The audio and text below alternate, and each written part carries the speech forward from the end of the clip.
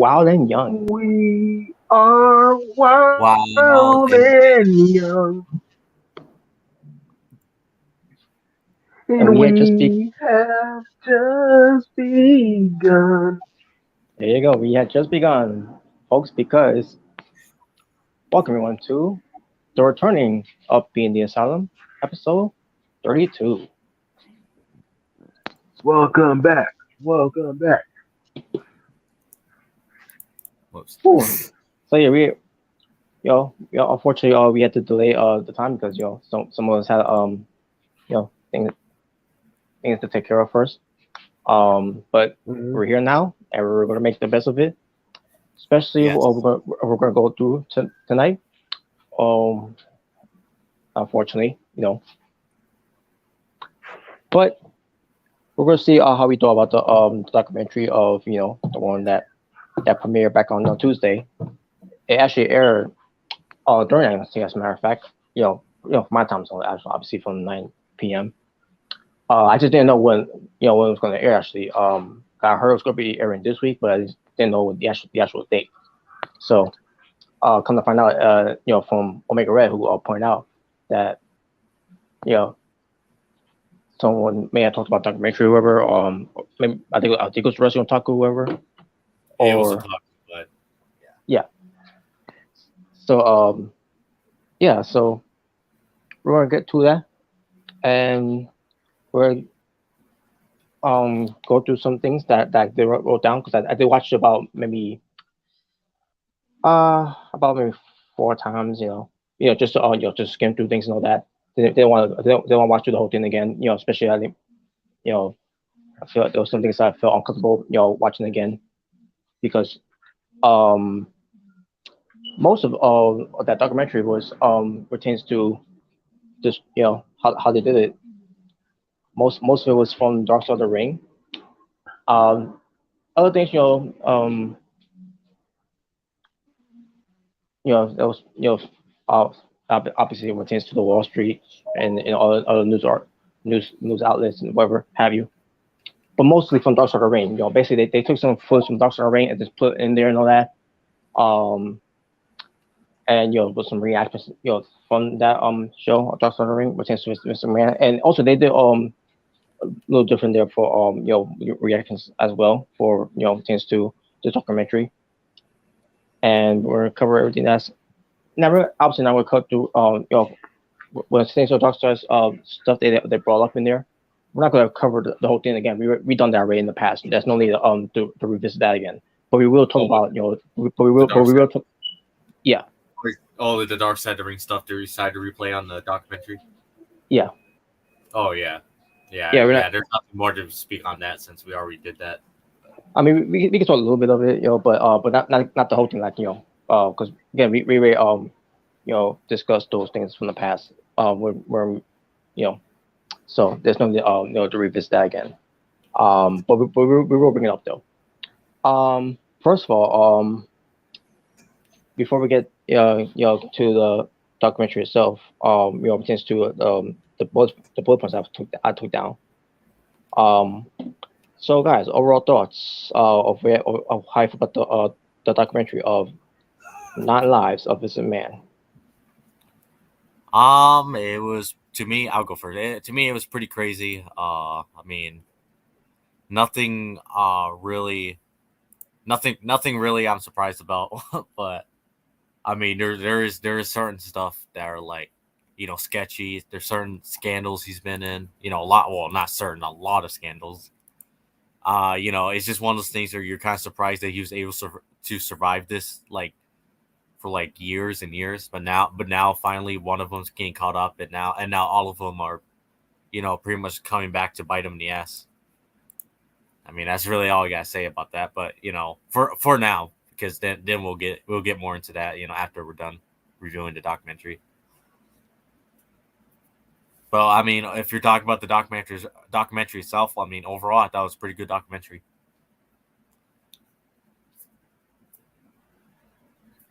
All right, Jalen, how you feel about the documentary overall? Your overall thoughts of it. Uh, I didn't see all of it. Um, but for what I did get to see, it was pretty good. And like you said, some of the stuff from Dark Side Ring we already did see. Um, so, but but for the most part, what I did see, it was pretty good. There are some things I didn't know, you know, about Vince, what they were talking about. So some of the stuff wasn't really new to me, but it was just it was cool to see in documentary. So yeah, All right. For me, yo, obviously, there's no secret how I feel about Vince McMahon. yeah, you like me, pal. Mhm. That come in far further than the truth. Um, but my love for Vince McMahon has went away back in 2014. It was around November, obviously. Okay, I talked about this before. I don't remember. I don't know if you guys remember me talking about before, but it was around the time when there was been up the whole Authority versus John Cena thing, yeah, and that's when Vince McMahon came out. Basically, I guess in a way, he returned, to TV, and him walking with with the Authority, which is Triple H and Stephanie McMahon, and from there, seeing this man walking down, up from the stage down the aisleway and into the ring, I reached a breaking point to where I'm looking at this guy, and I'm like, and is me in my words, and also in my mind, like, you know what? I don't think I like you anymore. If anything, call me. Okay. oh. What the hell? So you just turn heel like that? Typical fan tickle. No, I'm just joking. But yeah, it came to a point where, where, like, I don't think I like you anymore. Yeah, if that it was more of that I hate you at this point. That's what it leads to. Pertains to Vince McMahon. Oh I mean, I wow. get it. It's just the way it sounds like it's just like it sounds like you just saw this man one day. It's like I don't think I like you anymore. I don't know. I don't know. I don't know why I'm thinking that. Hmm. Uh, but okay. And obviously, as years goes by, especially things I was covered. No. Hmm. Things I recover about Vince, that, and also what tends to hear about things behind the scenes with him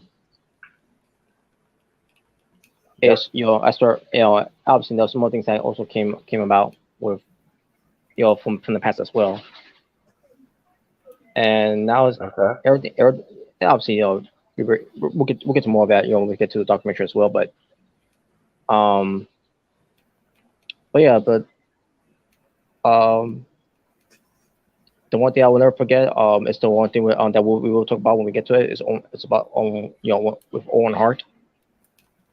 Yep. But yeah, that's all I'll say from there. But as far as documentary, I thought it was good for what it was. Despite who I didn't like on the documentary, and I know, obviously, it's about Vince. Um, but other than that, the documentary itself, potentially, seeing, a lot of wrestlers from the past and presents, and then you see, um how it transpired too, and all with, what tends to how, um it it started off with Vince Senior, to a point where, Vince, is taking over and everything. And again, we'll get to, how was that, what, when we get to all of it. But also want to say this, what tends to the documentary itself.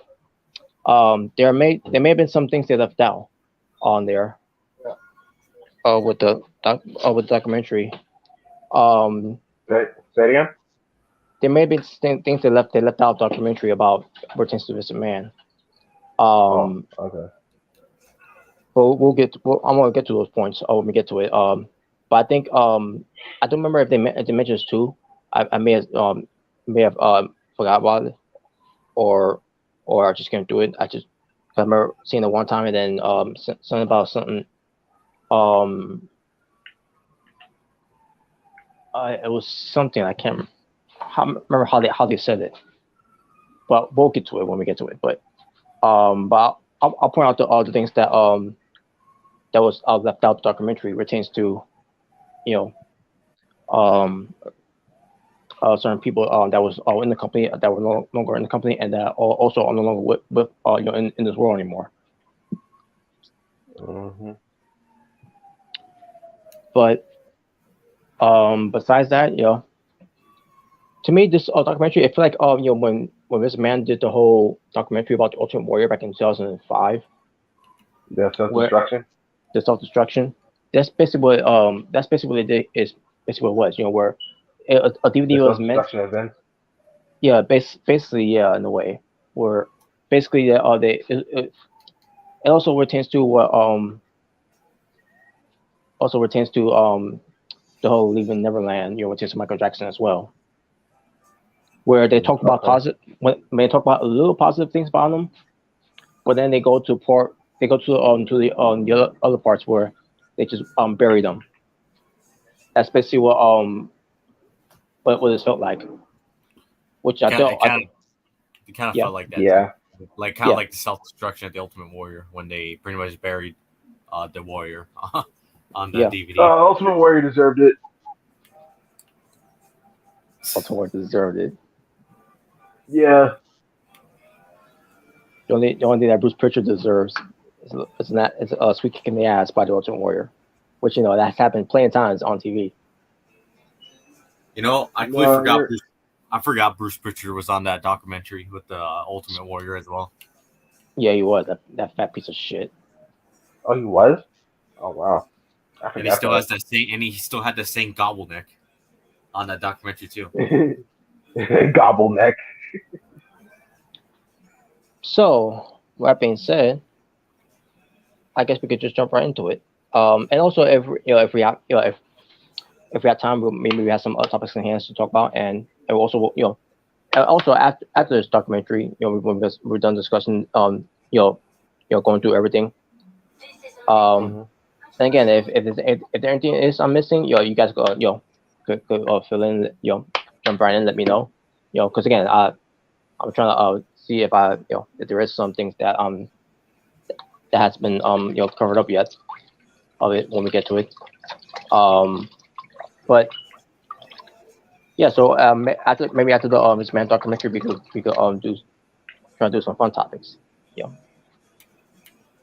All right. All right. So where we begin with this, we have one moment. The big dog. It's Roman Reigns. He's gonna Superman punch him. Oh boy. All right, there we go. So um, the ones that were not, they show other people in the documentary, but most of them was from the Dark Side of the Ring coverage. But the ones that are that I'll name drop here, Dave Meltzer. Fuck him. That's smart. um, I get how people could get under his skin, but to me, I don't feel that way about him. But I get why you guys feel that, some yeah, I should say, feel that way about I, him. I don't hate him. He's just overrated. Yeah, he's overrated. Yeah. But yeah, Brian Alvarez. Fuck him. Oh boy. Yeah, Yeah. yeah, yes, That's another one. yeah, yeah. What? Yeah. Again, what does he know how to to get over? Huh? Especially when he's just Meltzer's lapdog. But anyway. Yeah. Yeah. Brian Solomon. I can't say anything about him. So I don't know anything about him, but that's all I can say Oh, for now. he's a smart too. There you go. No, just joking. I don't know. Well, speaking of another smart, we have Brandon um Thurston. Who? Brandon Durston. I think he was the I ball had a guy. friend. Yeah, he was the ball guy. I had a friend named Brendan. Me too. But yeah, he's. I remember him being bald and had a goatee. So. Oh, Goldberg, awesome. Well, if Goldberg was skinny, then I guess you could say that was the version of Goldberg. Oh, that's Gilbert then. Gilbert. That's Gilbert Jr. Gilbert Jr.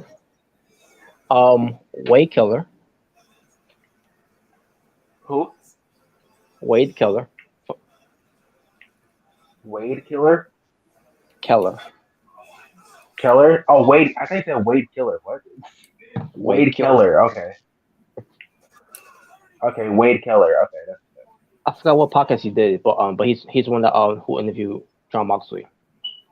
Back when John Moxley was back on the outside of WWE basically Wow. Oh, okay. Is that when he did the whole it's such good shit? Yeah, that was on Jericho's. That was on Jericho's. Oh, that was right. That was there. The way Keller Pockets is when he talked about how Triple H bought was trying to buy the Indies. Oh yeah, that one. Yeah. Okay. Vince Russo. Yeah, the King of Bros. No, it's not smart. You take that back. Yeah, leave my Ruzy Poo alone. What? But I'll tell you this, Vince Russo didn't annoy me on here. Other than he still crawls under my skin. Oh, Vince Russo. Yeah. Oh, you already said Vince Russo. Oh, fuck him, Vince Russo.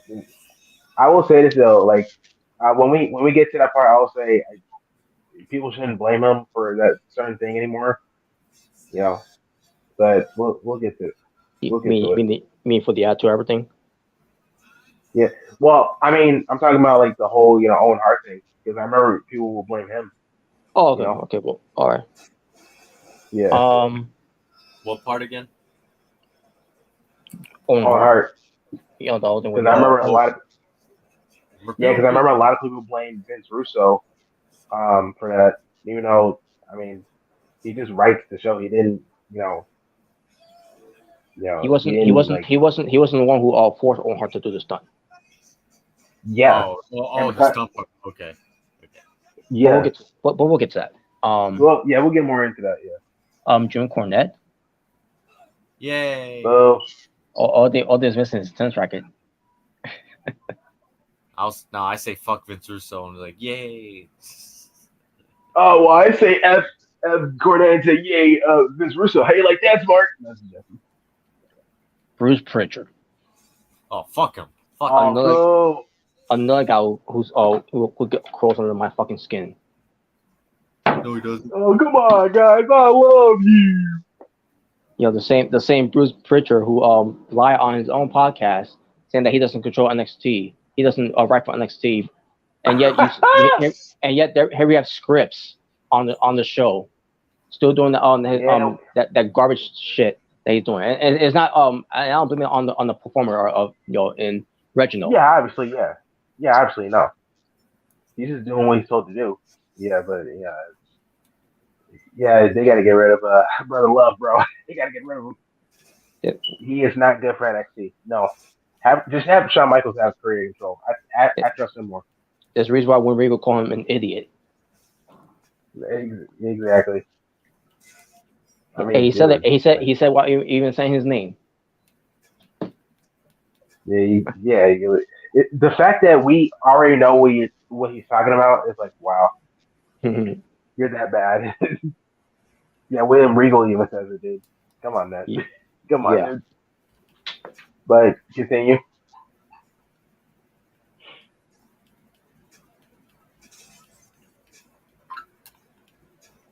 And finally, we got Bruce. The good Bruce Wayne in this documentary. Bruce Ross. Bruce Wayne. Well, he's not real. He's not a real person. But it's real to me, damn it. But Bruce, Ross, and Bret Hart the Hart brothers. Okay. Yep. You said Bret. You said Bret Hart. Bret was there too. And the best part you talk Yeah. about, the best part to talk about was which we'll get to, but in some Montreal screw job. We'll get to that part. Yeah, that was the best thing ever. That was a lie. Yeah.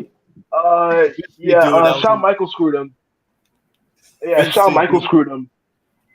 Vince did screw him. Yeah. That was the alien that screwed him. What? Aliens. What the hell? What? Hell yeah. No, Oh, it's the referee. He screwed him. He's the one to ring the bell. oh yeah, and they had Orton on there too. But again, all because of the coverage from Dark Side of the Ring, because you got a lot of people interview. But again, they were all on footages because of Dark Side of the Ring. Oh, and But then they- they even had a reporter guy too. I remember him. Mm-hmm.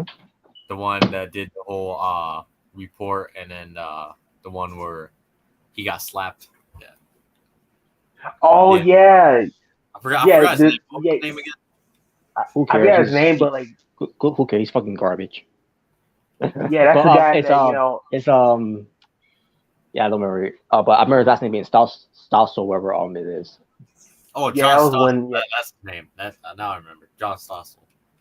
Okay. Yeah, because that's when like I think he said like wrestling was fake or something, and like he's like, I'll show you how real it is or something like that, and then he got slapped. Oh no, that was great. You think this Which is we'll fake? So, but if we get to that as well. So basically, those are the names basically random names that we can come up and think of to bring up. So that being said, let's get right to it. So Vince McMahon, Vincent Kennedy McMahon. No chance. Yeah, Mr. No Chance. No chance of him going back to In Control. No chance in hell.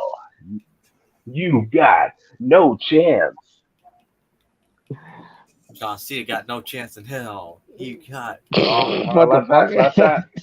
Exactly, Robert. Exactly. Well, I'll tell you one thing. This man had no chance in hell of ever lacing on John Cena's fucking boots because he was fucking terrible in the ring. He's like I say with John Cena, he was a better in-ring performer than Vincent Kennedy McMahon. Can't even take a stunner. Oh my god. Actually, I can't, Smart. Linda can't take a stunner. My wife is terrible. So, Vince McMahon grew up in a trailer park with his mom, and obviously, the dad, which will get more to him. I guess they were divorced. Maybe I don't remember if that was even covered. Oh, they were separated. Unless it was something that was mentioned about Vince McMahon and Linda McMahon, which we'll get to more of that later as well. Because Vince Russo did talk about that too. Oh boy. But there were stories of Vince McMahon talking about on. Let's see, it was some Playboy magazine interview that he did. And they showed a cover of Anna Nicole Smith. The late Anna Nicole Smith. Man, I haven't heard that name in a few years, man. Mm-hmm. Man, Playboy, man. Who was Playboy? Is that still a thing? It is. It's just it's not nudity now. It's now it's covered because we got a lot of people that don't like that shouldn't be legal. That shouldn't be illegal. Dude, it's freaking porn. What are you talking about? What do you expect? Like, come on. But go ahead. Yeah, but this man talks about something about his mom sexually abusing him, and by teens, they have also may have apparently molested him. Oh.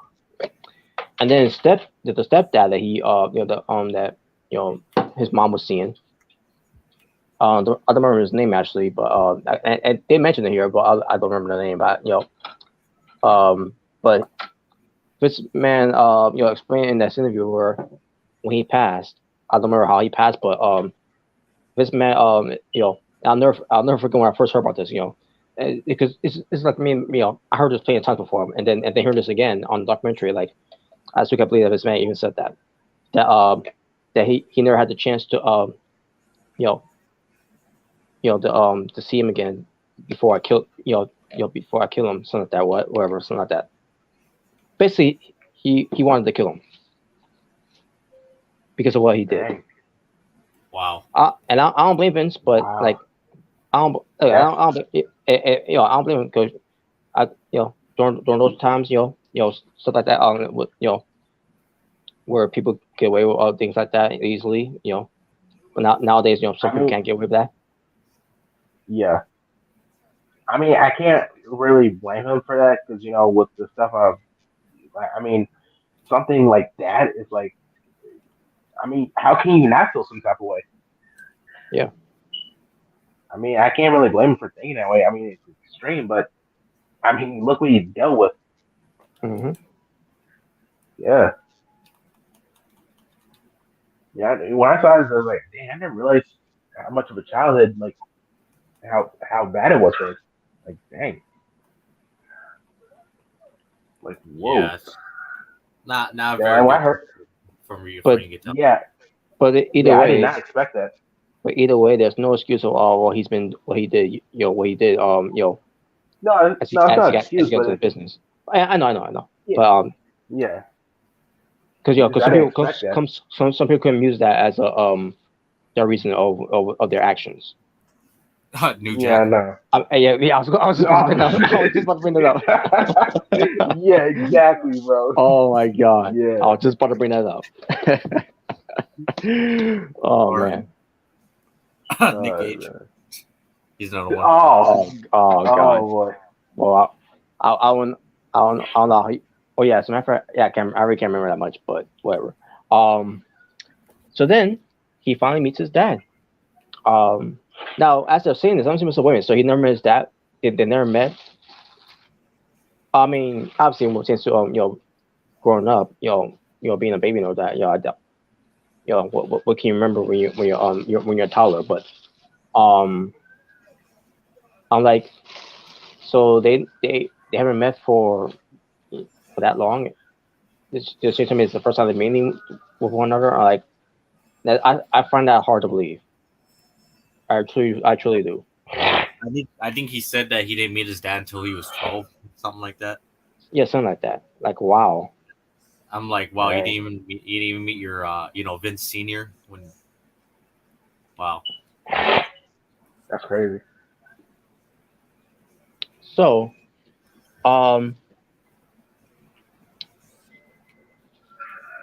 once he got to meet him, he's in the business that his dad is right now, which is to at the time I should say, what it was called the Worldwide Wrestling Federation, the WWF. Yep, 3 W's. We had 3 W's. 3 W's. And what's up, Radar Tokyo? And he says the Brotherhood sucks. Oh, wow. But My soul. So this man wanted to get into the business. He wanted to be. I remember hearing this before. He wanted to be a wrestler, but his dad didn't want him to be in the business. Period. First of all, and they didn't want him to be a wrestler. So he wanted him to try some things outside of the his comfort zone. Basically, Vinci was trying to drive him away from the business of that he was in. I wish he would have go play soccer, son. Go play soccer. Go play baseball, son. I'll play football because he loves football so much. What's wrong Yeah, with football? Yeah, I mean, XFL was great. Mm-hmm. But I kind of wish he would have succeeded that. But what can you do? Of course, you went smart. I wish I knew football so I could run Tony Khan's dad out of business. Yeah. Oh wow. Which, by the way, people don't know, Tony Khan's dad is the owner of Jacksonville Jaguars. Mm-hmm. And fuck the Jacksonville Jaguars. But anyway, go ahead. Oh come on! No, I wouldn't know. I don't watch it. You had this one hot Asian No. So I'm just saying that just because if people think that Tony Khan is gonna be homeless if AEW fails, nope, he still has football. Unbelievable. No, he's gonna get He still has bankrupt. football, and he still makes millions of dollars from football, more than wrestling actually. But He'll anyway, file for continue. he'll file for bankruptcy.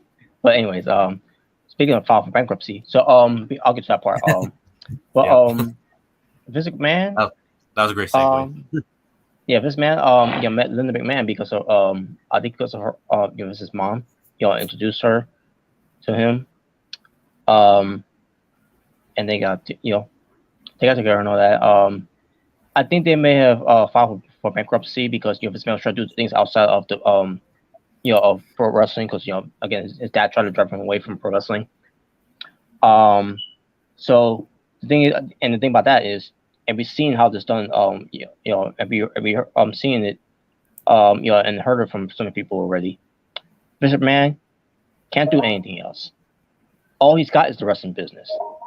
That's all he knows. He tried, fast forward in a way. He tried the bodybuilding. He tried some other things. He tried, the XFL, which not the first, not only the first time, but the second time. Second time is not his fault though, because who could predict who could predict COVID. Yeah. But what else can this man try? Outside he even tried the WWE or at the time New York Times Square thing. Even that flopped. The WWF New York thing. You know about? Yes. When they had his restaurant. Yeah, he gave up on that. He gave up on that too. What's up, Remington? I kind of missed that, man. I do too. Hey, what's up? What's up? Yeah. What's up? All the WWF in Times Square. Woo! Yeah, New York. Yeah. Mm-hmm. Man, imagine if I was still there, man, in New York, and they still had that, man. Oh, I would definitely be there. Mm-hmm. Yeah, you be cheering your favorite John Cena. Huh? Hell yeah. And I think they changed it. And I think like when it became WWE, they changed it to the world, right? Mm-hmm. Yeah. Yeah. No, they should have they should have an event in your basement. Wow. In your basement. Mm-hmm. In your basement, the new pay-per-view. So Vince tried stuff outside of things that he wanted to do and failed. Even the whole thing with Evil Knievel, they showed something about Evil Knievel. Oh yeah. So this man went back, to be part of the business again, but not as a wrestler, but as an announcer. And this man wanted to do more than that. He actually wanted to own the company that his father owns. Yep. The original Vince McMahon, right there. Mm-hmm. Vincent James McMahon. And during the time where Vince was ready to take over, this was like around the 80s at this point, like in the early 80s. That's when his father developed some type of cancer. They unfortunately passed away from. Like about years later.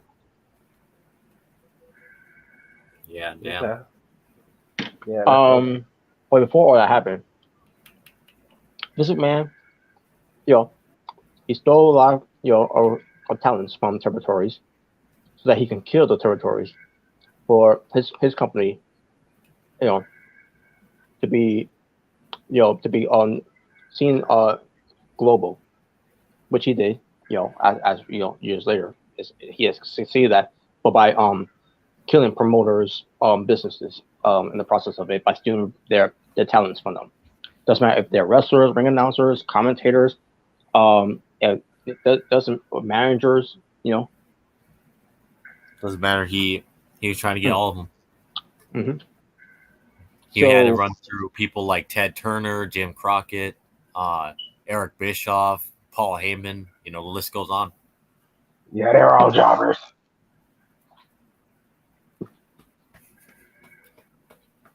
So, I put them out of business. Oh, you He sure did. did. But anyway,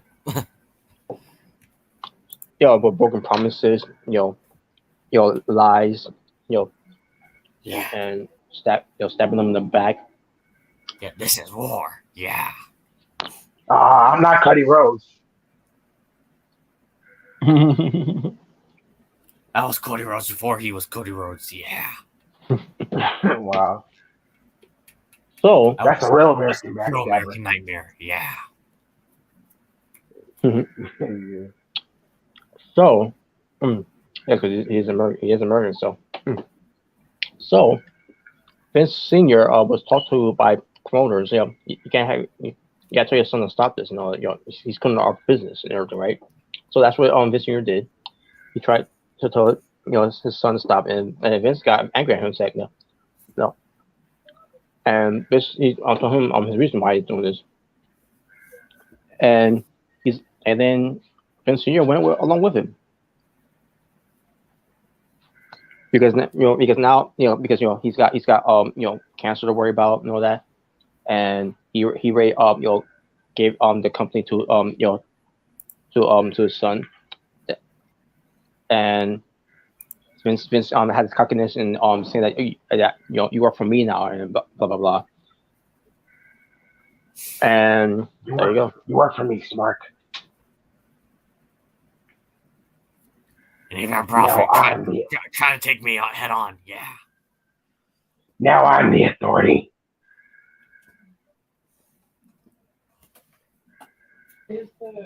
Yeah. So they show Hulk Hogan, and obviously since the Hulk Hogan.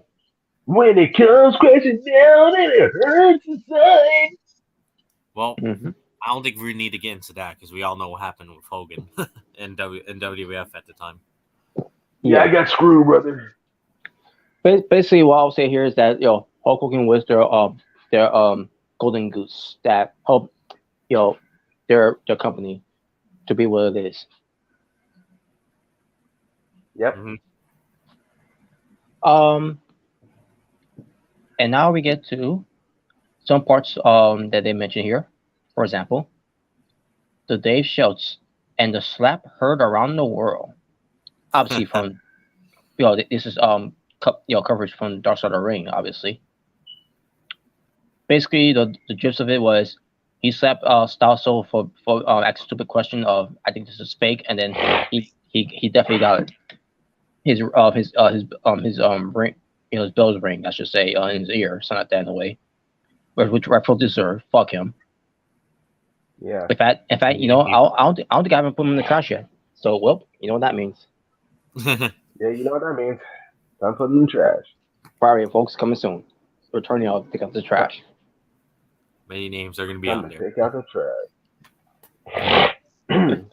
So yeah, there's no need to go through that again. Unless you guys have any additional thoughts about that, pertains to that, to that Dark Side of the Ring portion of it. We should have a slapping contest between him and Will Smith. Oh no! Oh no! Well, you know what? They should put Will Smith in that slap show. That's gonna be in TBS. Oh god! Put him in there. Yeah, and then bring back what's his name? David Schultz, right? That's his name. Yeah, David Schultz. Yeah, bring him in that match and have him go 1-on-1 against Will Smith. There you go. That's a dream match, slap match. Yeah, you have the dream slap match. There you go.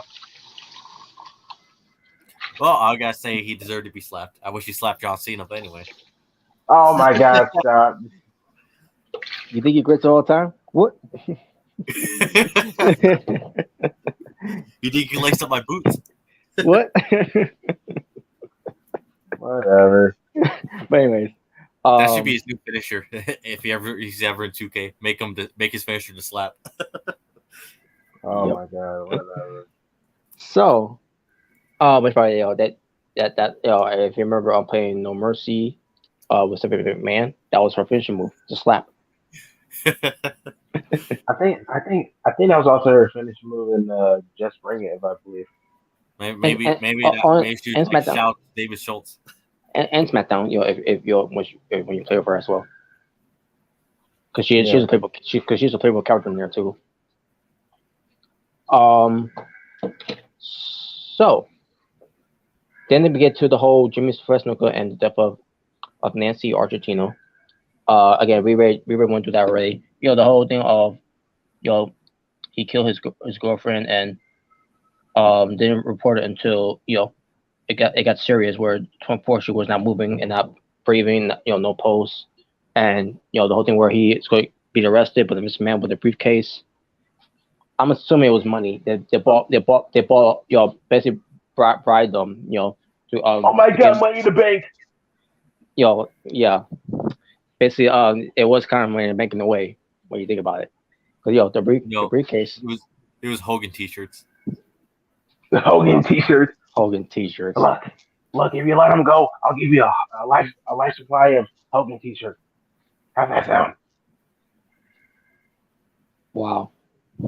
You get new merch every time it drops. Yeah. New merch every time it drops. Wow. But yeah, that was what they brought up too. And then so about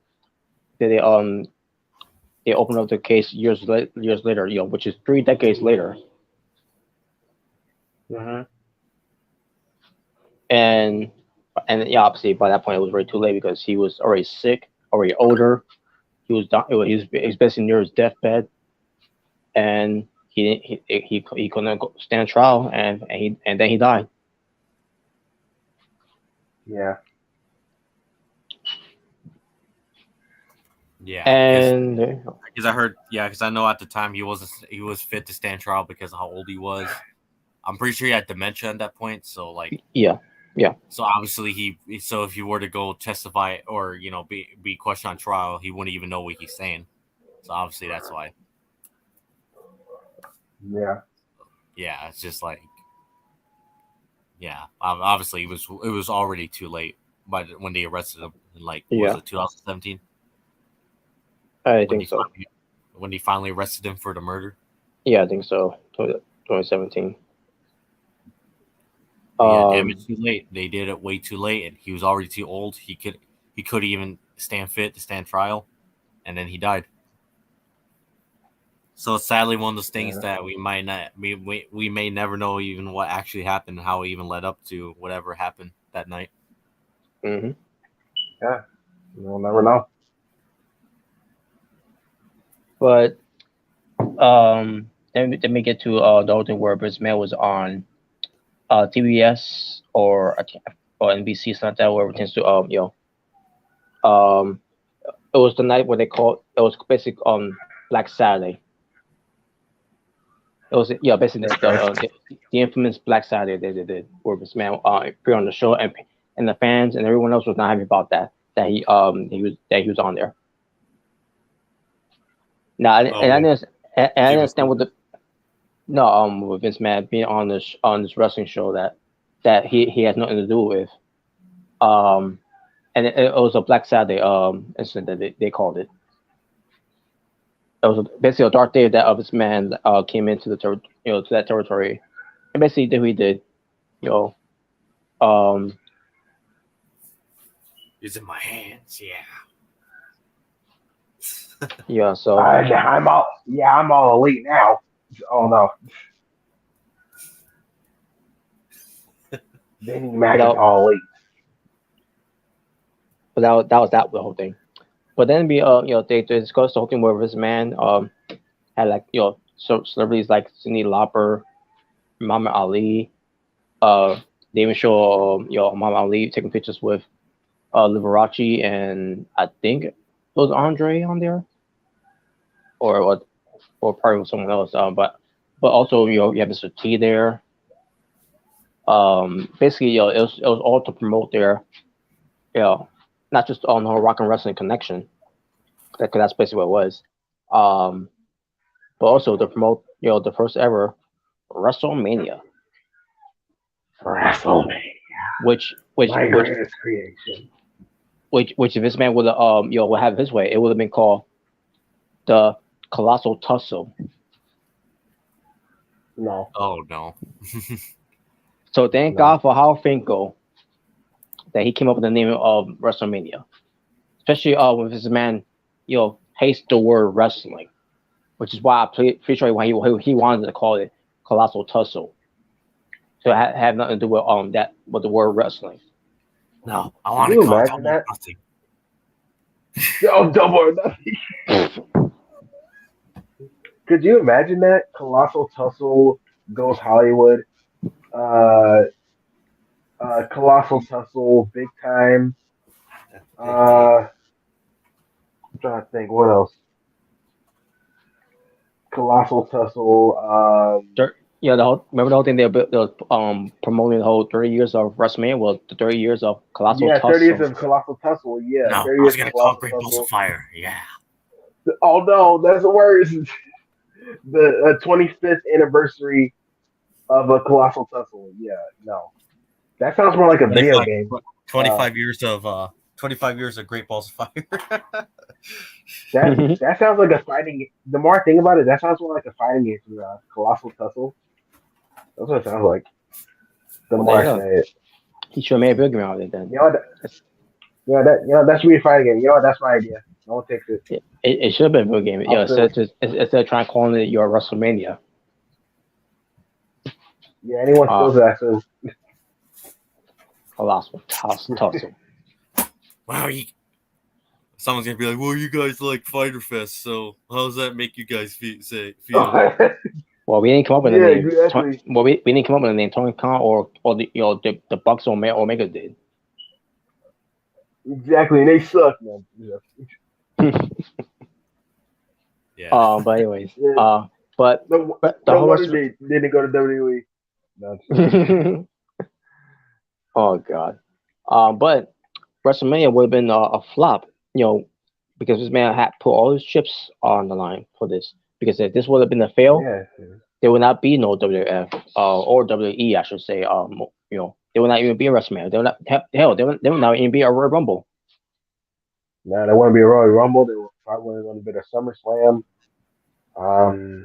There would not be a King Survivor Reigns. Series. Yeah, no Survivor Series. King of the Ring. Never been maybe even a WWF or WWE right now. There will not be no Attitude Era.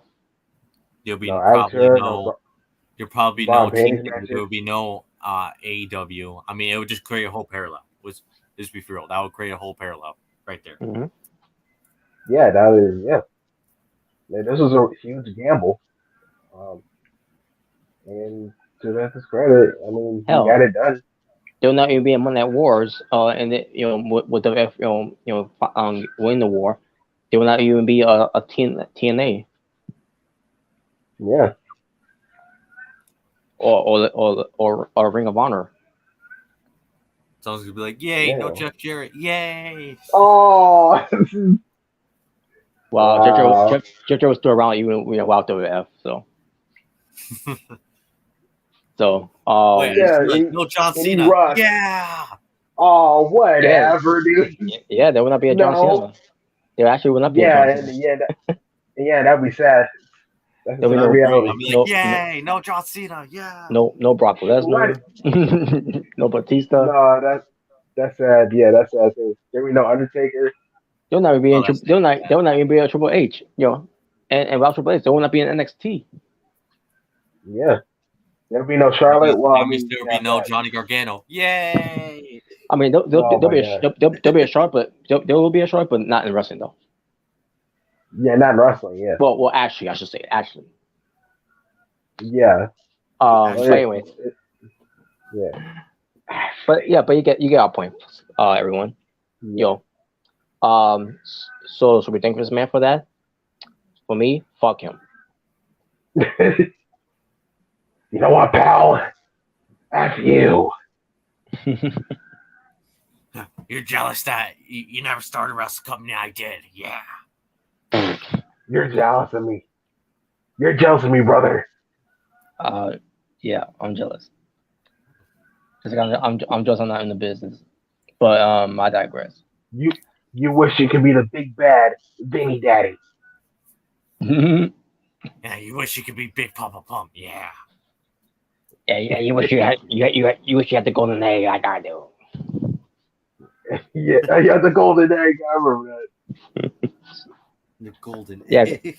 yeah, I'm just that I don't have a golden egg. Look at, I mean, the egg is freaking awesome. Look at it. That's so It's dumb. so gold and amazing. Oh, jealousy. Whatever. But anyways, but then after we move forward, that obviously WrestleMania was a success because about the celebrities there, and Hulk Hogan and Roddy Piper, Mr. T, Mr. Wonderful. Yeah, Hell, they even showcased Tio Santana there and Andre the Giant. yeah, man. Andre the Giant was Big John Studd, I believe. Mm-hmm. Yeah. It was a body slam challenge. Yeah, it was by Um, Slam Challenge. so then we get to the we talked about this, before the whole thing with Rita Chatterton, the whole rape story that she told. Um, and I gotta correct myself here because I said at first, can't remember, it was like when we did it on NXT or it was on last night. It pertains to Dynamite, with the afterwatch that we did. Um, I'd say it was like from like from late '80s. And then they said something about '92. So I thought I was they said it happened in at 92, but it was actually her story at 92 of what happened with her back in the late 80s. Like somewhere from 1987 or 88, one of those years. That happened with her when she, who was not featured on TV, with her being the first female referee, and Vince McMahon basically forced her oral sex, and when he was not getting hard, he had her pull her pants down, and it's just what she said. This is what she said, in the documentary, and forced her to be on top of him and satisfy him. That is crazy. And they show a video, a YouTube video clip of these two guys, and one of them who worked with Rita at the time. They were he basically saw her like on the apron, whatever, and then went to say hi to her or hug her, whatever, and she was crying, and he's like, "What happened? What?" And basically told him what happened, and she even told Andre the Giant as well. Now obviously we don't know if Andre the Giant ever believed her or anything because he's not here to tell us the story, unfortunately.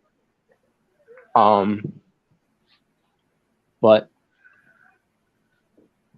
but she I think I may have heard some about Greg Valentine, even heard about talk about that too. When she told him that to whoever. Um, but yeah, so this is one of the allegations. Davis man has refused. Oh, right. And speaking of this man, I should mention too much with this whole documentary. He declined being part of this documentary, and at and that was from the beginning of the documentary. And I thought to myself, I wonder why, because he knew what this documentary was going to be. Yeah, I mean that's no brainer right there. At least for me. Yeah. No, no, they're gonna lie on me. It was a screw job. Well, then you should have been on there to cover yourself. Then No, they I'm would just just saying. accuse I'm lying. I'm It just wasn't worth it. I'm just. Oh my god. Of course. But yeah, he declined to be on this documentary. So, but anyways, so wait, so I think you guys already had your take on before in the past about the whole thing with Rich Man being accused of raping Rita back in the 80s. But you have any other thoughts about that? I mean, if it's Well, true, it's just yeah, if it's true, then he should be locked up. yeah. He's. I mean, yeah, yeah, definitely. That's just crazy, bro. crazy. But yeah, and it should have been went down that way. Especially what happened next, because next we get to things that they put here on the documentary coverage from Dark Side of the Ring was the steroids trials. The Hulk Hogan and and then the doctors, the personal doctors they had at the time when he had them there, the quote unquote candies. Yeah, it was candy, brother. and the whole thing with the warlord, who was he was also in his interview, by the way, but it was obviously from the coverage from Dark Side of the Ring, obviously, but A Warlow. no, Warbird. no. Warlord is different from warlord. So there you That's Warlord's dad. Yeah, what's the difference? The warlord. Oh, now you bring him up steroids. Yeah, that makes sense. It goes for a circle. Look at Warlow. I doubt that. But anyways, I don't think he takes steroids. I just think he's just really buff. Yeah. Besides being really tall. I think so. This is war. But I anyways, walked a mile.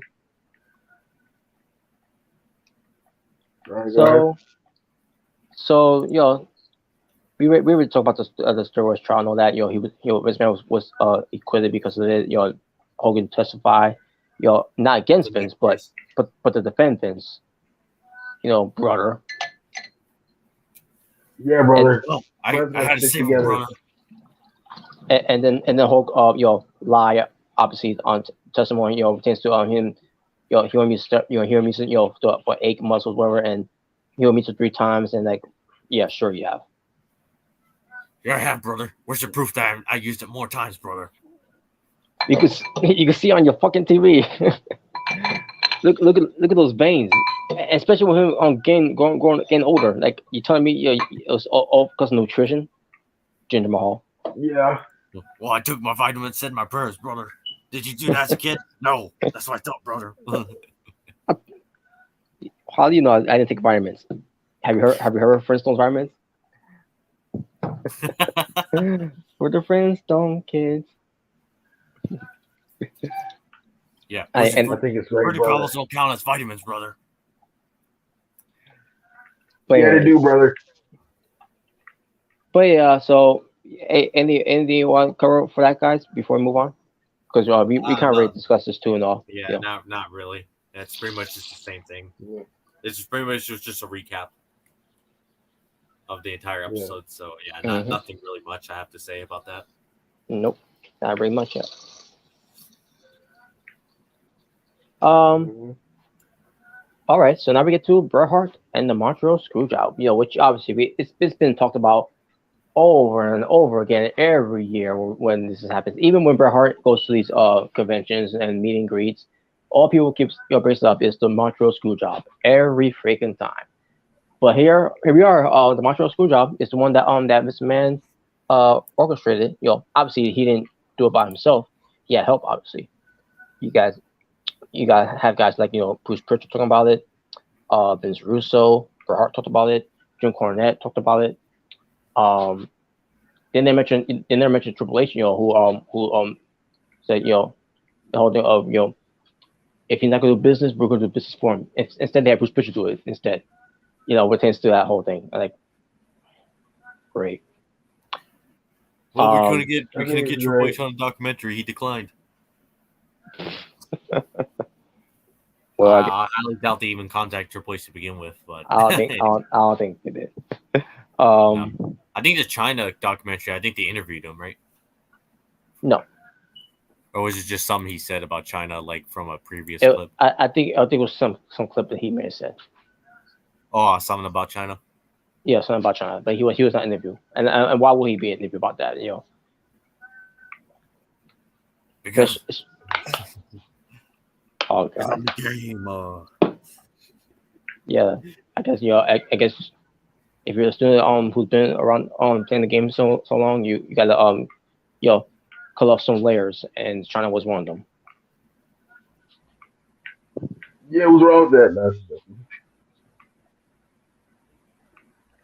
Let me see here. They gonna lie on me. Well, I think that's he's Hogan. talking about Vince. Yeah, yeah. I I guess, think yeah. well, that's you know you believe That's what you probably what he you thinks. say. Oh, they're gonna lie on me.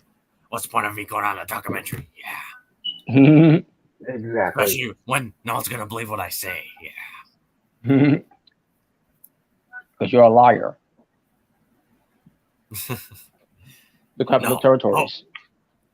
Hogan lied more than I do. Yeah. I don't doubt that. In fact, there'll be a competition of who lies the most.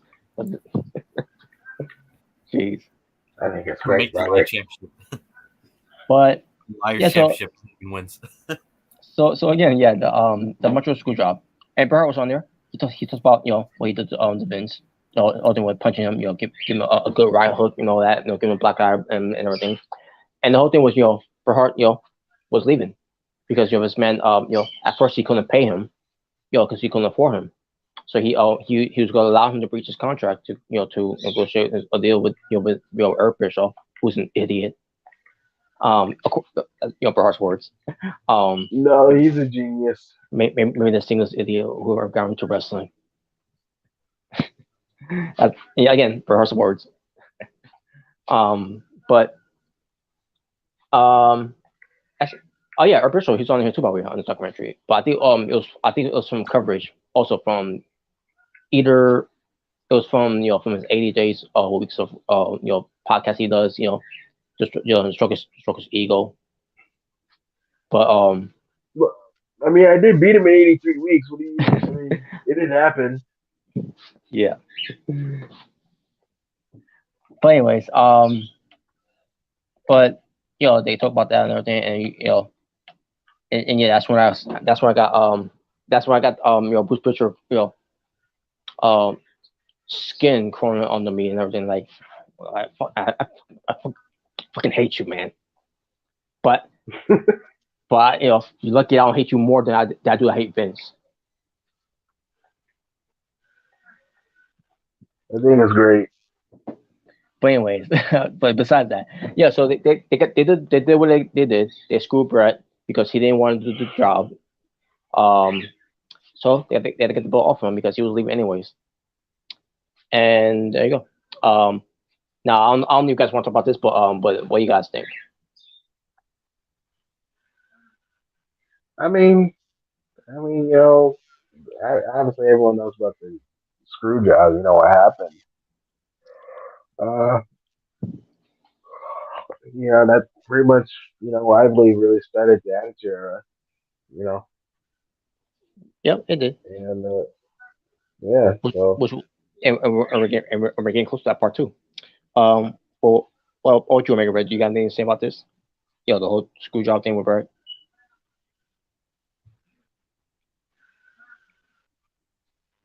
And oh yeah, and also by the way, not no, obviously not only they talk about the whole screw job, but they also talk about how Bret Hart was the guy after Hogan left and everything.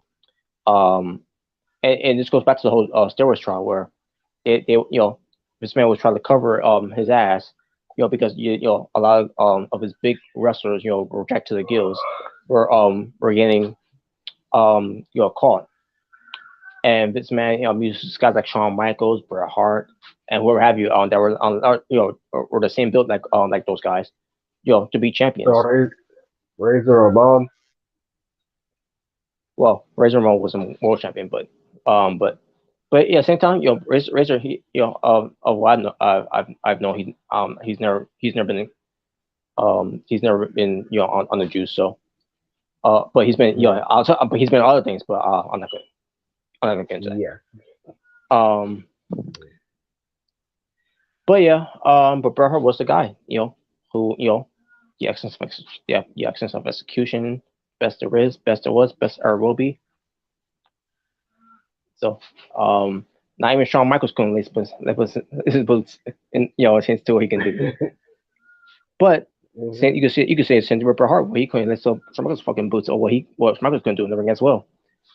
Either way, they were both great. Of what they both brought to the table. Mm-hmm. But yeah. So Omega Red, what you have? Is there anything you want to say about this before we move on?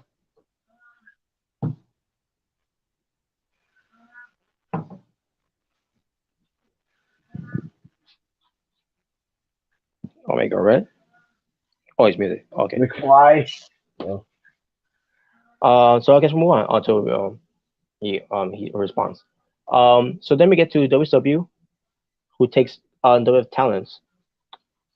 And Vince McMahon was upset. He was not happy about this. He's like, they're taking my talents and everything, blah blah blah. And Sims like, you did the same thing too, you motherfucker. it's different. Wow, the irony of that, just hearing that documentary and they, and they hear um and they hear people talking about how this man was angry and upset about all this. And I'm sitting there thinking I'm thinking to myself, well, popcorn and kill back there, huh? Because you did the same thing too. That's why all the territories were killed off because you stole all their talents. And by the looks of it, it was look like it was going to happen the same thing with him, where his company was about to die until because he refused to change anything of what he was doing during that time. When you got guys like Mantar and Max Moon, you have some ridiculous other gimmicks that he came out with. Guys dressing like Ninja Turtles. Guys dressing I think it's great. one of them dressing like he could be auditioning to be Robin Hood's sidekick. Yeah, and he also had the Bastion Burger, by the way, one of the most disgusting thing I ever saw on my TV. Which fucking haunted me as a child. Oh my God, Robert. Oh my god, you seen that tire that he wore? If you seen the tire that he wore, you know what I'm talking about. It was fucking disgusting. Yeah. And the goon from from coming from hockey to pro wrestling.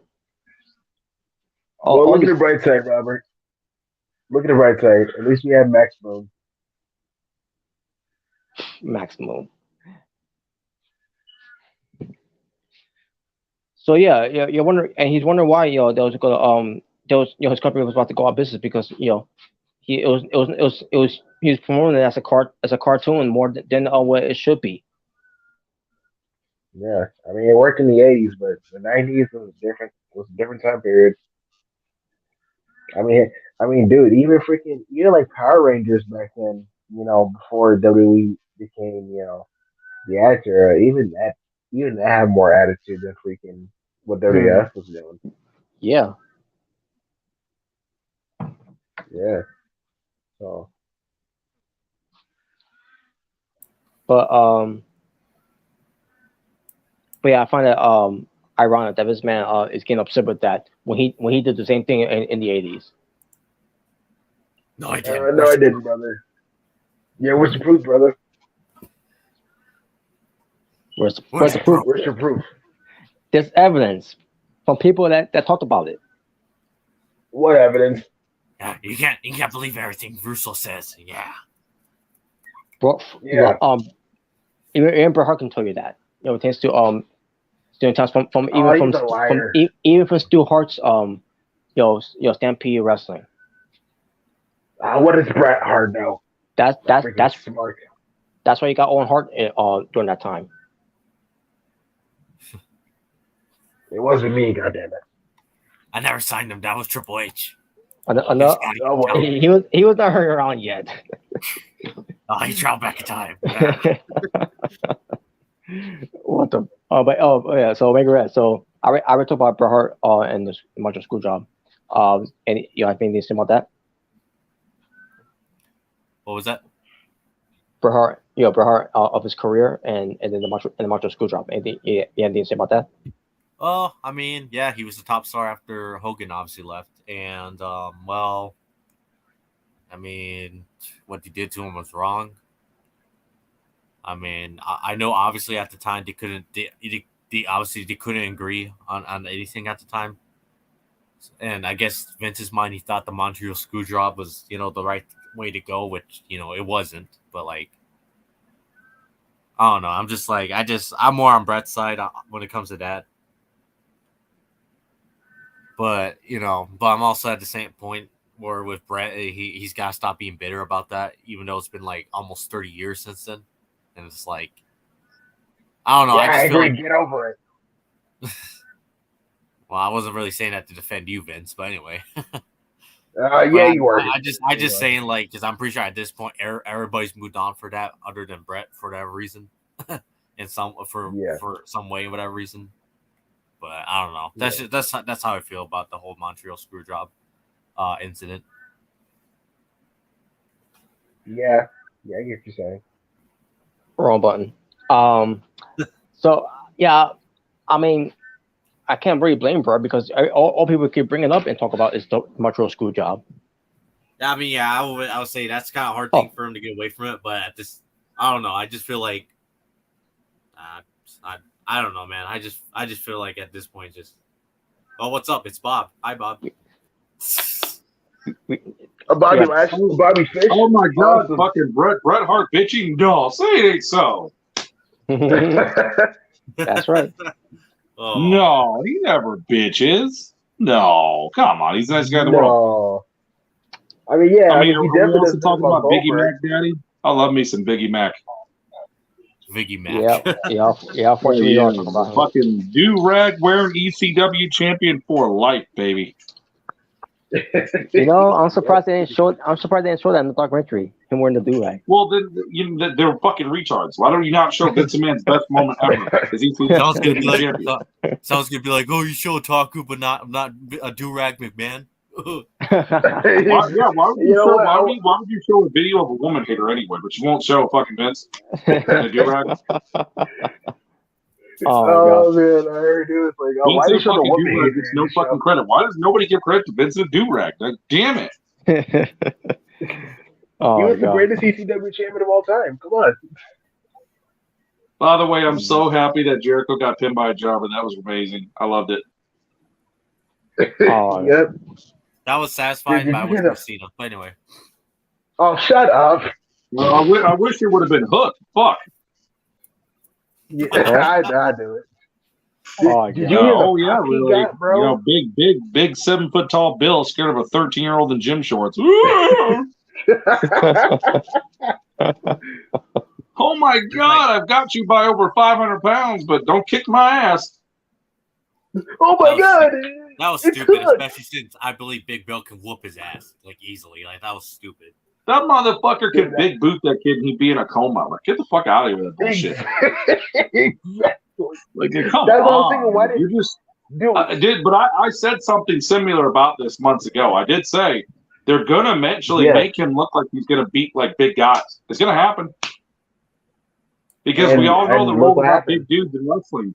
Big dudes in wrestling do not get a long push. They don't. They come out as a like Taker and Kane were probably the only big dudes I know that Kane did start getting his ass kicked by little guys. But at least they still kept credibility. But every other big dude after that, I swear they get pushed as a monster, and then all of a sudden every little small guy's kicking their ass. You know what? No, after that, I'll make a prediction. In 2 months from now, he's going to take the top off of Samoa Joe, and they're going to put it just for them making Big Bill look scared of fucking Hook's 13-year-old ass. Oh my! I don't want to see that. That right there is fucked over any credibility of making Big Bill a monster. That fucked it over. Yeah, I did. Yeah. Well, you know what? That's a good idea. Let's make Hook, Barry, Big Bill, Brian Cage, and oh my God, Brian. in a match. You know what? Let's have him actually pin Big Bill with one leg. Yeah, step on his chest and pin him. That'll make it better. He beats him. I mean, you're scared of a fucking kid that looks like he didn't even got his driver's permit yet. Like, get the fuck out of my face, dude. He's like, I mean, they're not doing anything with this guy, so I wouldn't be surprised if they had Hook. We can beat him, like Lance Archer. You know what? I'll admit it. I'm scared shitless of 80-pound trolls. I am. They're gonna kick my ass. Oh my God. Oh my God. Yeah. Oh, I can literally beat them into a fucking coma, but I'm scared shitless. Oh. Yeah, when I saw it, it was like, dude, you can literally like give him a big boot or something. Like, No, Well, it man, doesn't make sense apparently because it's like you're telling. Hook's the shit, dude. I mean, let's and have not Hook only go use. Let's have Hook go beat up Conor McGregor with a finger. and not only that, like it was two dudes. Like you could easily like jump them. That's It like just the doesn't make Road any Warrior. sense. That's like the Road Warriors in their prime at 280, 300 plus pounds that they were in their prime in the 80s. Looking at the Young Bucks going, God damn it, brother, we're scared of your ass. Yeah, It was stupid too because it was like, so wait, you're telling me you can kick Daniel Bryan's ass, but you can't kick Hook's? Like, are you kidding me? I mean, come on. Today on WWF News, Big Van Vader gets beat by David Arquette. Damn right. Oh no! He ran away from him. Exactly. You're scared shitless of him. Like, yeah, like I remember we did comparisons, like, and I think I said like that's like if Big Show ran from like Ricochet or something. Like, no. Well, I mean, we never told you. Remember, when Hulk Hogan had his manager with his microphone. Yeah, Hulk Hogan wasn't the wrestler. He was the manager, and the mom with the microphone was the one kicking his ass. Yeah. Don't make a phone. You know, I mean, today the Undertaker runs away from Bruce. And the Undertaker debuted, but not for long because after he debuted, he ran away from Brother Love. Well, let's all admit I would too. Oh, I would. Brother Love. Their freaking Great Khali runs away from Rey Mysterio. You know, here's a bad comparison. That's like saying Andre the Giant scared of Grayson Waller. Yeah, like no, bro. Say so. Like, it just doesn't work. I'm like say this line because it's fucking true. I'm only gonna say it because he's somewhat of a big dude. That's like saying Nikki Bella was the one that beat John Cena for the United States Championship. Yeah, no. Well, I would. Yeah, that's not believable. Anyway. Oh shut up! He's like, yeah, I vote for full blown Bronco Buster. Well, I mean, hey, I wouldn't mind a Bronco Buster for freaking. No. Oh yeah, you want the Bronco Buster by Nikki? Okay, well, there's only one problem. This was the night that Cena dressed up as Nikki, so enjoy. Oh no! Damn. I mean, hopefully you get the invisible crotch. You know. You know what? Forget it. It's like, no, God, no, Jesus Christ, help me. You know what, Jalen? You made me do this, but you're gonna have to join the Vince McMahon Kiss My Ass competition. Pull right, Vince. Pull your pants down. Whoa! What? Why? What? Why? You just want to grab everybody and shove their face in Vince's ass. Now kiss his ass.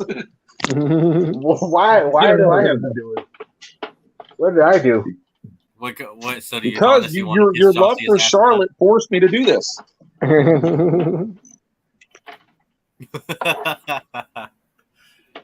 Damn! Look at them pearly whites. Holy shit! You know the way he looked at me like that kind of reminded me of another YouTuber, but I ain't gonna say it. It's like Step Brothers and shit. You should have seen it. He had the craziest look in his eyes, and at one time he said, "Let's get it on," and I feared for my butt cheeks. I really did. I was hoping if he's talking about Step Brothers, just hope he didn't put his nuts on a drum set. Hey, I'll tell you what. If you put your nuts on my fucking butterfly belt, you're a dead motherfucker. Did you put your nuts on my butterfly belt? I totally did not. I put it in the United States. I don't care about that belt. Did you put your nuts on my fucking butterfly Divas belt? Wow. Yeah. I will stab you in the neck with a fucking knife. Did you ever touch my Divas belt? I'm a winner, damn it. I'm a winner. Oh, bro. You know what's funny? In that movie, that probably would be a thing if they were wrestling fans. It's like, don't you dare put your nuts on my Divas belt. Yeah, y'all don't know shit about that fucking Divas butterfly belt. If a man has that's what makes the panties drop. That's me. Oh, that's hilarious. You wear that belt, you're a manly man. I mean, let's not bullshit here. You wear that fucking damn belt online, and you dare to go talk shit about somebody, you are going to be a target like a motherfucker with that belt. Don't even try. like you have, like you like, oh, you're smart, you're a freaking. Can you imagine a beta male. motherfucker like talking shit about you? You're a pussy. You're getting no ass. You look at the backward. You're like, dude, you have the butterfly belt? Yeah, yeah. That's all I need to know. That's all I need to know. Case closed. Dude, it'd be worse if he actually. It'd be worse if he actually wears it. Like he wears it around his waist. So you like to wear your Divas belt, right? Yeah. Oh boy, I could probably tell you have a Virginity Rocks t-shirt in your closet. I bet you know you do. Oh, dude. Yep. I'm gonna go to school with this. Well, at least I know who's gonna get put in the locker. Why would you think? Why would you I'm gonna make a statement. Well, if I hear someone getting their ass kicked, I know who it is. I'll make a statement. You're gonna have some dude steal the belt. You're gonna have some dude steal the belt, run around the gymnasium with it. I got Bill's belt. He's gay. The Divas belt was made for John Cena. Shut up. Oh, man, you're killing me, bro. Oh, I got Bill's belt. The fucking principal takes the belt. Here's what's even more weird is the principal confiscates the belt and then he fucking goes in another room and starts dancing with it. I'm like, what the fuck? We live in a fucked up world, man. Oh my god, dude! I'm probably fucking got the Divas belt, looking at himself in the mirror, going, "Would you fuck me? I'd fuck me. I'd fuck you hard."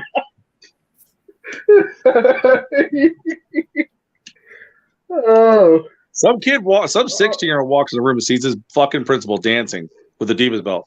You are going to be fucking traumatized. You're going to try to transfer to other schools. Yeah, dude, bro, you're not going to believe this shit. I just saw I saw Principal Amelia. He was fucking literally wearing the Divas belt, dancing and kissing himself. I ain't bullshitting. Wow. Like, dude, if you don't bring your camera and film that, if you brought your camera and filmed that and put that global, you'd be a legend in your high school. Bitches be dropping their panties for you left and right. Oh, dude. Because the Divas belt is what matters in life. It's what matters. It's the sex. It's the tits. It's the tits. That belt matters way more than that spinner belt. Whatever, I've never heard of a spinner belt. What the fuck is that? Are you talking about the TNA Hall of Fame watch? Oh man. Oh man. Hey, the fucking red Legends belt from TNA is the shit. I actually like the Legends belt from TNA. Spinner belt, I'll say that much. Oh my god, stop. I don't know what a spinner belt is. I was concerned when MJF was unveiling that new belt. I was like, oh god, they better not fucking spin. I swear to God, better not spin. I'll tell you the belt that I wouldn't even take a dump on. Would there be that fucking spinner belt, the United States spinner belt? I wouldn't take a dump on that. Oh, come on. What a disgrace. You're not even a man. No. No. Yeah, for America. You wear that belt, you're just a fuck. Oh, come on. I would get that belt. No, this is some guy out there going, fuck you, Spark. I get pussy wearing that. Well, enough said there.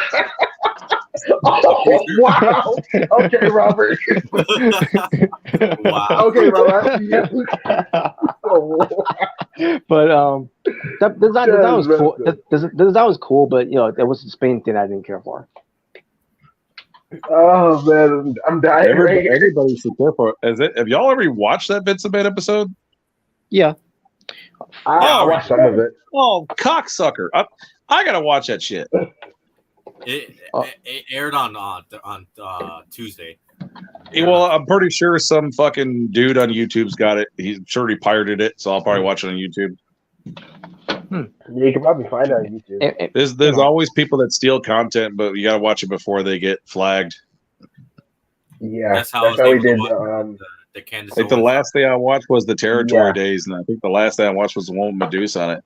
That bitch is still that bitch. I would still fuck Medusa. I don't give a fuck. Mm-hmm. She could get this brown dick between those titties any damn day.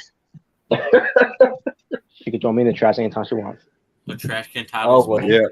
If she throws me in the trash, I better not see that fucking spitter United States belt. I'll be fucking pissed. Oh, wow. Well, The- it's quite the quite trash- good to By the way, officially. Radar Tokyo said the trash can's more over than Johnny Gargano. Wow. Actually, you know Wow. what? If we could actually create a wrestler in 2K of a trash can beating people, I'm down for that. Hell yeah. I'll definitely Wow. target Johnny Gargano and John Cena right off the bat. Whatever. Well, as long as you give Johnny the butterfly belt, because if he gets that belt, he'll get all kinds of pussy.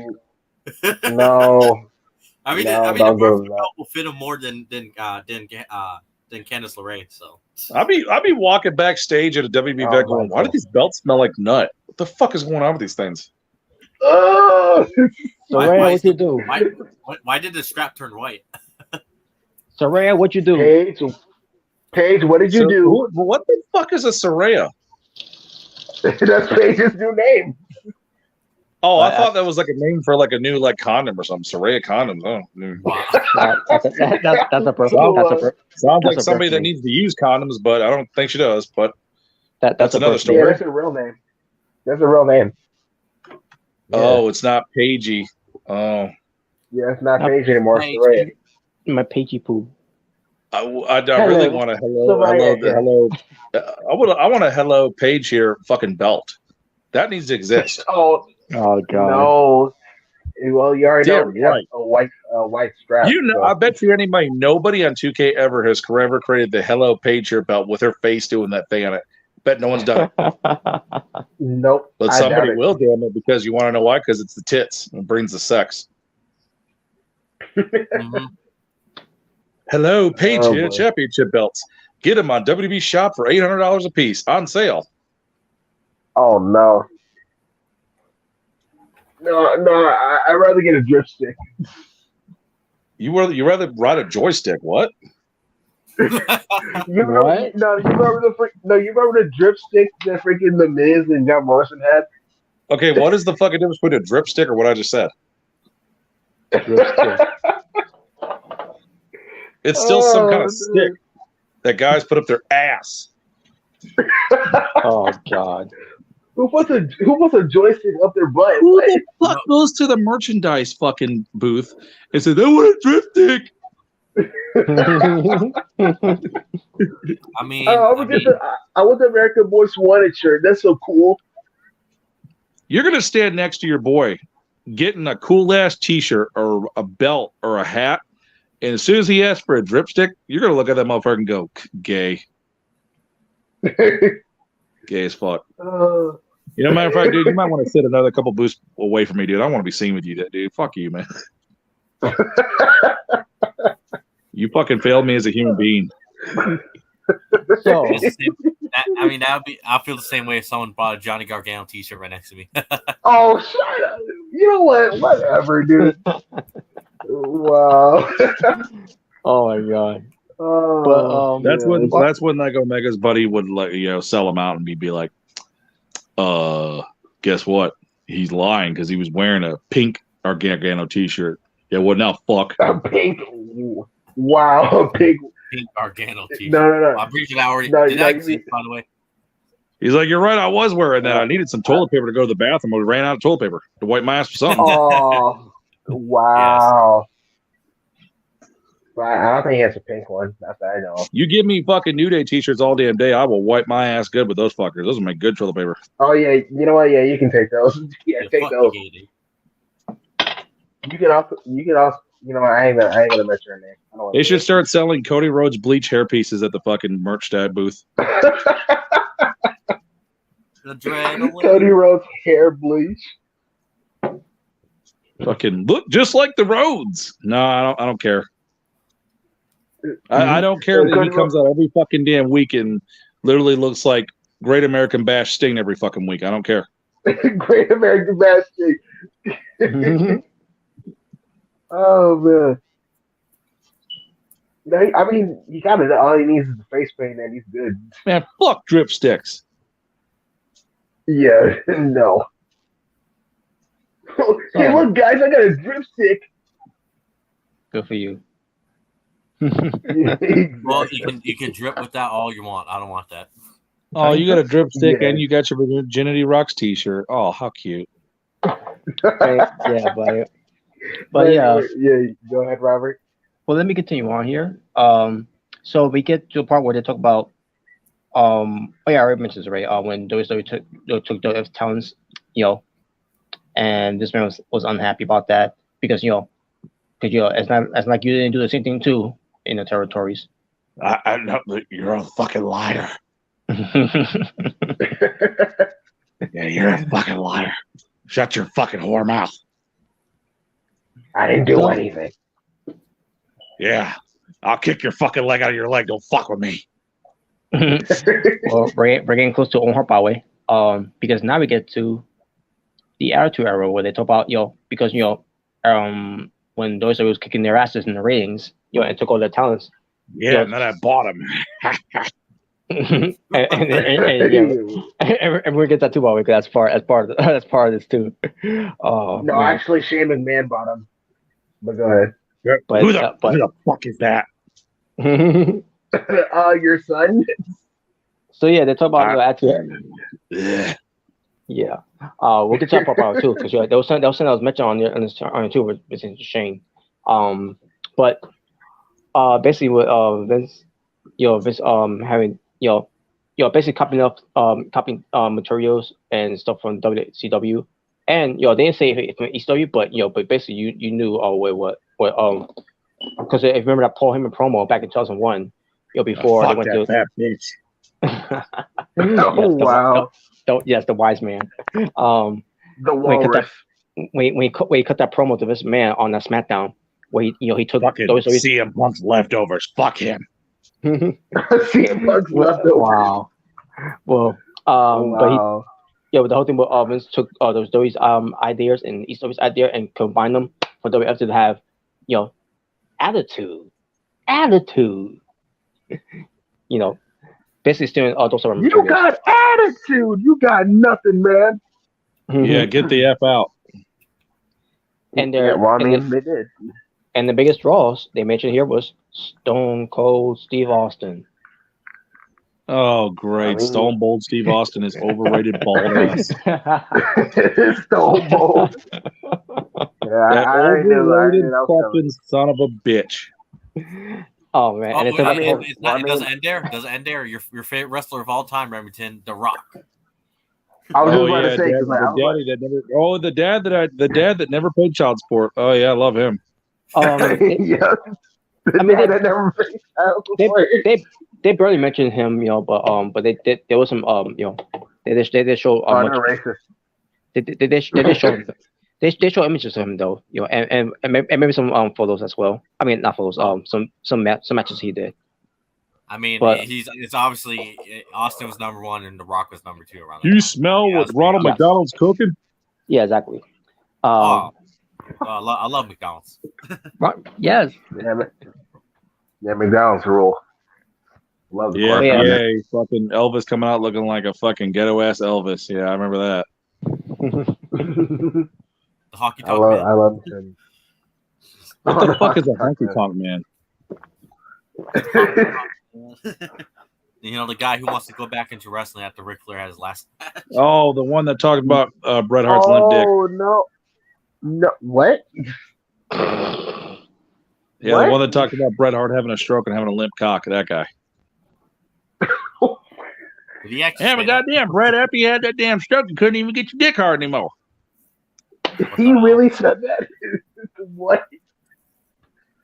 Yeah, he Whoa. Did. That is it was weird. It was one of the shoot interviews. You got to look up a shoot interview with Honky Donk Man. You'll find it. Honky Donk. I always watch the Iron Sheik's shoot interviews are funny. Iron Sheik is hilarious. Oh my god! You just seen the one where he's calling out where the guy trolled him when he's using his Macho Man impression, and then he just went off on the guy. He's like, "Fuck you, fuck Randy Savage." He's what? You talking about? You talking about Honky Donk?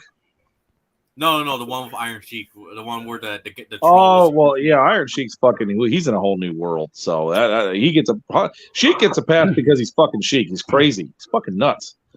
Honestly, I want to see. anybody that knows Iron Sheik shouldn't even be surprised when he does that shit. Shouldn't be a surprise. Dude, you want to talk about a dream match? I want to see Iron Sheik versus Scott Steiner. I want to see that 3 hours of Iron Sheik saying, "Fuck Hulk Hogan, the cocksucker, fuck him." Fuck Hulk Hogan. Fuck that Oh, cocksucker. the fucking Hulk Hogan cocksucker, that piece of shit, that no good fucking piece of fucking shit. No, fuck him. You only know a fucking leg drop and a Hulk up. You suck my 10-inch cock. You fuck Hulk Hogan. I remember, or recently he said, "Fuck Jake Paul. I want to fight him. I'm gonna put him in the camera." Gotta fuck Jake Paul too. I'd break his back and fuck his ass and make him humble. That's what the fuck I do. Well, actually, he did say he said he wanted to put Jake Paul in the camel clutch and break his I'll neck. take the whole NXT roster and make them fucking humble. Oh no, come on. That fucking TV show, it makes it look like the Skittles made love to the logo. What the fuck? Well, I mean, they got rid of that. So. Man, they don't have that no more. Fucking stupid. I'd fucking fuck that show up its ass. Well, there's a guy named Scripster. I'll absolutely love that Iron Sheik. You don't even know the camel clutch. You fucking piece of shit. Hey, Iron Sheik, how do you feel about a Rusev of Miro doing your move? Who the fuck is that? I guess that's okay. You know, speaking to Iron Sheik, I'd love to see him put Grayson Waller in a camel clutch or Hank Walker. Yeah. I want to say Hank Walker, Hank Walker. Fuck you to the son of Vince McMahon. That fucking Eric Bischoff, Vince McMahon's real son. Fuck him. He should put Johnny Gargano in a camel clutch. That'd be great. Oh, shut up! No. I don't put him in camel clutch because I don't hit women. Wow! Wow! Really, bro? Really? You shut the fuck up, or I fuck you in the ass. You fucking piece of shit. Wow, dude. Oh my god. Dude, he is hilarious when he just goes off. I'd put on the fucking Divas belt and I'd get pussy.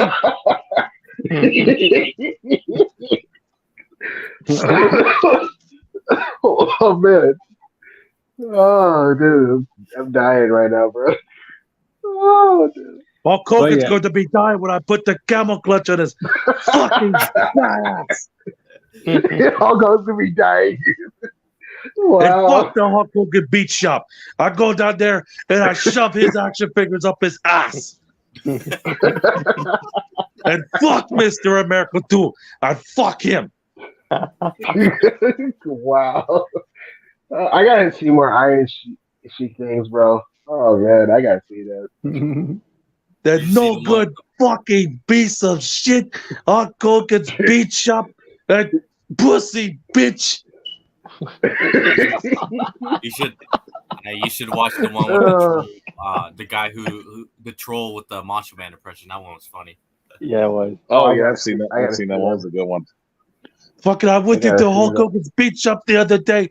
He fucking was wearing the Divas belt. Fuck you. He was wearing the Divas belt. I knew he was a. I tell Linda, I said hello, Hulk Hogan. Oh, dang.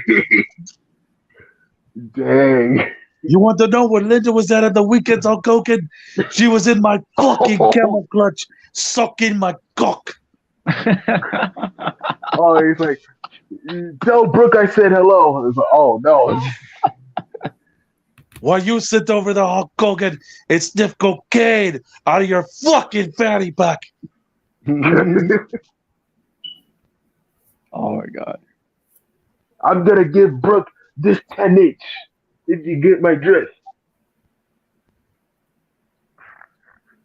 My fucking cock gets more over than Hulkamania.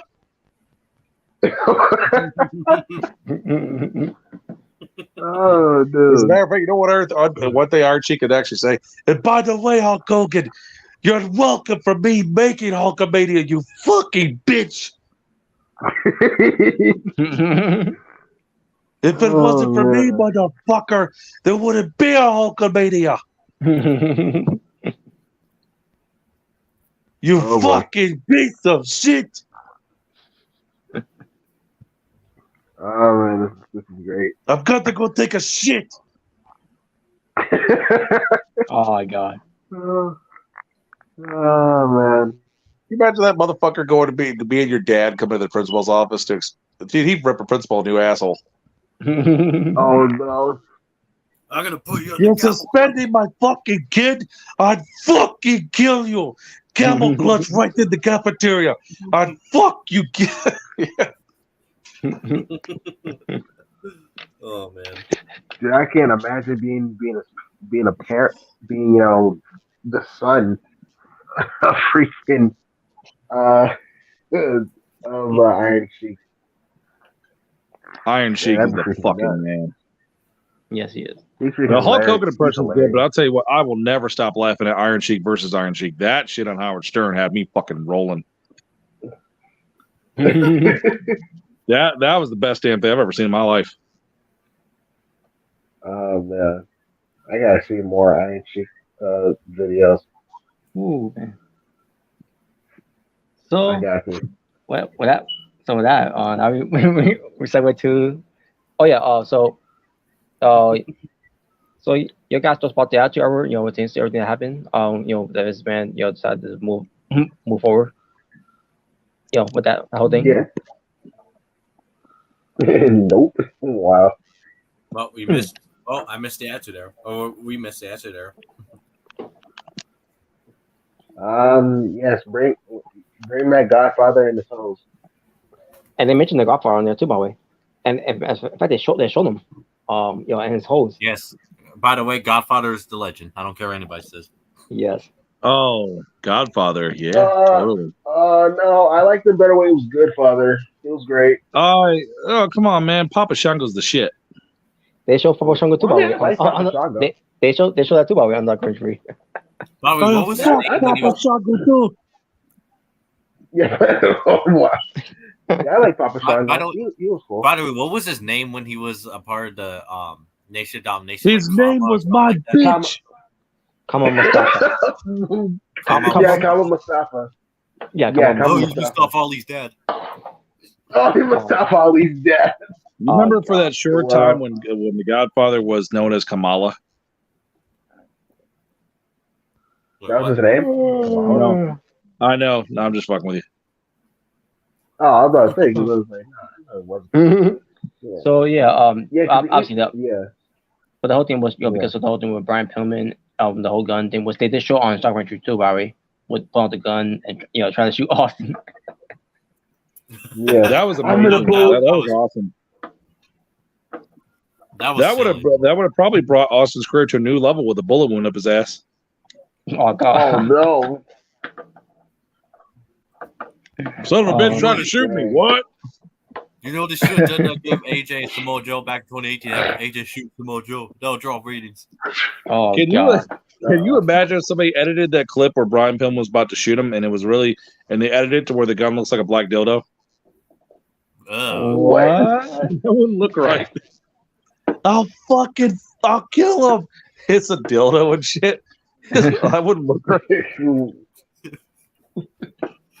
Oh my God! Yeah, like the people don't listen to Juggalo Gamer. His mind's fucked. I'll edit the photo. I'll edit that video where Stone Cold come through the store as John Cena. What? Oh. I can't believe they actually made an action figure. They I shit you not. They made a fucking action figure of Kevin Owens dressed like Austin. Wait, what? I'm not surprised by that.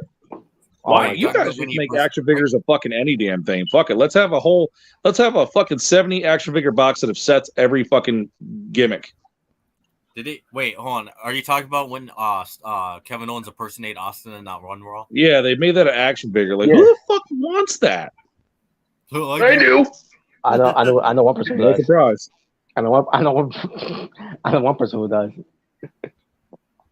Oh my god, man! Look, I got the Kevin Owens with the ball cap on. It's cool. I haven't seen how it looks. So I mean, I've seen how Kim Owens look at he's personally in Austin, but actually, I meant the actual figure though. I didn't see how it looks. Dude, so. somebody's gonna buy that figure and not even pay attention to the name. They're gonna be like, dude, when the hell did Austin gain 30 pounds? This looks like shit. When Austin when Austin goes on Samoa Joe's diet. Oh wow! What? Samoa Joe's diet. Hell yeah! Give me a donuts, yeah. No, when I see it. Yeah. Oh, he goes on Otis's diet. Oh, Yeah, I see the action figures. You know, I love you ringside collectibles, but the fact that you made that figurine, come the fuck on, man. You see it, Robert? And of course, fucking Hulk Hogan gets another 100 figurines made. Of course, Hogan gets everything. Yeah, I see The one Mr. that America. pissed me off was the Logan Paul Elite figure. Like, really? Like, you really made that shit? Yeah. Well, if they'll make this shit, they'll make that. I mean, but we can't get a fucking Vince McMahon do-rag figurine. It's bullshit. I will say though, Cody Rhodes' Elite figure does make sense, but like, really, Logan Paul of all people, really? Well, he's selling a contract. Well, Motherfucker, he can sign this dick. I don't give a fuck. Fuck him. oh boy. Oh fuck, man, coming out looking like fucking looking like our dude. He came out at WrestleMania, dude. It literally looked like Machine Gun Kelly was literally wearing Bumblebee. he's the son of the Killer Bees. Machine Gun Kelly.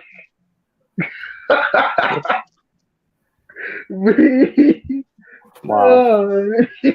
But all right. All right, so let's get to this part now. I want to get this part. Low budget fucking Backstreet Boys. Fuck off. Damn. All right, so let's get this out of the way, because I really want to discuss this. Exactly. Let's get Logan Paul out of the fucking way. Yeah, exactly. Yeah. But I want to get this one out of the way too. You know, as soon as possible. Owen Hart. What happened with him? Oh boy. Yeah. We know what happened with him over the edge, because this man wanted to punish him because he didn't want to do the things that he want, that basically Vince want him to do.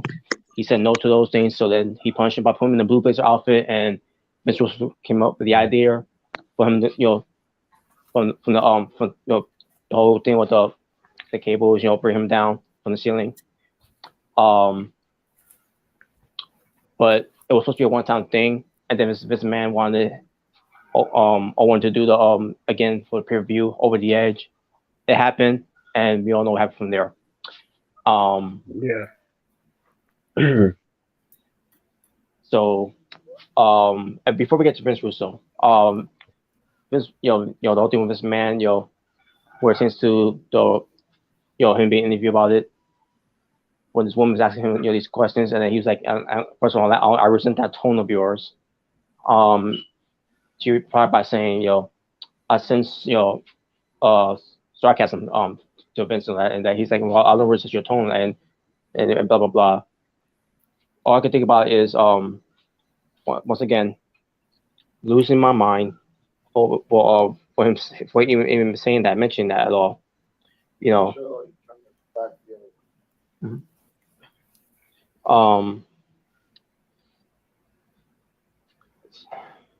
So I really want to go off on it again, like I did in the past, but I'm not going to, because it's I was at this point I'm being a dead horse with this. It's the fact that he showed no remorse, he showed no ill will, any responsibilities of what he did by putting on heart in that situation, and still continuing to show. It just brings me back haunting memories. Yeah.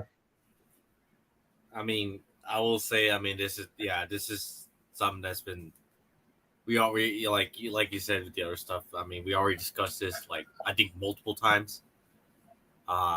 You know, and I'm pretty sure the anniversary is pretty soon, isn't it? Like the anniversary of this tragic event's pretty soon, if I'm not mistaken. That's until May. Okay. So yeah, it's kind of around the corner. I mean, yeah, this is. I mean, I have really nothing else to say about this at this point. I mean, the only thing I will say is just rest in peace, Owen Hart. But like, Yeah. I mean, there's just nothing else I could say since sorry, we we discussed this I think a couple years ago on Asylum Show when they first did the episode. We discussed it, I think, in a couple anniversaries, of when it happened. So I mean, honestly, I don't know. And during the Owen Hart tournament, yeah, that too. But yeah, I mean, for me, there's nothing really much else. What was that? Everything that led to it, Yeah. I mean, honestly, there's really nothing else I could really say about this anymore other than, just rest in peace, Owen Hart. Even still to this day. Yeah. Yeah. So, Vince Russo, he was on the documentary here, and obviously, he talked, and I can't remember if he did talk about the whole thing about Owen Hart. But same time, one year I think you or Jalen that mentioned something about Vince Russo, the other Vince Russo, where he came up with the idea, and people blame him for it. He was not to blame for it. All he did was came up with an idea. He wrote and all he does is write the show. And sometimes he has some influence, and all, but he's not the one who made Owen Hart do the stunt. Vince did. Yeah, exactly. The other Yeah, Vince, and I think Vince Russo. Yes, Vince McMahon. Yeah, and I think also because you remember that promo that Roddy Piper did on Vince Russo and TNA, I believe. Yeah, I remember. I think that's what also made people think that, even though it wasn't really his fault. I mean, yeah, he had Owen Hart be the Blue Blazer, but I don't think he writes the stunts. I don't think he does that. And even if he did, it's really Vince's, Vince McMahon's job to make sure the stunts are done. I mean, he's done before. Like, remember the whole Shawn Michaels going through the Raptors? I think he tested it before Shawn Michaels did it. Yeah. Yeah, he tested it before Shawn Michaels did it. Yeah, so I don't know why he didn't test it, for Owen Hart, but yeah. The thing about that too, because it has been discussed before as well, that Owen Hart, he knows how his looks. Because he's rehearsed it so many times, which he hated the rehearsal, but he's like he understands what to do here and everything. The thing is, I don't think I don't think they told him the kind of harnage or that's gonna bring him down. I don't know. Again, I don't know if he knew or not, but or maybe it was something a little different of it that they show him because of an early release, because Kevin Dunn or Vince, but more important, Kevin Dunn said it will look good on TV or it tends to something like that. Like and like and just back when the documentary, but we're not talking about a dummy. We're saying that we're talking about a human being here. Yeah.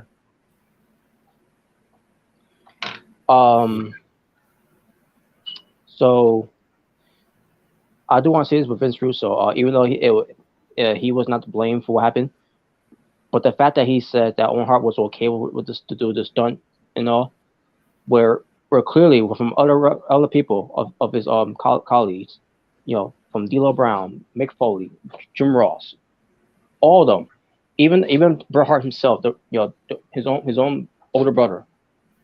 Owen Hart was uncomfortable doing the stunt. He did not want to do it. He had a fear of heights. For a guy who's known to be a high flyer,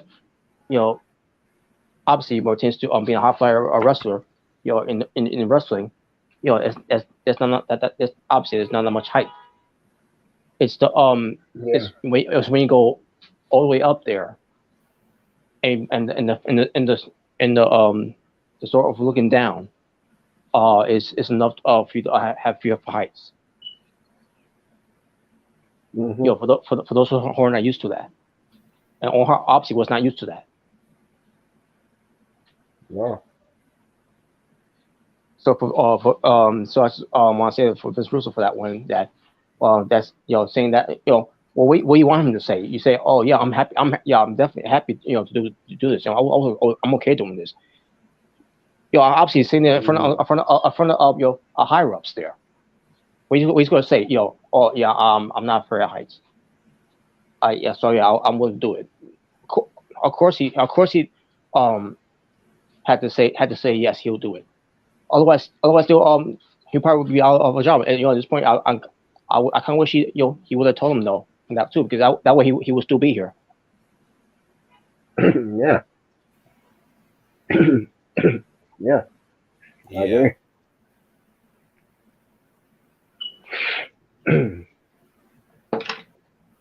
So yeah, a very tough subject on here, but to go back to this again. Yeah. But heading into it, I knew it was going to be brought up. Yeah. So yeah, rest in peace, Owen Hart.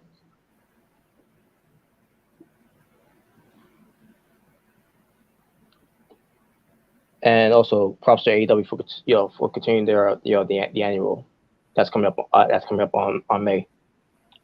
Yeah.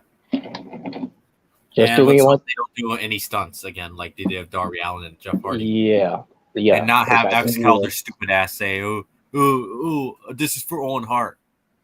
That was so dumb. That was so dumb. Yeah, I was like, wow, why would you even say that when they're in the crowd and they Yeah, and Martha and his kids were there. Yeah, she was there. Yeah, that wasn't a good look. They're like Athena then beat Tonka's ass for that, or Excalibur. You see how Athena's built. Yeah. She look like she worked out pretty good. Yeah. Not compared to Jade, but yeah.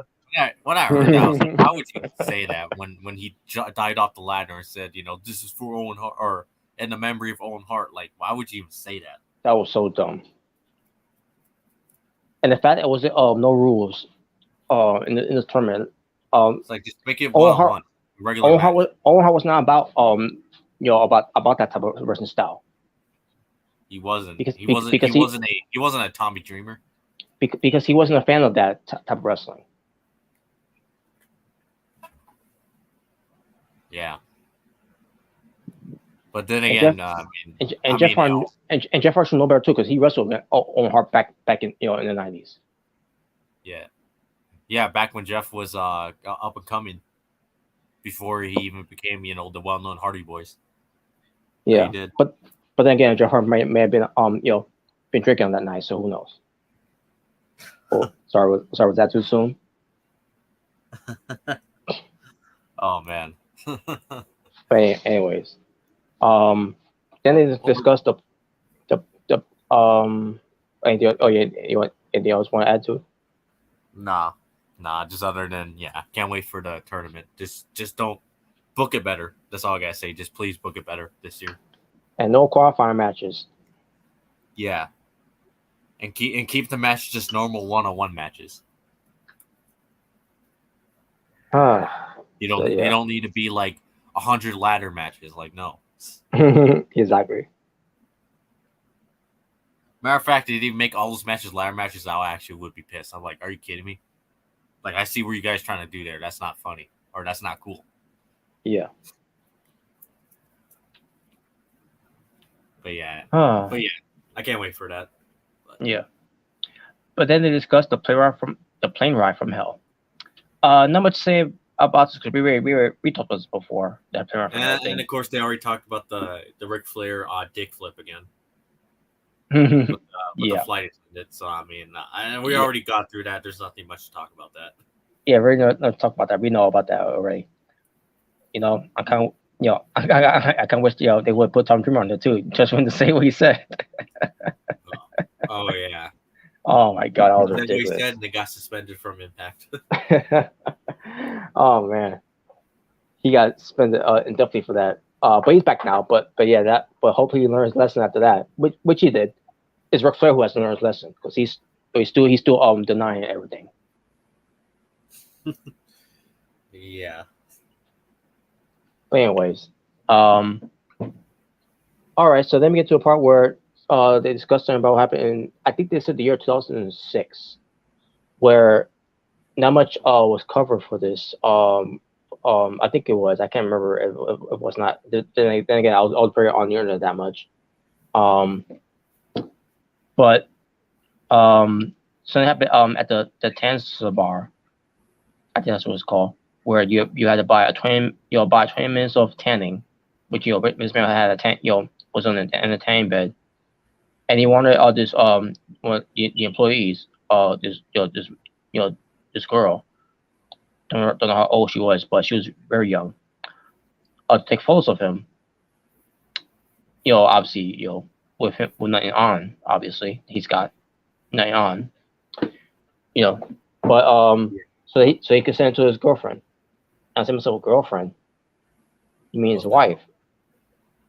That's what I'm saying. Like isn't he married? And I think myself, oh yeah, because Linda McMahon knows something that Vince McMahon has been doing, and Vince McMahon has I think he's even admitted that he's been unfaithful to Linda for obviously we're seeing him doing the stuff the stuff he does on TV, kissing these young hot divas like Trish Stratus, Stacy Keibler, and you can see they show a clip of Stacy Keibler getting kissed by this man, and she was uncomfortable of doing that angle. You can tell from there, it's not her acting. It's really her feeling. Really she had no choice but to do that, because otherwise she'll be out of the job. He's the boss. Yeah, and and kissing. Speaking of that, now that you mentioned that, I'm surprised they didn't show the whole segment of Trish Stratus and Vince at the time. I think around that time. I'm pretty sure you know what segment. No, I'm pretty sure. You mean the dog part? Yeah, barks like a dog and all that stuff. Yeah, I'm surprised they didn't show that too. Wow, that was yeah, because oh man. Which I think at that time it was during that time it was controversial, wasn't it? Yeah, it was ridiculous. Yeah, makes me wonder how surprised they show that. Yeah, I know that would have been great to show that too. That was his idea. But yeah, he's known the kid being in these type of on-screen relationships with Melina. Don't remember if they have a kissing angle or whatever, but against Michelle, Sable, you just name it, man. If this man has been known for this, for a guy who just having a little fun, which I'll get to that part. And then and about this girlfriend he talked about is in New York. That's the one thing I should mention too. A girlfriend in New York. Oh, New York. Oh, I said is a diva. I'm like, what? No, but it might be. Who knows? But yeah, to his girlfriend in New York. So it's not in Connecticut, because that's where he's from, and his and where the headquarters is at. Yep.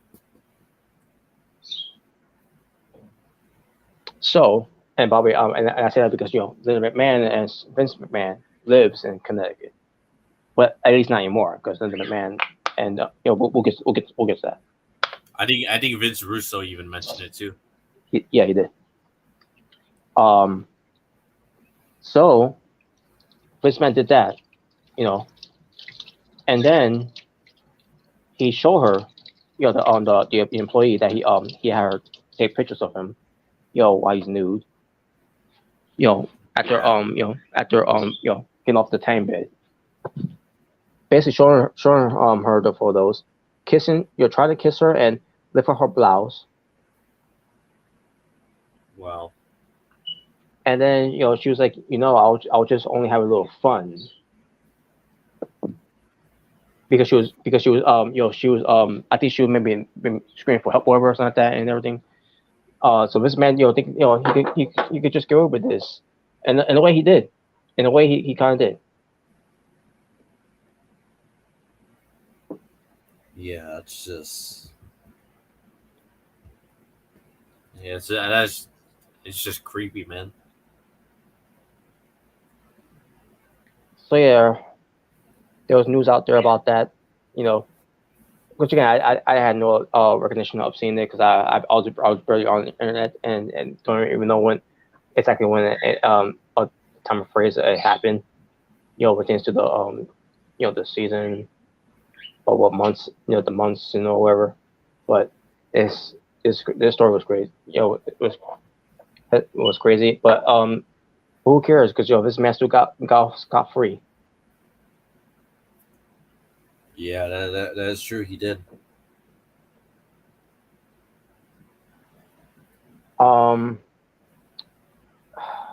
Eddie Guerrero's death. We got to that where he passed away. That he passed away. I think they're trying to say that he tried to take advantage of it. And Vince did took advantage of it. And yeah, they showed the part where what Randy Orton said. But I want to go before that even happened, because it was a match that Mysterio Jr. had with Big Show, and then also in Kane interfered, and then the Undertaker came out to save Mysterio from Kane and Big Show, and then Randy Orton came out to attack Randy, and basically it was a show on SmackDown where Mysterio Jr. was came out with Eddie Guerrero's lowrider, and Big Show slams Mysterio onto Eddie Guerrero's lowrider. Basically the one Mysterio came out with. I'm seeing that I'm like, it's really bothering me because after the whole Eddie Guerrero tribute, and then we see a heel Big Show doing this to Mysterio Jr. But Big Show, and the thing is, Big Show was not even a heel. Big Show was a babyface, tag team from Raw, but because he was going against SmackDown or Mysterio, yes, he was a heel for that one night. Yeah. And then and then we get to a part where Randy Orton, when he got Undertaker in the lowrider, and then Randy Orton backed up the lowrider to the stage and explodes and everything. And yeah, I'm seeing this. I'm like, and and think and in my mind thinking that's because Mysterio came out with the lowrider in tribute to Eddie Guerrero, who passed away. I'm like, what the hell is this? In my mind, like they would just do a tribute for Eddie Guerrero, and then they pull this stunt. Yeah, that's just like, what the hell? Just like, what are they doing?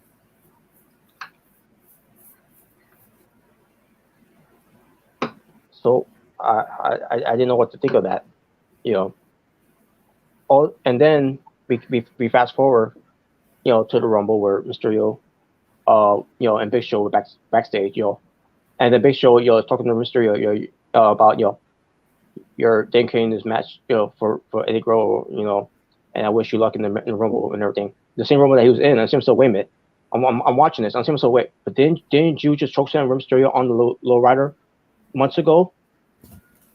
And then he's and now he's he's wishing Rey Mysterio good luck after what he just did to him months ago on Eddie Guerrero's lowrider. And again, in my mind, like what's going on here? It was so weird. Like you just forgot about it. Like Bruce Pitcher didn't know where to go. Oh, I didn't know where to go with it. Yeah, like oh god, and I think Bruce Pitcher was already gone at that point. I think he was fired like around 2003. I think. Oh, they should fire him again. I could be wrong. I could be wrong, but maybe 2003, 2004. I don't know. But the point is, he probably wasn't around that much anymore. I hope they fire him again. Yes, I agree. And then we get to a part where they show on the documentary, obviously, because Rey Mysterio won the match, the Rumble, but eliminated Randy Orton. Yeah. And Randy Orton did that on the infamous promo, about Eddie, because Rey Mysterio was looking up in heaven, and then Orton says that he ain't because he's down there, and yeah. Which I remember when he said that, the whole crowd started booing, and it's not the good type of heat. No. It was literal. I'm pretty sure. For what I heard, it was the literal "I want to kill you" heat, like really bad heat. After he said that, because that was just like that. Now that's because that right there was crossing the boundaries right there. Yeah. Yeah. I was just like, why did he have to do that? Like, why? All to advance the storyline, for a man who's not even around anymore. Yeah. So in one breath, you got this company who praised that they lost a great man who was known as a great wrestler who loved the business, that, and he truly did because it was in his blood. This is all he wanted. This is all he wanted to do. Not saying he couldn't do anything else, but this is all he wanted to do because it was part of his family legacy. So in one breath, you got the company praising this guy who passed away, and then in the next breath, they disrespected him by trashing his lowrider, and then having one of your top heels just to exploit his death just to advance a too bad storyline.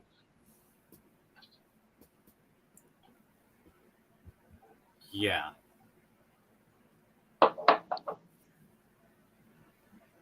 And it's just not that's not a good look. Like the same guy you did a tribute show, but then inducted into the Hall of Fame. I think like a month later after that, right? Yeah. About maybe 2 months later. Which rightfully so, he did deserve to be in the Hall of Fame, but still, yeah, obviously. Yeah, but still, it's just like it was just so weird the way they did it with Eddie.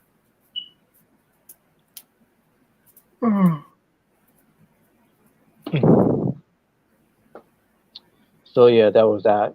That whole thing, and which makes me think. Why people, why many fans may have turned away too.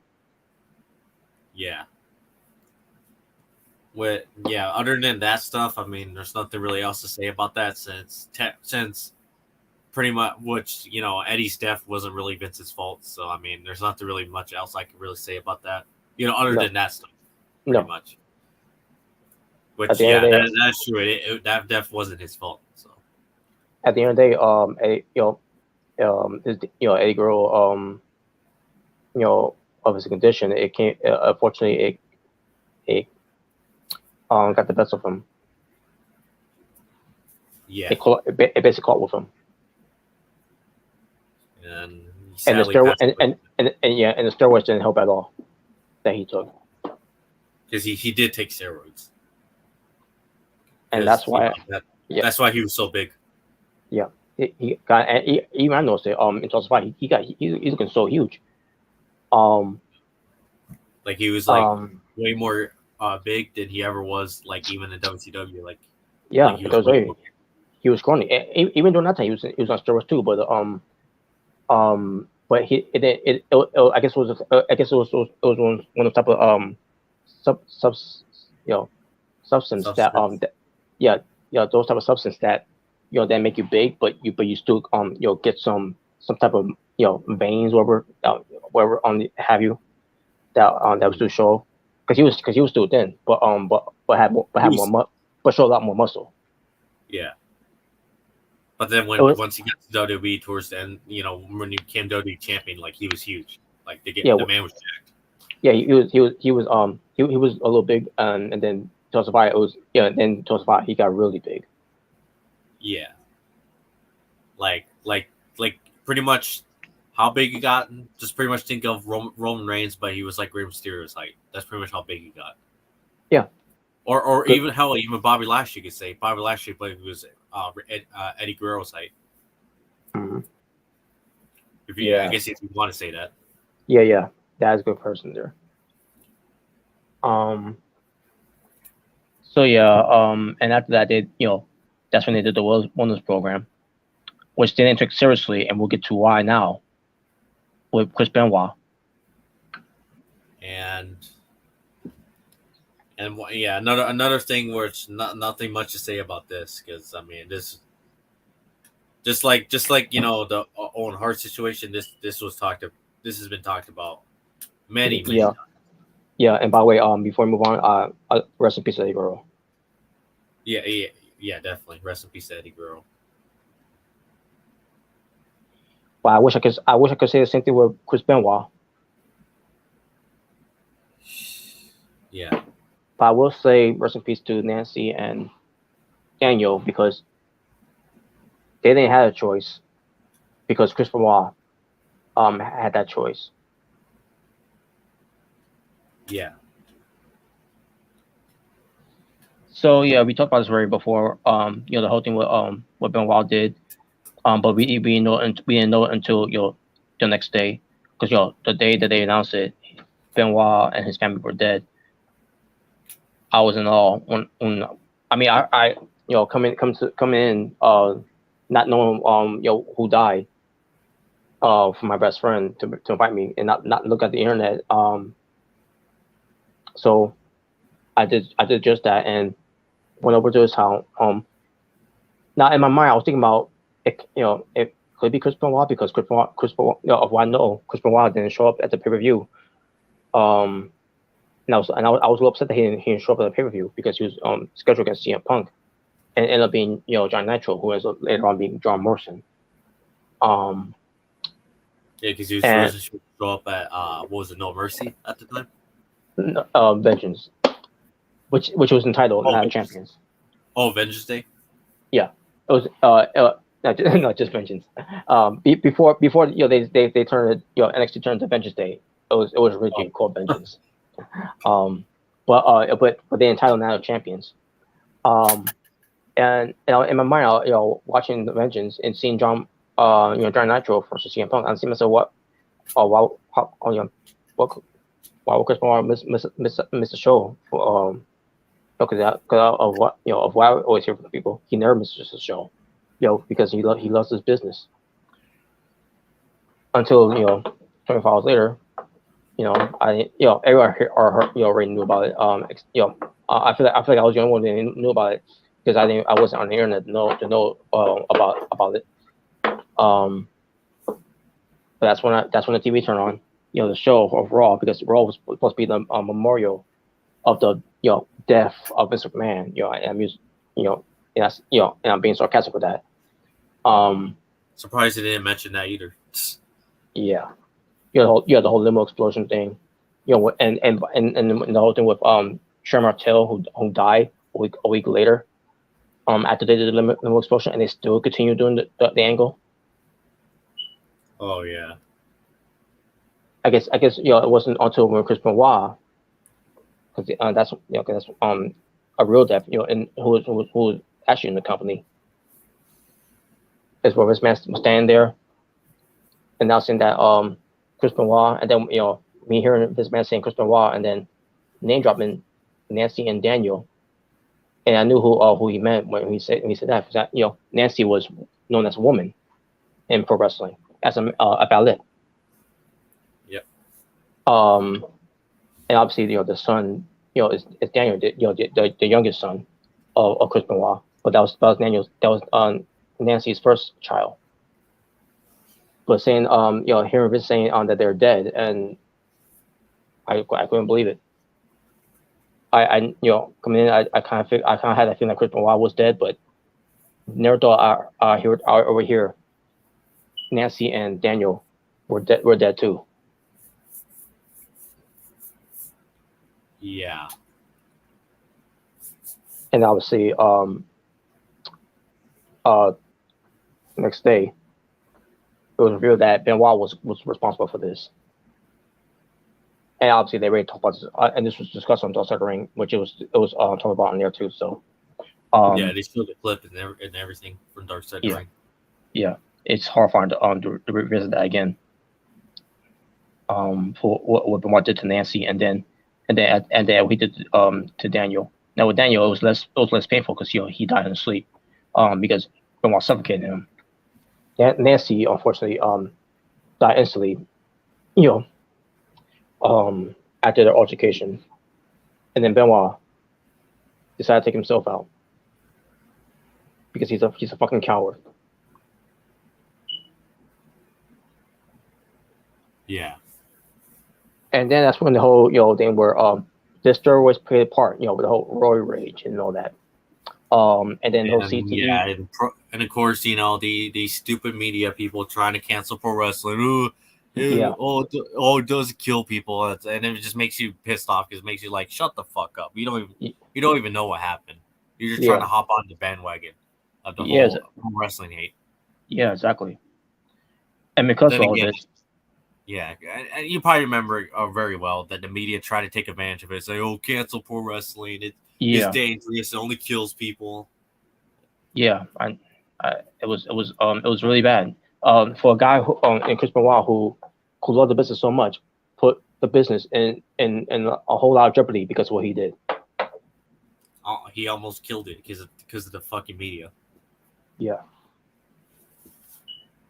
Now, when it comes to the steroid stuff, because they opened a Roy Rage and everything, because Benoit, his last test, he was tested negative, but he still had ounce of steroids labeled on him. So how did he pass this? I can't remember because it's been a while, but I can't remember how he even passed the test in the first place. No idea. I don't think they explained it. Yeah, I don't think they explained it. No, they didn't. They never explained. Well, at least they didn't explain on this documentary because obviously, they're just pretty much doing a recap of the whole Dark Side of the Ring episodes, like for the most part. Yeah. Other than other stuff as well, but I mean, if I remember correctly, well, to be honest, I can't remember exactly how he passed, but I think it was probably one of those things where I'll probably have to go back to that Dark Side of the Ring episode and rewatch it again.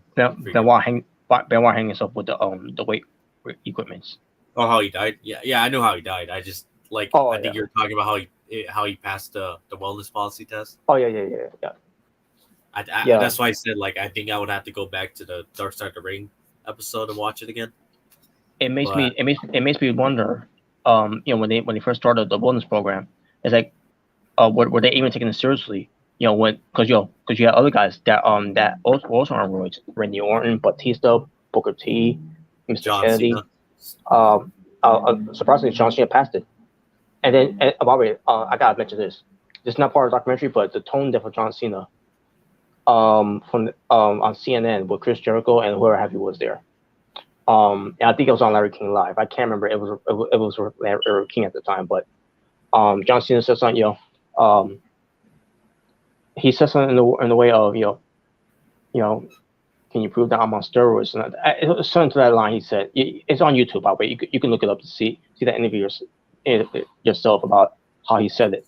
It was he basically was he basically saying that he does take steroids, but we can't prove it. I think he did just for the fact. I mean, look how big he was at the time. Mm-hmm. I mean, I don't think he takes them now because obviously he looks way smaller now than he did back then. I believe he took steroids back then. Obviously, WWE ain't going to suspend him because he's the top guy of the company around the time. So, I mean, yeah, obviously. That's why I think. They had to protect the new golden boy. Yeah. So, yeah, I believe he was on steroids. I think the company lied purposely just to protect him. Because, like you said, he was the golden boy. But yeah. I don't doubt it. You prove it. Yeah. Yeah. But yeah, so it was at that point, after having with Benoit, they decided to take it seriously. And I'm thinking to myself, why the fuck you didn't take it seriously after what happened with Eddie Guerrero? Yeah. You would have thought that Benoit would have you would have thought Eddie would have been the first and last straw since he died. Yeah. But no, it had to take what Benoit did.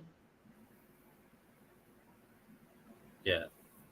And they knew that Benoit was not on the right frame of mind. He lost his best friend, who's like his brother, who's like his brother. Like, and he completely lost it. Like he lost his mind. He was not the same ever again. And it was explained back in that Dark Side of the Ring documentary. And even people said he didn't even have to watch the documentary to know that he was a changed man. Like after his death, like yeah. Especially during wrestling segments, he didn't even look like himself anymore. He looked like he was not all there anymore. The Benoit that we knew was dead a long time ago. It was just a matter of time before he finally really took himself out, and unfortunately he took two people with him. Yeah. But I mean, and by the way, I want to say this too. Mrricanjay did not know about what Benoit did. Because remember that interview that Mrricanjay did after when you heard after the whole news about Benoit what he did, and then JBL you could say JBL knew about because JBL was like after he did the interview which pertains to the Chris Benoit Memorial tribute on that Raw after they heard about he died was JBL he came out of the room and because it was Mrricanjay's turn on to say something about Benoit, and JBL was like, you think he did it? And Mrricanjay didn't know what he meant by that. So yeah, really? For everyone that's saying that he knew that he knew about it, even I said at that time too, because again, watching so many times, before Mrricanjay mentioned it months ago on his podcast, which unfortunately he can't do no more because she's back in WWE now. So, but he because he's been asked from a lot of people with that about did you knew Benoit was like was that type of guy or whatever. Like no, and because of the way he said it, he said he's not gonna really say much about Benoit. All he's gonna say is that he was the greatest wrestler in this business, and that's all he could, and that's all I'm gonna say from there. Yeah. It was not in Erie about it. It was not in that he knew of. There's no conspiracy or no nothing like that. No, he just at least involving William Regal. Yeah, I know there's a couple people on YouTube who think that Benoit's innocent, but I don't know. I still think he did it. I still think so too. I mean, I'm not saying people can have their own opinions, but until I see like real proof, like actual proof to say that like he didn't do it, then I'll start believing it. But until then, I'm sorry, I don't believe that. I don't believe that. Like, no offense. I will say that the only thing that does matter, whether you think he did or not, that two people did die that night who were innocent. So, that's why I think of it.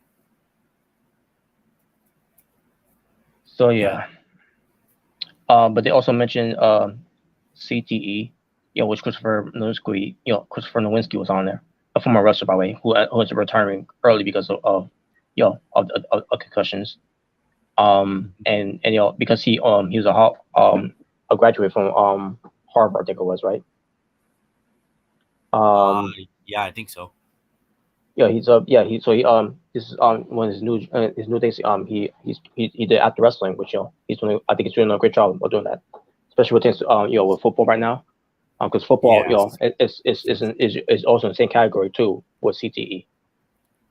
Yeah, I think CT is like way worse than football because obviously you're constantly hitting your head, especially when you're tackling people and stuff. So Yeah. not saying wrestling that you're not taking headshots, but I think it's way worse than football since I would say with football that's actually real. Where wrestling you're kind of protected in a way. Mm-hmm. So yeah, once again, I'm not saying that it's not real or anything for wrestling, but still. But yeah. I don't know. That's what I'm saying. Yeah. And and result of this, WWE, they did the whole thing where they had to ban, chair shots to the head.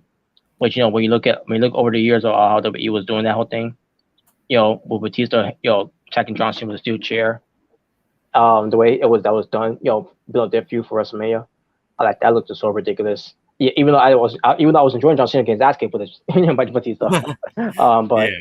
But I knew what the end game was going to be. Cena's was going to beat Batista, and that's exactly what happened. Which it made me feeling better about that, but still. Yeah. But I found it very weird that they're not doing headshots anymore, and that was I don't remember if you snap that segment with Cena against Batista with steel chair, that was so bad. John Cena, kept getting closer for he could hit him. He could get ready for it. I'm like, man, you can't make this business even more fake than you can. How fuck with fucking head? Yeah, exactly. Like garbage. Exactly. But I digress. Because yeah. But that's a best subject now. Unless you got something else to say about it. No. Other than yeah, AEW doesn't do headshots to the head anymore either, or chair shots to the head because after what happened with Cody. There's a way to do a headshot. For example, pull your hands up. Yeah. You can still do headshots. Go ahead. Yeah, you can still do headshots, but you gotta raise your hand up and protect yourself. Yeah, which Cody didn't do, and that's when he actually got headshotted with the chair. Mm-hmm. And he was actually knocked out cold, if I believe, right? And bleeding. Well, yeah, he wasn't cold, but yeah, he did go down like he got assassinated. Like he was pretty much out of it. Yeah. And in a way, it really killed Sean Spears' push. Yeah. But yeah, that was his debut, and he botched like right off the bat with the chair shot. But anyway, that was bad. But either ways, I got nothing else to talk about when it comes to this. I mean, it's already been talked about before. So yeah, obviously. Other than rest in peace, Nancy and David, or Nancy and Daniel. I meant to say. Yeah, good. They were still here. Yeah.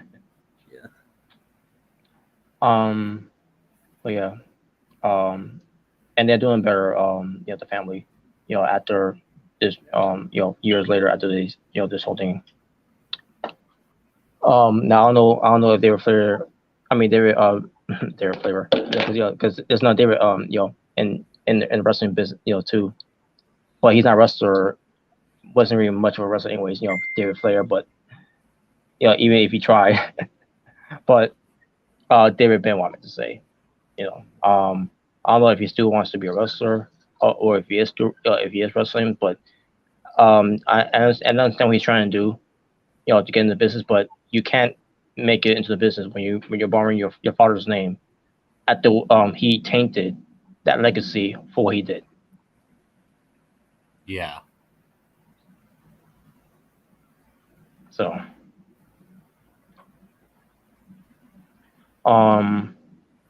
but move on to now. But yeah, but rest in peace to Nancy and Daniel. Mm-hmm. Definitely. So then we move on to, when WWF bought WCW, because WCW was going out of business.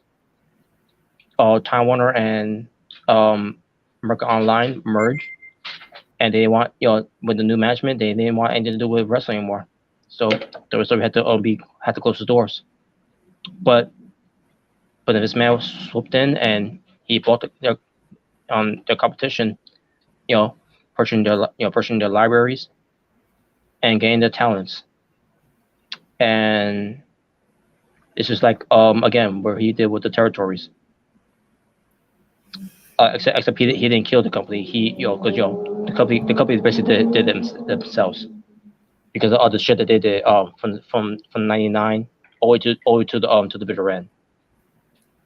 And yeah, pretty much he just bought the scraps, what was left. Yeah. But well, yeah, once again, nothing else to talk about because I mean that's another thing that's already been discussed like 100 times at this point. Yeah, I will bring this up though because during this segment there, it was some about Shane McMahon being held by Triple H, and if this man with the talking to or yelling at his son Shane, saying to him, yeah, I think talking about. I'm about to say, saying the words, "I'll never forgive your mother for ever giving birth to you." Yeah, I think they were just talking about how Vince actually got into the whole wrestling thing where he pretty much became a character and all that. I think that's what they were talking about. Yeah. Yeah. But yeah, we're gonna say about that. But everything that this man says, on TV, it makes you wonder if that's who he really is. Because again, with the whole thing with the women's, and then with the allegations against him, and what he did with WCW, of the talents that he buried when they brought him in, and then and then he fought, he killed the territories by stealing the talents and everything, and ruined the promoters' careers afterwards.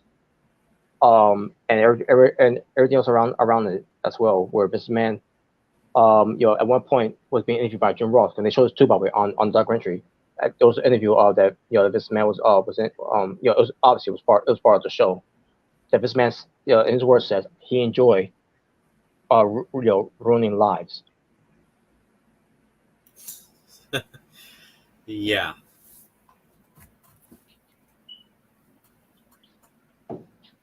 And you could tell, looking back at it now, that he really meant that. I believe he did. Yeah. Look again. Look up on Hart.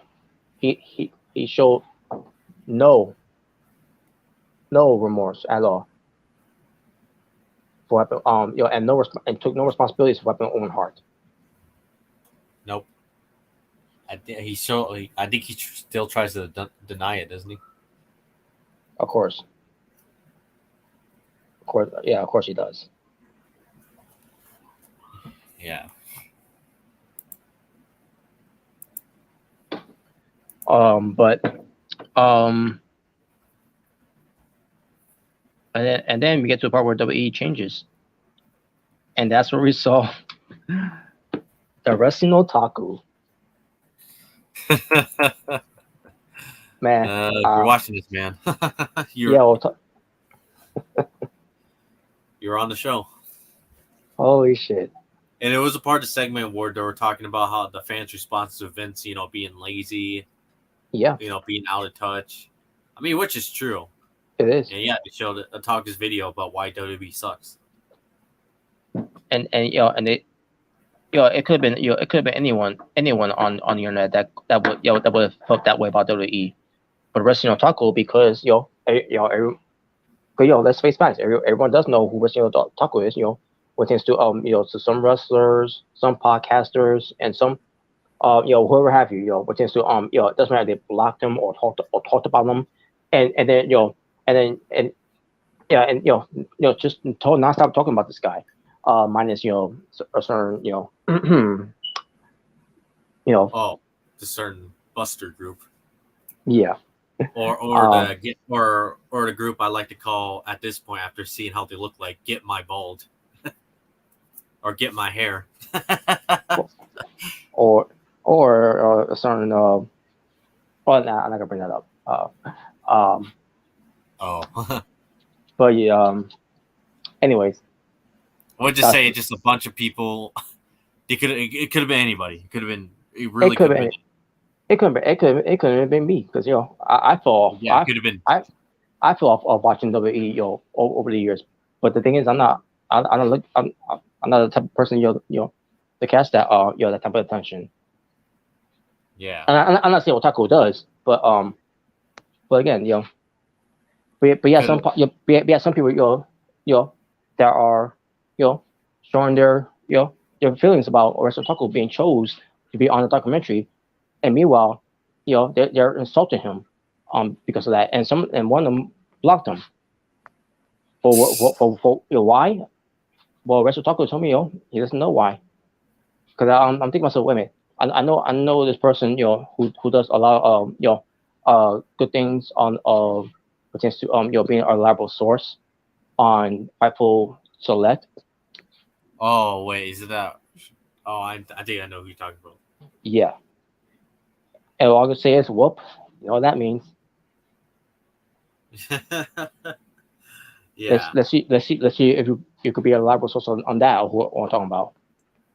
Yeah. I gotta say, for otaku, you should make a video go like, I just love them tears. Yeah, exactly. Yeah, we're in the sunglasses. It really could have been anybody. It could have been JD. Yeah. Could have been Sean's View. It could have been General Jerry. It could have been all these other people. What were you saying? Sean's View loves WWE. He's an asker for John Cena and maybe not. Yeah, he's a bad example. And he still and to this day he's still obsessing over CM Punk wanting to return to WWE. Yeah. Not gonna happen, dude. Never gonna happen. About it, and yeah. I mean, yeah, like I said, it could have been any of those guys, right? Yeah. Or just Alex, Deluxe Man. It could have been him. Yeah. It could have been Girl on Cinema, for all I care. For all you know. I mean, it literally could have been anybody, but they chose Otaku's video. That's the funny part. And obviously we know why they chose him, because look at him. Again, nothing, we're not judging, but they chose an unattractive so-called smart or mark in a way, who fell out of love with WWE because they're not satisfying him or giving him what he wants anymore. And on top of that, the product this man running shit has been sucking over the years. Yeah. But yeah, so it was the part when we saw Otaku, and pretty much he was happy about it. He was like, good for him. And yeah, good for him. Yep. And all guys say fuck the haters and look at all them crying and suffering over it. Yeah. Like why you getting upset on that? Yeah, guys weren't. You're not the one. You're not the one who quit watching WWE. You're not the ones who hates on what they're doing. In fact, for those you on YouTube on that doing these reviews and all that, and talking about WWE, y'all always praise everything that WWE does. Yeah, praise. I'm pretty sure praise the Ezekiel storyline. I'm pretty sure y'all praise the 24/7 your brigades parade, or whatever want to call it. I'm pretty sure y'all appreciate the Natalia farting gimmick from years ago. I'm pretty sure y'all appreciate Hornswoggle was giving birth by Mae Young on that that New Year's episode. And I'm pretty sure and y'all the same people have been praising John Cena's shitty as sticks over the years, where they overrate his ass like to the fullest, shoving him down our throats and up our asses, and y'all all enjoyed it, and y'all all kept praising it. There's probably a reason why I didn't choose none of you, because you guys always constantly bash anything that's not WB. Yeah. So if y'all gonna be you're upset with Wrestling Otaku be on there, well, guess what? You should be more like a Wrestling Otaku who actually hates the shit that they've been giving us on fucking TV for fucking years. Yeah. Before and I will say this too, before anybody says, "Oh, he doesn't praise AEW," no, there's been a couple times where he's even criticized AEW for a couple things he done. Yeah. Yeah, I'm pretty sure he criticized the whole Jade Cargill and Nyla Rose storyline, because that was fucking terrible. Who in the right mind thought that was good, besides Tony Khan and according to Tony Khan, Tony Schiavone. Yeah, what a way to throw your own guy off under the bus there, Tony. Yeah, his right hand man. I still say I did lose a little bit of respect for him, because like, really, you're not gonna take responsibility for that? Like, yeah, wow. blame it on your right hand man. Even if he was, like, how you gonna throw him on the bus like that? It's like, you still approved of it. You're still the owner. You're the owner. You still approved it. Last time I heard, if you're the boss of the company, you have every right. You pretty much could do whatever you want. Yeah. Or pretty much change stuff if you don't like it, but you still roll with it. Holy shit, man! But I was gonna say too, is that maybe these people that are just that otaku as a being on there, maybe they should stop being more of a WWE ass kisser and start being start choosing sides of what you like and what you don't like. And which is your opinions and all that about some shit doesn't really doesn't really look good on TV, and just admit that what they're doing is fucking sucks. Exactly. Especially during the pandemic, the lockdown, where of what I'm hearing from people during those times, I want to know because I don't watch anymore at that time. It's gotten more worse and more boring to a point where people they didn't want to tune in to watch Raw SmackDown because they was not trying. Yeah, I remember those days. I remember because I was still watching for a bit around that time, and I thought it was terrible. And plus, let's not be for real, maybe they didn't choose you guys just the fact that some of you bitch over the stupidest things. Exactly. For example, especially when you're a fat guy obsessing over Daniel Bryan being in the main event of WrestleMania. Yes, I know you remember that, don't you? I being know the third wheel to not Braun Breaker. Why am I saying Braun Breaker? Roman Reigns and Edge. About maybe you remember that someone was literally obsessing over it. I'm like, dude, you're that mad that you're obsessing over that shit? Like what, up to 10 videos, I guess? 10 videos. He was literally on 2 videos that was literally named 100 Reasons Why Daniel Bryan Sucks. I'm like, you were on 3 videos. You can't even come up with one reason. You can't even come up with one reason why he sucks. Get the fuck out of here. Yeah. And you remember that there was people who were lit. Well, I think he was the main one that was obsessing over it around that time. By the way, saying that Dan Bryan is small or gay doesn't count. No. Maybe that's why they never chose you guys, because they're like, okay, they're just assholes. They're not even giving legit reasons why he sucks. Yeah. Because saying, yeah, they have gay wrestlers. It's like, how's that a reason? Like, it's not a reason. That's just your opinion. That's not a reason. Yeah, exactly. But that's like if I made a video called 10 Reasons Why NXT Sucks. Number 1, Grayson Waller is gay. It's like, huh? Like you would even go like that. Like, wait, what? How's that a reason? You would probably be like, how's that a reason? that NXT sucks. I think of reasons. I don't see the potential in this guy. Yeah. Not saying he's a bad wrestler. I just don't. He just doesn't appeal to me. That's like saying, oh, 10. That's like making a video called, 100 reasons why Hank Walker sucks. Number 1, he's fat. Like, huh? Like, that's not a reason.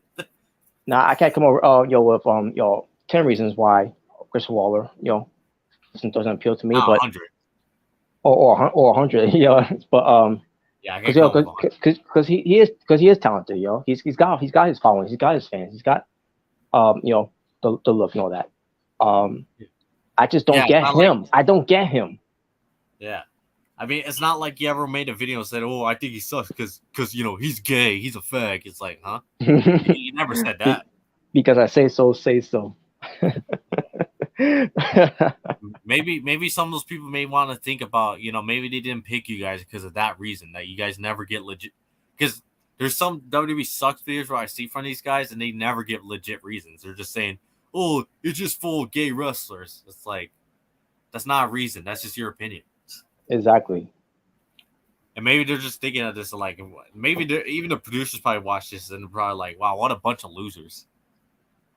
Yeah. Like you're calling someone like Bryan Danielson gay. Yet he has a hot ass wife, has a kid, is making a bunch of money.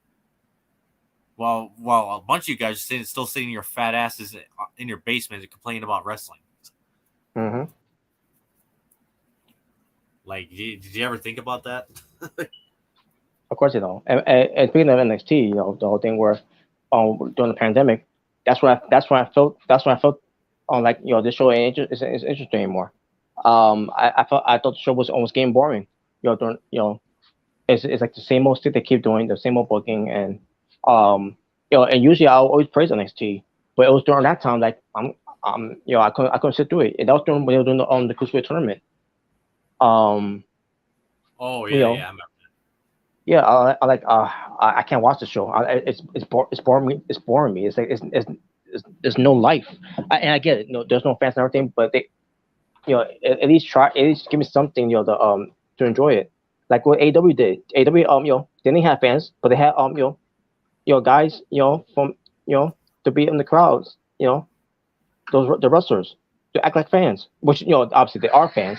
Just but they give us something to at least bring some life into the product. During a horrible year during that time. Mm-hmm. I mean, for some people, it was probably the best year because they get to stay home and collect those those checks and all that, unemployment checks. By the way, I was one of them. Before Joe Biden took that away, but that's another story for another day. But fuck him. But anyway. I kind of wish, and never mind. Anyways, at this point, I don't really care for Joe Biden, so I'll go ahead and say it for all I care. Oh my god! But you know what? Him and Trump are exactly the same. I don't give a fuck about none of them. Get them the fuck out. Mm-hmm. Yeah. But anyway, just. But we went all tangent there. But yeah, it is. Yeah, good for him. But it is truth though. Maybe just think about the reasons why you guys never picked you, because you guys don't give actual reasons. You guys come up with stupid shit and just is like, that's not a reason. That's just you being an idiot. Or you just being an asshole at that point. Yeah. So for all them, are again all mad that Wrestle Talku was chosen to be on This Man's documentary, to be on TV, to be showcased like that. Be jealous. It's a catchphrase from The Miz and John Morrison there. So on that you people love WWE about? Well, there you go. Yep. There you go. So, but before we're on that long tangent.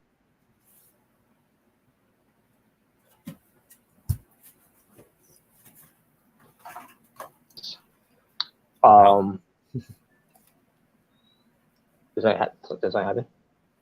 You left for a moment and then you just came back in. Really? Wow. Yeah. I don't know if that's some glitch on StreamYard, but it tends to do that sometimes. That's strange. I well, okay. Yeah, I don't. That's weird. So weird. That's weird. Okay. I feel like sometimes it happens. What the hell? What the hell? Did that just happen with me?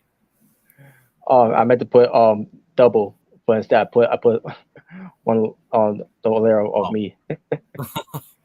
What the fuck? But What the anyway, hell? yeah. But anyways, but yeah, Vince, I was saying before, Vince got, because we mentioned before we went on that long tangent where Vince Man got lazy with the product, of booking the shows because he's making so much money with advertisements and sponsorships, partnerships, things to Mattel, whatever you want to bring up, don't Susan G. Coleman, which was a scam. The video games, The video which games, which they got lazy with that too. Yeah, they even get lazy with that too. Anything you could think of, which is still making money. But even though they were making so much money, but still, it still didn't help the case of the show. Getting more lazier, more unwatchable. Shows has been lackluster. Where people there's no life, and on top of that, no stars are being built. Same old stars being created. And you put all your Easter eggs in one basket for one top guy.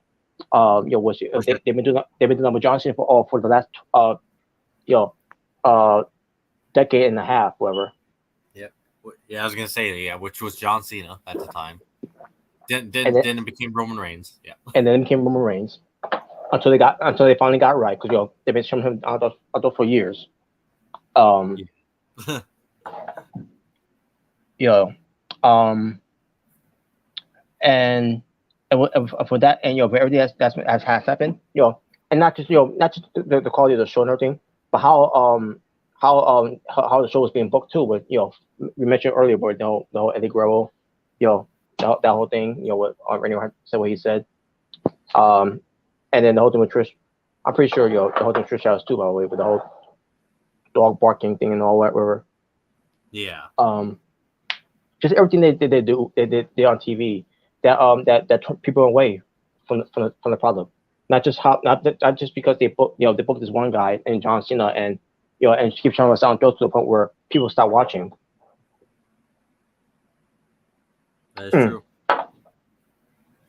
Well, that from there, low ratings, low attendance, which they show that part, by the way. That was so bad. I was even there at one point. For one of those low attendance where there was a few seats empty. Not a lot of seats empty, but there were a few seats empty at the time. I'm like, wow, this is bad. A company that was known for jam-packed crowds, from the 90s. Even from the even from when this man Senior was still running things, in Madison Garden, all the way up to from the golden age, the new generation era, the attitude era, the ruthless aggression era, to the PG era, where you still have some fans there, which is to your favorite still being there until they end up going away. To a point where we're here right now, where not much crowds there, but they had the tarp seats and all, and it just gone bad. Yeah. And I'm not trying to say they never jam packed the show ever again, because obviously that would be a lie right there. Obviously, yeah. Because look at WrestleMania, look at how even at the Royal Rumble, too. Mm-hmm. And I've noticed there's been fans actually been returning back to attendance ever since he left, but we'll get to that a little later. And on top of that, with Vince there too, stock scores are going were as low. Yeah, they were low. They were losing money. I think from what I heard, they were losing money. Yeah, but we'll get to that, because there's one thing they did mention, and it kind of makes you want to say, well, there you go, to all those anti-smarters say, well, it's going to go out of business after he leaves. Yeah, it proves them wrong right off the bat. But anyway, exactly. Exactly. Because it is pretty funny, because it's like, well, that. Well, look at that. Your little prediction didn't come true. So, and then we move on to the hush money scandal, The which most recent scandal and the final nail in the coffin. yeah, finally. That finally we get to Vince McMahon, which Vince McMahon pertains to four women's. Um, I think they mentioned it on there. And by the way, I'll try to go back to the part again where they mentioned the whole thing where they mentioned the hush money part, and then it just stopped from there. It's like it wouldn't let me continue playing, so I had to skip it. So basically, I couldn't hear see that part or what they were talking about because they would not allow me to do it. I'm like, I don't know if on your end too, unless So because I recorded it on from 3 o'clock to 5 p.m. because I missed it after we went off the air on that Tuesday, and I basically I passed out. So I got I back. can explain what happened in that little gap. Okay. Because you said you missed a little bit of that part, right? Yeah. A little gap of it. We can tell us about that. So pretty much when he got to that part, they were pretty much saying that, just like all of a sudden, which was, I think at that time it was like, June, July 2022, which was this year. It was somewhere from there, a month ago. I think it was June actually. Towards the end of June. If I was like back in June, because I do remember it happened almost after Money in the Bank. Yeah. Around that time. Yeah, you're right. Because I do remember. I think it was towards the end of June. It might have been the beginning of July. So right. Yeah. Pretty much they pretty much mentioned that all of a sudden at the beginning July towards the end of June. The Wall Street Journal reported that Vince McMahon was being investigated, for alleged hush money, and they pretty much said that it just shocked the wrestling world by storm, which it did, because I never thought because I remember seeing that at the time, and that came out of nowhere for me, and I think it did for you too. Like, it just came out of nowhere, like just straight up. For me, it was a little shocking, but to the same time, not at all, because based on how he is on TV, and the fact that that now this is being talked about, it reminds me of the whole Jimmy Snuka thing, where he was he was he all charges were dropped of what he did to his girlfriend. And until years later, they decided they got enough evidence to reopen the case to put in the trial. Yep. And also the same thing, similar to Michael Jackson, where Michael Jackson, with these two assholes, testify, on his defense that he never touched them. He never, thanks to Wade and James, those two pieces of shits, that did that, leaving Neverland. Until basically saying that on that Mike Jackson never touched them, and then after he died, also now all of a sudden they said, yeah, he touched me. Yeah. And kind of same thing with R. Kelly too, with him and those women's. Yeah. And also I keep bringing it up, how Harvey Weinstein, I'm pretty sure Harvey Weinstein. Oh yeah, that too. Another disgusting pig. And I stole another one, Dan Snyder. Oh, fuck that fat piece of shit. Fuck. Yeah. But was there more to it though? To say? Yeah, there's a little bit more to say. They pretty much mentioned it, how it pretty much took the whole wrestling world by storm, because it really did come out of nowhere. Yeah.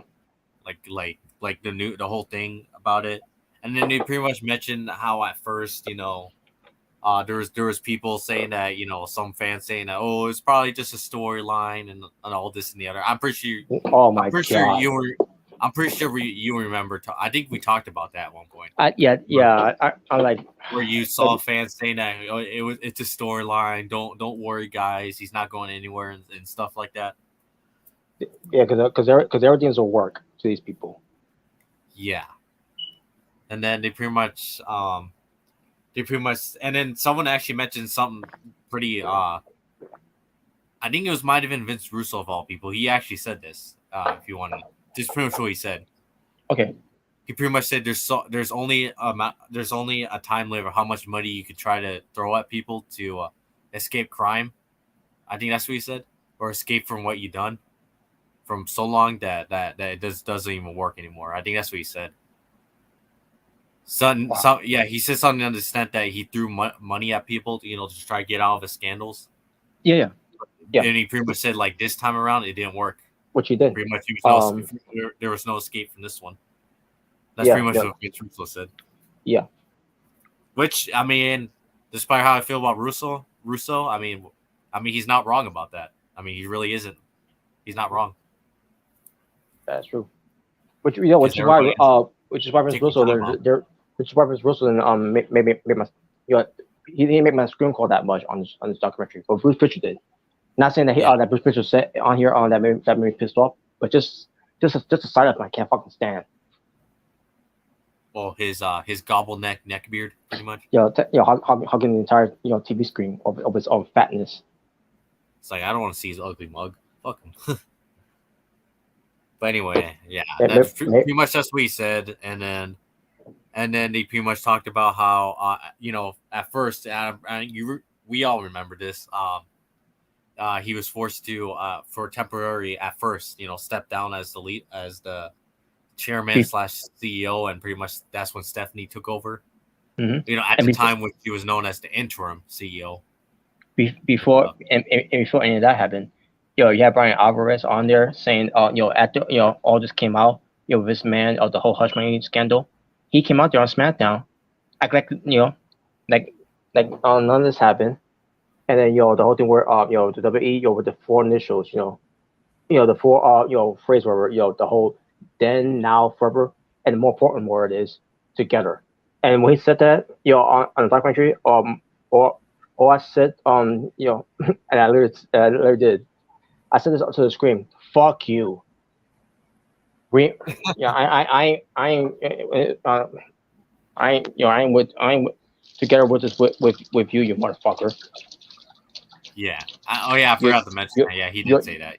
Yeah. You're on your own, that pal. That's one of your favorite things to say, pal.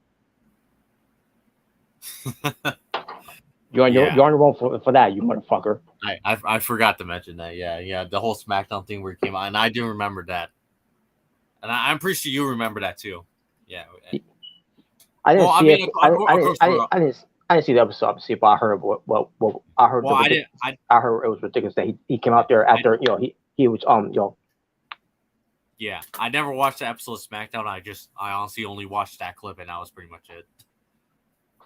Maybe some people don't. He's coming out there, to address that he's going to step down, whatever, and take care of this this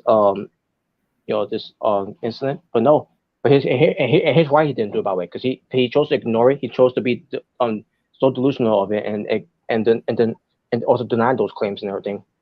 That we'll get to that part when we get to it, but I'm surprised that they mentioned the part where when he went backstage, after he did that, he went into group position to get back on that chair of his, and then he heard the word "fuck them."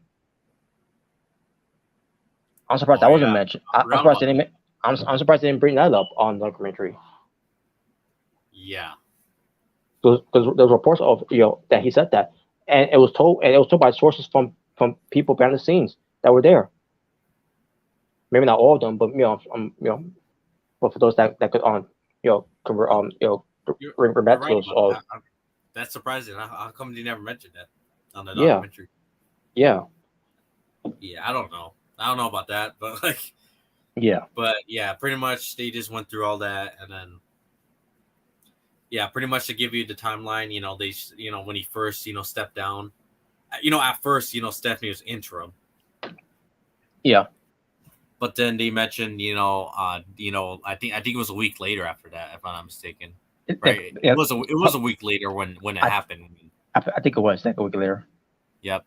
When pretty much they talked about when he instead of coming out on SmackDown or coming out on a WWE press conference or anything like that, he just said on Twitter saying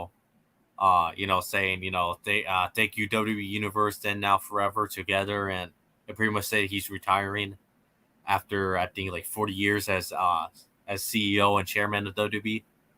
Yeah, and he said he was 77 years old, and like you wasn't even you're not 77 years old. Yeah, you moron. Yeah. But yeah, pretty much they explained that, and then they pretty much said that it just shocked everybody at the time because they're like, wow, he's actually gone. Like, he's really gone. Like, wow. I think even you in a way were surprised. You were like, wow, he's actually gone. Like he's finally gone. Like it's official. He's finally gone. To me, it's a fucking relief. I mean, yeah, it was a relief, but I bet at the same time, it was a bit of a shock. I was like, wow, he's gone. He's really gone. So yeah, with him being gone. I forgot to. Sorry, I didn't mean to cut you off, but I was gonna mention one thing where I think it was Ryan Alvarez who said that he thought that Vince McMahon was gonna get be in charge of WWE until the day he dies, or everybody thought that. But yeah, even John Moxley. Remember that interview with Jericho on Talking Jericho? He said it's just a word that he's going to die. He's going to die in that chair. Yeah. And I truly believe that if he would still stick around, he would have died. He would have died on that chair. Yeah, I would have. I honestly thought I thought it honestly for me that he honestly would have worked himself to death. Like he would have stayed in that company until the day he died. Be in charge. And especially all the age on gap that he's in right now. Like set and look, so now he is because his birthday passed. But also look at how old he looks now. Look at he's walking to a graveyard, getting ready to attend his own funeral. I'm telling you, him and Joe Biden should really be in the same retirement home at this point. Oh my God! Joe Biden was awful too. Yeah, at least with Vince, I'm pretty sure he can at least still. At least I think with him, he can still know what the hell he's doing, unlike Joe Biden, where he doesn't even know what the fuck he's doing at this point. Well, I want to go that far with Vince. Yeah, but like he's got dementia, but let's not forget that. I think Biden has a way worse than Vince. But yeah, I do see a point there. But yeah, at this point, might as well stick those two in the same retirement home and put them in there. But I was going to say that he's in better shape than Biden now. I'll tell you that much because Vince McMahon still works out still to this day. Yeah. Roy's or no Roy's, which I think he still is on. Which by the way, how the hell you still living? I don't know what type of Roy's taking right now, but how you still got that type of body, and you're not dead yet, and you're almost 80. Yeah, like you're literally a few years away from being 80. Well, I say almost dead. But yeah. Brian Alvarez did say that though. He thought he's gonna work until he's dead. Which, and you know what? And I thought the same thing too. I honestly thought he was gonna be in charge of the company until the day he dies. Yeah. And obviously, that never happened. That didn't turn out that way. Nope, didn't turn that way. Because we'll get to why, why, because we heard, he wants to make a comeback to the WWE. But that was not part of the documentary though. But we'll get to that. No. But after Vince McMahon was gone, guess what? Stocks went up. You think that the stocks will go down even lower with this man out there? No, actually it went up. Yep. Which tells you right there, Vince was the problem the whole fucking time. Remember all those anti-smarts, all those people making videos, oh, the company's gonna die, he's gone. Oh, the company's gonna go out of business, because Triple H is gonna kill it. Well, that didn't turn out to be the case. Now all you people look stupid now after saying all that shit. Because now they're thriving, actually. They're doing better than they have ever. They're doing better than they were 10 years ago. For the past 10 years, they're doing way better than he been when Vince was still in charge. They're making a lot more money. Their money's going up.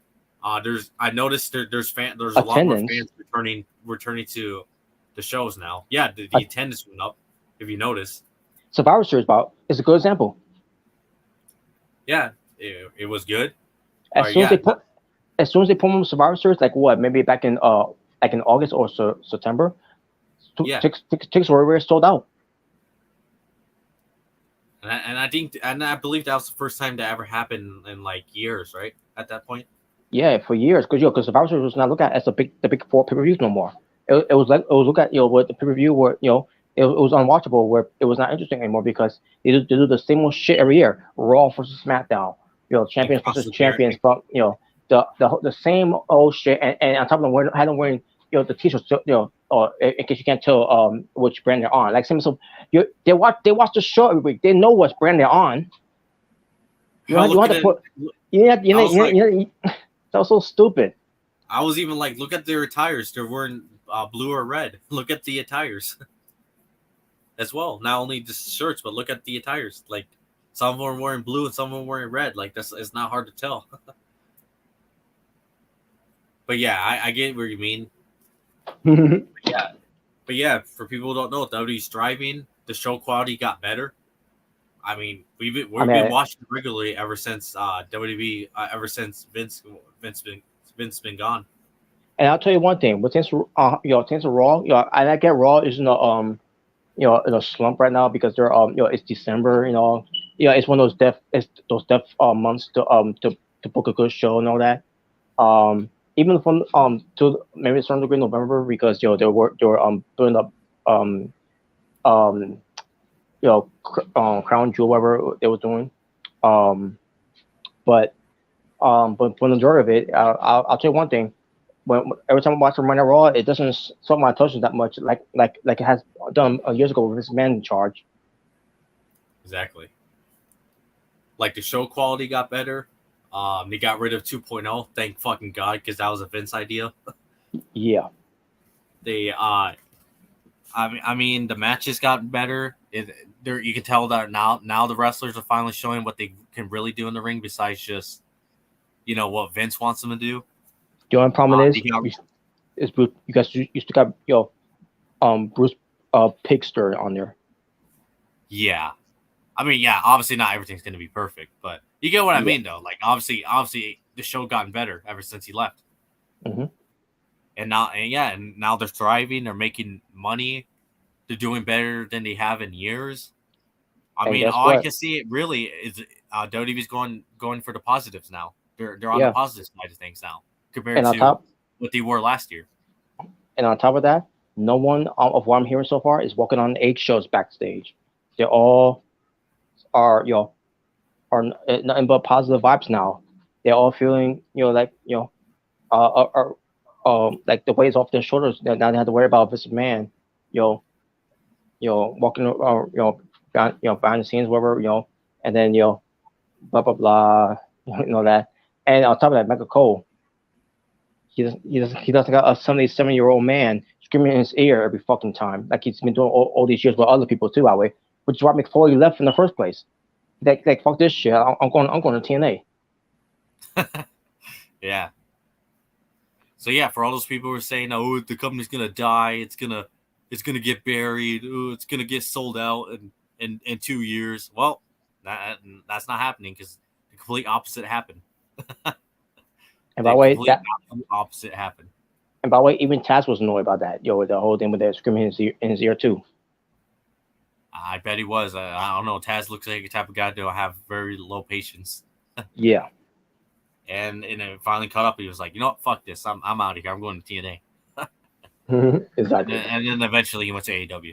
And the thing is, with Taz, Taz was gone, month I think months or a month before WrestleMania. Like, wow, they didn't even wait till he unless he asked for his release, and then he's like, then they granted it.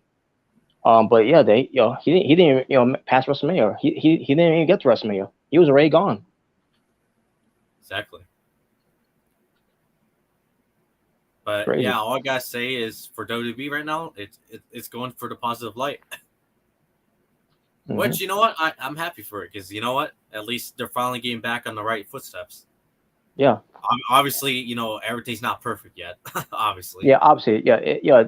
It's gonna take time, but Triple H is rewriting the wrongs of what what Vince McMahon had done over the years. Now, and you know what? If they give Triple H credit, he's putting a good job at doing it. He's doing a good job. Yeah, and I got nothing bad to say about Stephanie McMahon.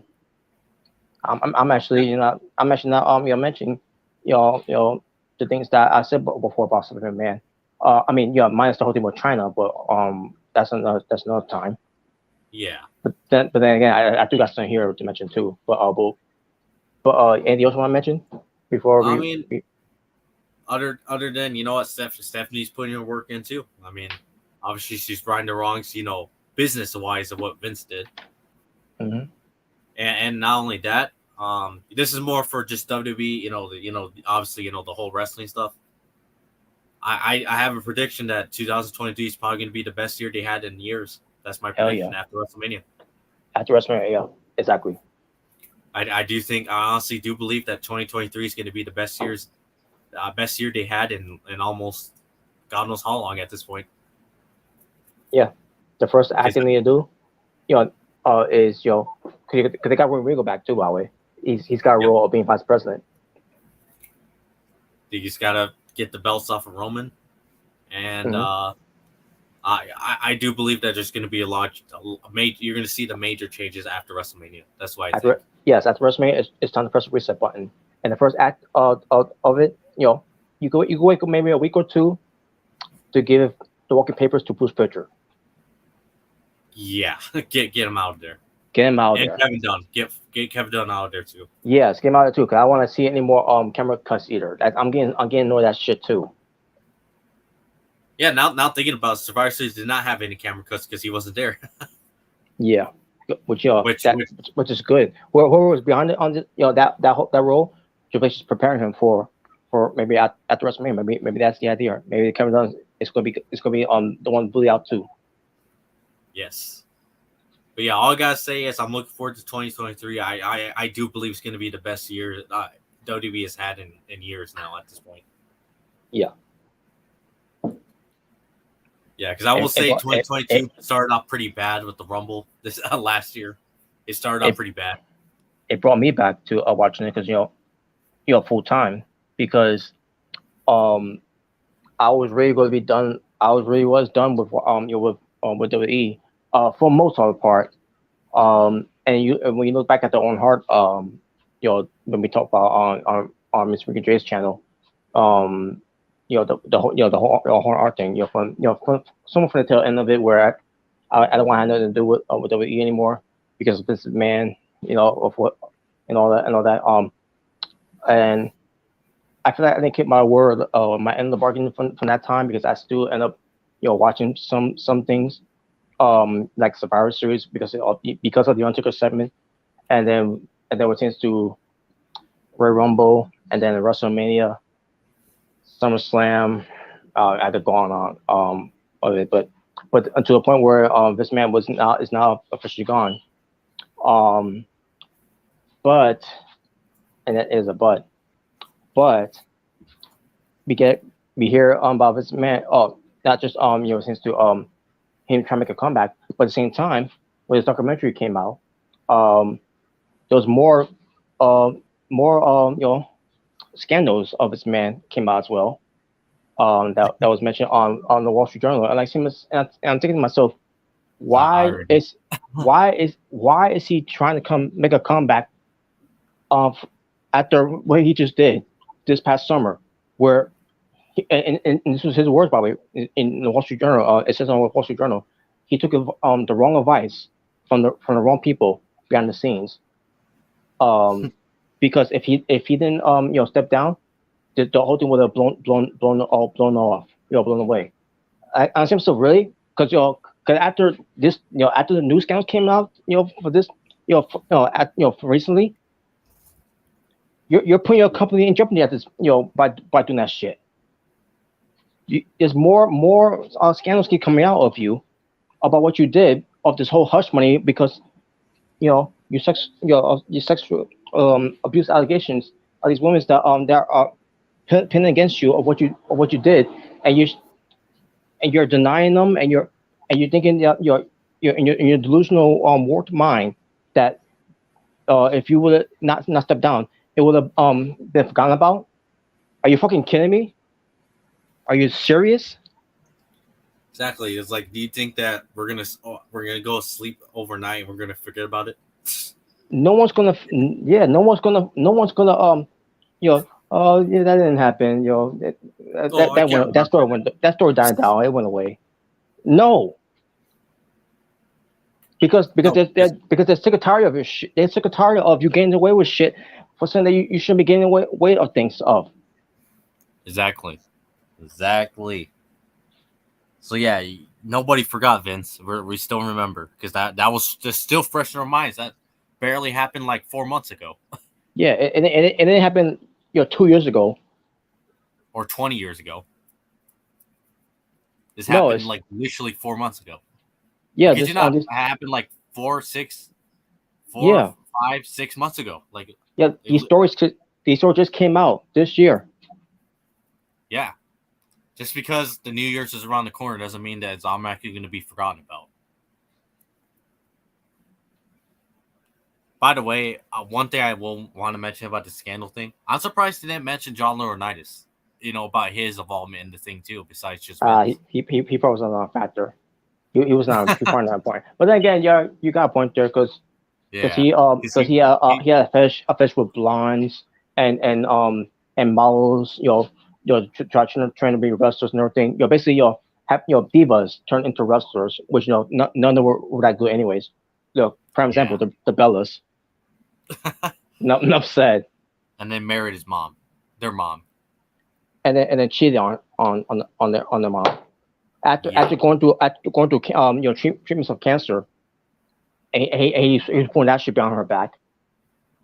I really hope that she takes up the ass of that motherfucker, divorce him, animals, wherever you can, to stick it to him. Yes. Yeah, fuck people power. Take every ounce of penny that you can get from this guy for what he did, for being unfaithful. And what a disgrace he is to Road Dog Animal, because isn't that his brother? Road Dog Animal. Road Warrior Animal.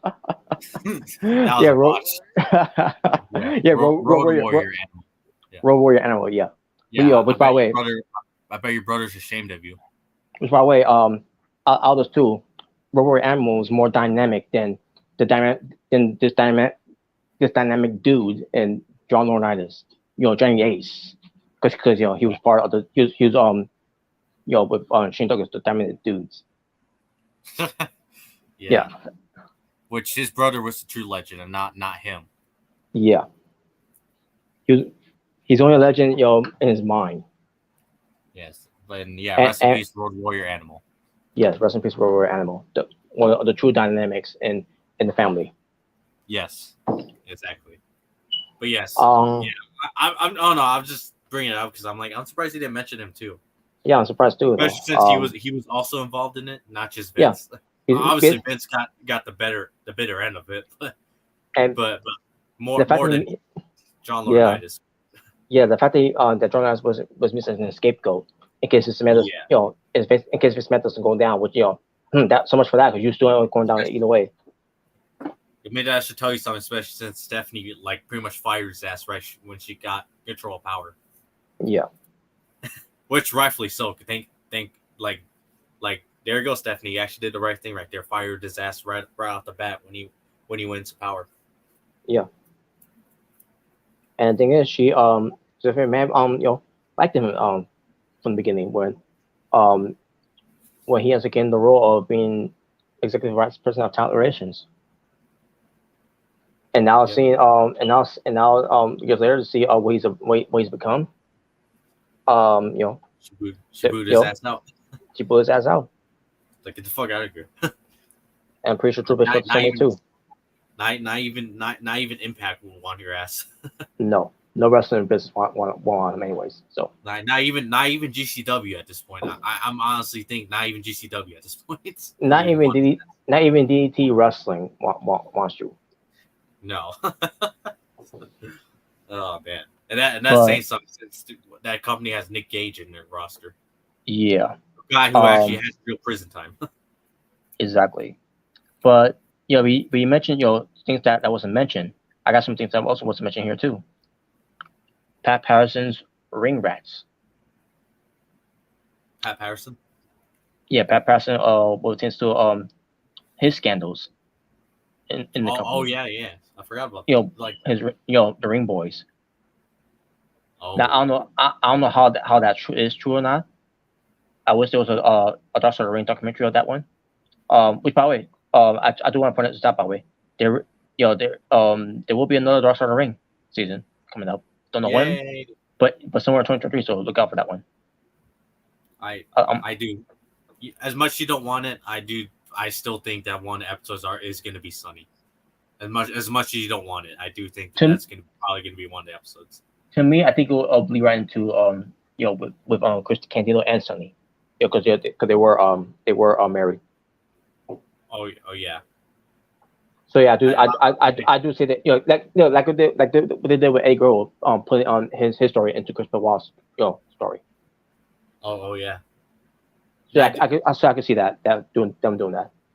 Oh, also with TNA in some way, I do believe some way. I think so. Maybe the rise and fall of TNA. Yep. We'll see. But that was one of them that should have been mentioned. On there, because Pat Patterson was Vince McMahon's right hand man. You talk about Tony Khan's right hand man and Tony Schiavone, a commentator. Pat Patterson was a wrestler, so yeah. But I digress. Which I believe which I don't think he's no longer with us at this anymore.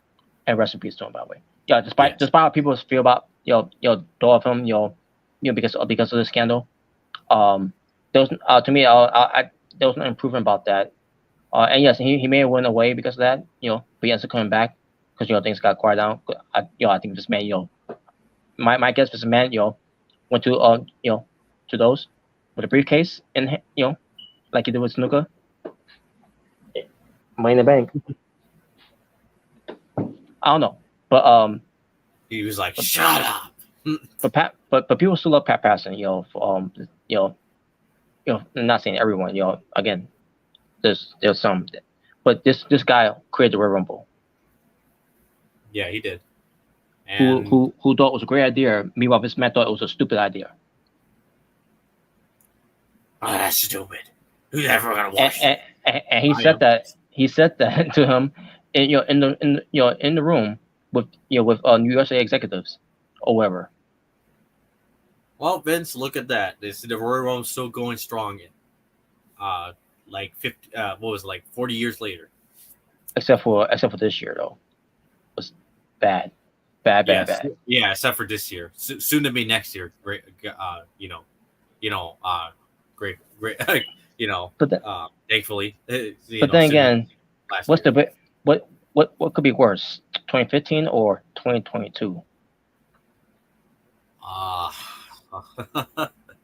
Because at least crowds were despite how bad 2015 was, Asian crowds were still making noise, even though it wasn't positive. Because we all know why it wasn't positive.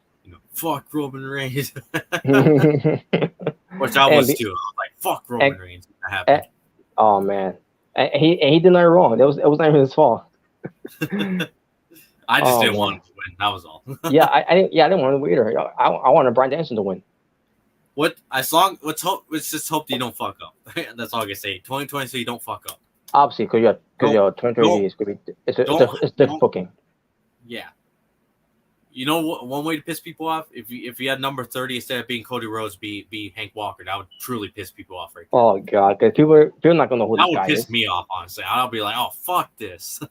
No one's gonna know I who know that guy you'd is. probably be the same way. Be like, oh fuck this shit. If he was in the Rumble. Hell, I'll be more disappointed if it's Grayson Waller. oh no. Oh my God. No, God, say I don't so, want him say in the so. Rumble. Can you imagine they make him win? I'll be like, oh fuck this. Are you kidding me? You what's the dirty spot for this guy? Oh, Jalen knows I'm gonna have a field day with this one. Oh, you know, oh yeah. because he's probably be down laughing, just because of that. But I digress. But yeah, I kind of lost my train of thought there now. What were we talking about?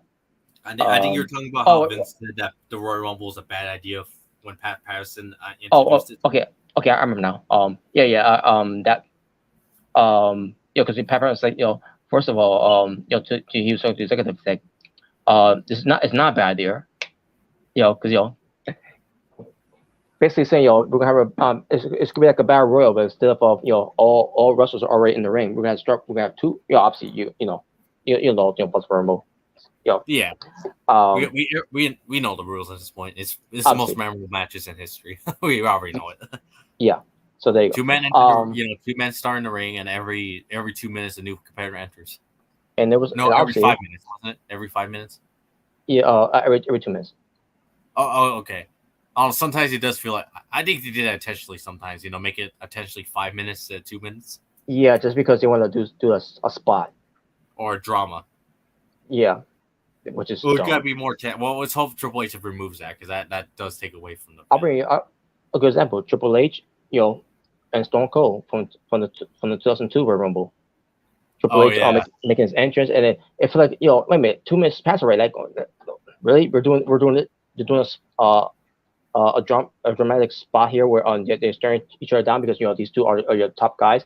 But to me, Stone Cold was more of a top guy than Triple H ever was. Yeah, that's no brainer.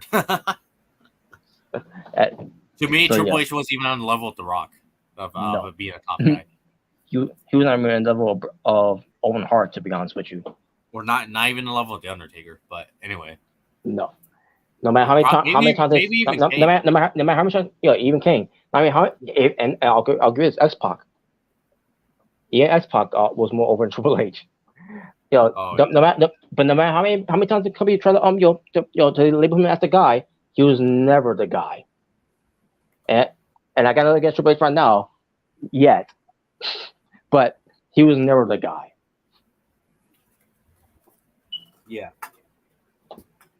But anyways, but yeah, so hopefully 2023 is favorable. Obviously it will be. The bright side, the two bright sides here is that there's no Vince McMahon and no Shane McMahon. Yeah. Because Shane McMahon was responsible for that too. Oh, him being in the Rumble. Yeah, and having an argument with Jimmy Noble.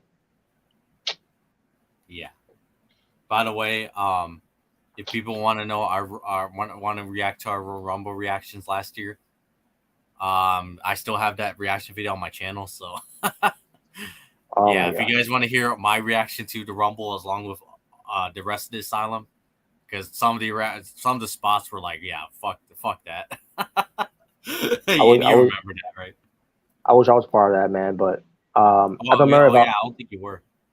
I don't know if I joined it afterwards, but because I know me, Remington, Jalen, even Christian was in that panel, and CJ was too. Yes, I believe I think Otaku was on there too, if I'm not mistaken. Oh, okay. But a lot of us were on there, and some of the spots were just like, yeah, this is stupid. I think you might remember us even saying that, like, yeah, this is fucking stupid. the way they did that. All right.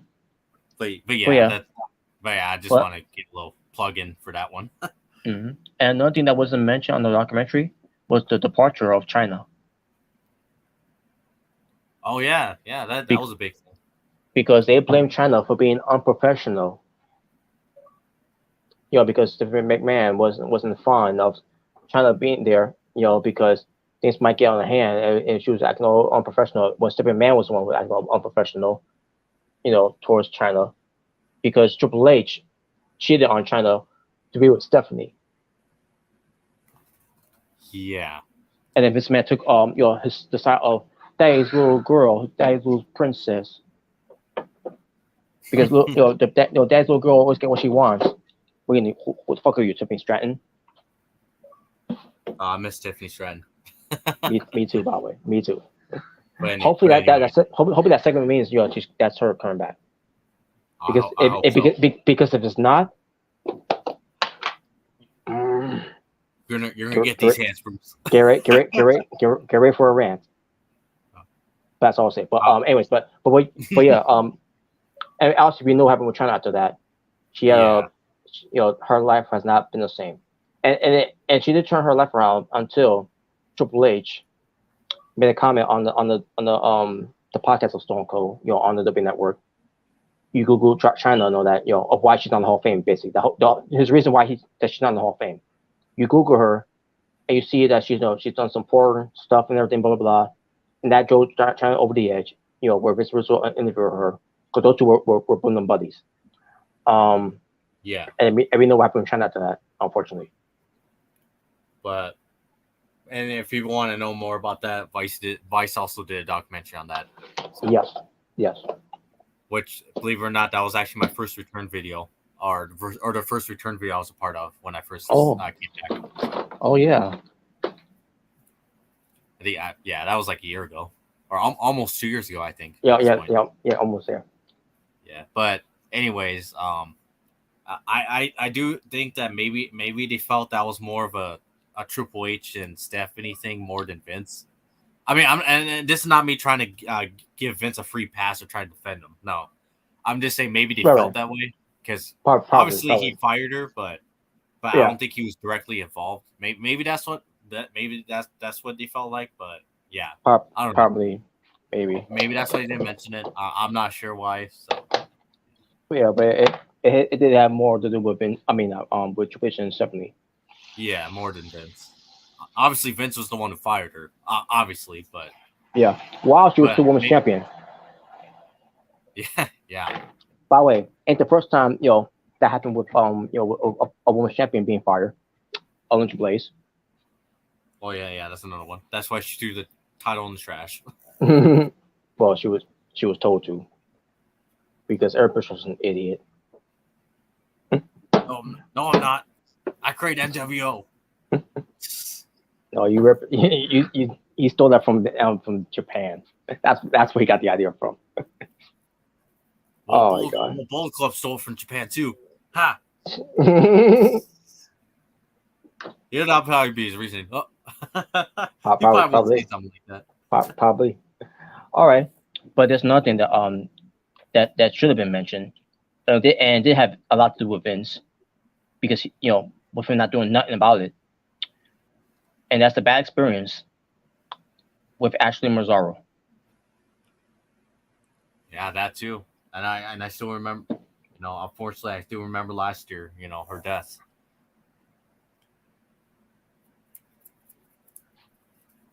And yeah, I don't know why they never brought that up, especially since there was rumors about she was actually, that some people thought she might have been one of the women that that was involved with the whole hush money scandal. Makes me wonder too, but but she's not here to tell us that, unfortunately. Yeah. And at the end of the day, those are rumors. There's not a facts. At least not yet, but. Well, to me, I think it was more of me. I don't want to name drop her, because I don't know if it's true, if it was her or not. But the first winner of the Diva Search, in 2004. Oh yeah. Because Ashley Mazzaro was the second one to win it in 2005. Yeah, it's kind of interesting that they never mentioned that. especially since he never did anything, or he never did anything No. about it. As a matter of fact, he tried to cover it up. Yeah, because they're overseas for obviously for the tribute to the troops thing, and that troops. And not just that, I mean, that's obviously the horrible thing, but another thing, they didn't want to take, they didn't want to take care of her that much, because she had a concussion, and it like walk it off and whatever. It's not that right. It not so so bad, man. That was how they treated her.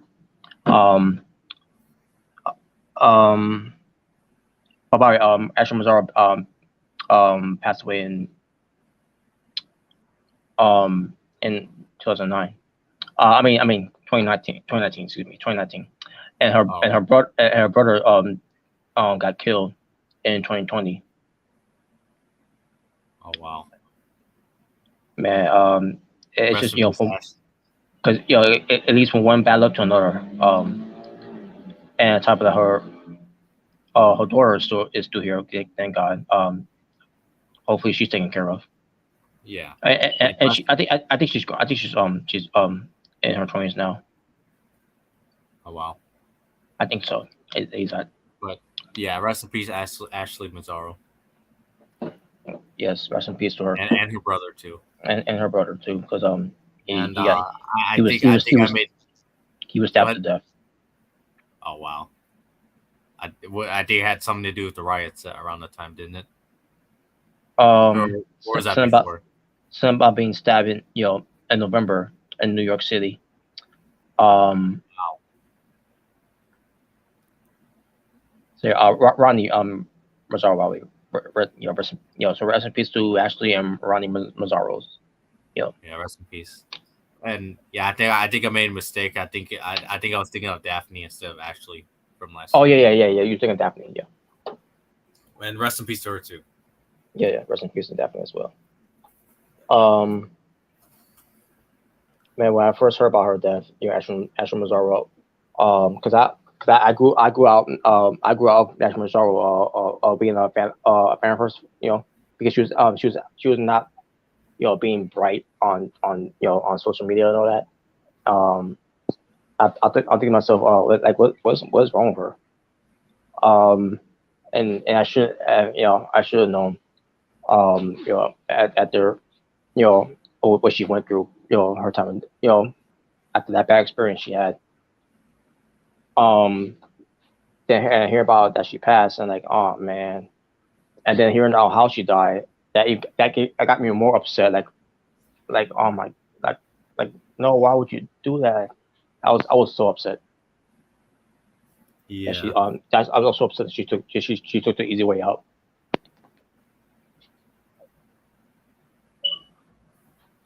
Yeah, it's just.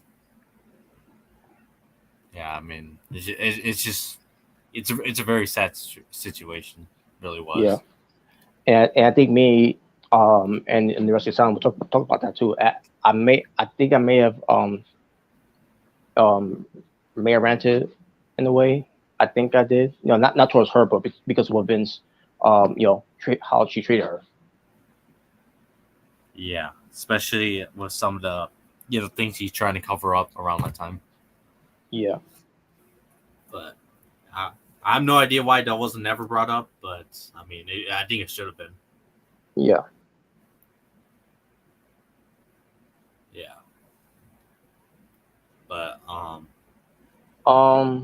yeah, I mean, other than that, with Ashley Mazzaro, I could bring up Hulk Hogan, but it basically is more to do with him than the company. But because the company had no clue what he was doing. At that time he was already gone from the company, I think, unless he was still with the company. But like a Legends contract deal with her. You're talking about the whole him taping and him saying the N-word and going on a racist rant. Yeah. Well, because I'm pretty sure he knew that that was gonna come out. He just didn't. I don't know. Again, I don't know if he did or not, but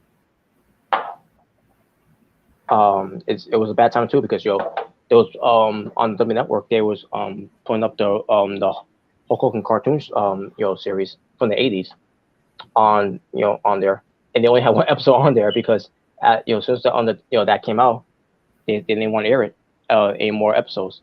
They only kept one up there. I'm surprised they didn't take it down. To be honest with you, after hearing about that. But Hogan, Yeah, and then Hogan lie, say, I quit the company, blah blah blah. Like, no, you were fired. yeah, you're fired. You don't even try that. He can't help himself but to lie about things. He whatever. That should be something to talk about next Asylum show. Yeah, because I think this pretty much became, I think just us reviewing the whole documentary. Yeah. So, but yeah, so we read give our overall thoughts of the documentary. We thought it was good for the most part because again it's about this man and nothing good coming out of this man of a documentary at all because he's been trying he think he's the type of person who's got all this money and he's rich and all that he thinks he's above the law and he can get away with anything just because he's a billionaire. It doesn't fucking work that way. Yeah.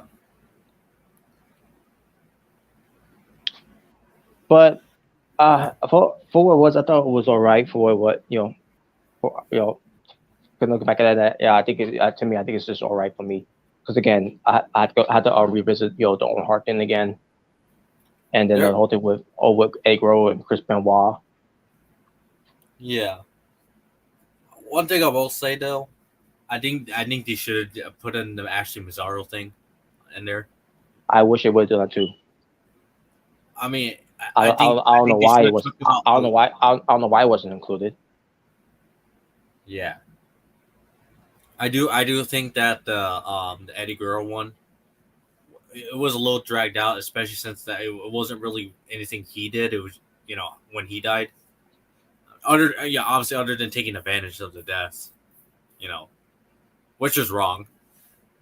You can understand you can understand because Eddie Guerrero was a big name in that company. One of the top stars that people love. I don't know. I do think they should have squeezed that at least a little bit in there, in some way. Yeah. But yeah, other than that, I mean, yeah, it was a good documentary to what it talked about. Obviously, obviously there's the stuff that a lot of stuff that was talked about wasn't very positive. Yeah. So yeah, which is why he declined to be involved with it. Yeah. And no, it's not one of the cases where when they did a DVD of Ultra Warrior, he declined to be in the DVD. He declined because he didn't want to go in the Hall of Fame, and that's why they did the DVD, to bury him, because it was going to be the DVD was supposed to be a positive thing to praise the Ultra Warrior. If you would agree to to sign the contract and you'll be in the Hall of Fame, but because he didn't do it, they did a DVD on him anyways to bury him. Yeah. And because years later he ends up finally decided to go to the Hall of Fame, he had to sign the contract to make deals with them. Now also they changed their minds. We love Ultimate Warrior. He was great. He drew money for us and blah blah blah. Kissing his ass. This company is fucking bipolar at its finest. Yeah. Well, now, since Vince is gone, I guess we could see who could be in the Hall of Fame next. I guess exactly. Especially since there were some guys that left on bad terms. Some legends. Demolition, they deserve to be in it. Yep. Hell, you got Slick on one of the they're on the uprising top managers during that time. He should be in the Hall of Fame, but we know why he's not in it because the concussion lawsuit, which Demolition's part of that too, by the way. Yeah, that was Vince. I'm surprised he didn't even mention that either. Well, the thing about the concussion lawsuit is really, I that was one thing I would agree with Vince McMahon on his side of it, because um these guys, they knew what they signed up for. And on top of it, the list was ridiculous too, by the way. Sabu was on there. He barely wrestled for on television for WWE. You know, um, Chavo Guerrero Classic. The father. The Warlord. Again, I'm seeing this on this list here. I'm like, really? There's a lot, and it's people that try to take down the WWE for that. Like this was not gonna be this is not a strong case, and sure enough, it wasn't. I knew it wasn't. Like, oh come on, this is ridiculous. Like, especially again because the list tells you all that there. Really, this is your strong suit of it because of this list. Yeah. Well, here's another name that could possibly be in the Hall of Fame. Now that Vince is gone and now WWE's under new leadership. Owen Hart. If Martha Hart agrees. Yeah. Which I think that I think her problems was more Vince than obviously than Stephanie Triple H. Yeah, that too. But again, if she wants to do it, if she, if they come to any agreement of terms with them, again, I'm not against that. Because I do want Owen Hart in the WWE Hall of Fame. Yeah, if the Hall of Fame actually meant something, instead of being used like just to put guys in there, put guys in there like Drew Carey. Oh, I'm afraid that they might try to put Logan Paul in the Hall of Fame. If they do, I'll be like, well, that's total bullshit. Fuck that. Oh shit. God. I'm pretty sure I won't be the only one that's saying that. Right. But the Hall of Fame, people were talk about Coco Pan, I mean not Coco. No, that would never happen. If anything, he'll be called Scotty Goldman, because that was his WWE name. Yeah, Scotty Goldman. That was so dumb. Scotty Goldman. I'm pretty sure Scott is his name though. Yeah, it is. But that was ridiculous. Scotty Goldman. But anyways, I was saying. I was trying to say was Coco Beware. People were making out Coco Beware being the worst guy in the Hall of Fame. Nikolai Volkov and like, well, Nikolai Volkov, yeah, I agree with that because barely anyone ever reacted to him. Even when he was a babyface, he barely got any reactions. Plus, wasn't he a Soviet? Like, wasn't that his gimmick? Like, he was a Soviet. Yeah. Like he was a communist. He was the enemy to America. Because he's Russian. That was during the Cold War era, people, when Soviet Union and America were at odds. Yeah. You got me there with Coco. With Nikolai Volkov. But Coco Beware, people love Coco Beware. He got pops and all that. Not saying that he's on the level of Hulk Hogan, but like I thought he was deserving to be in the Hall of Fame, man, because he got people up on the seats and all that. He had his parrot Frankie. He was the Birdman.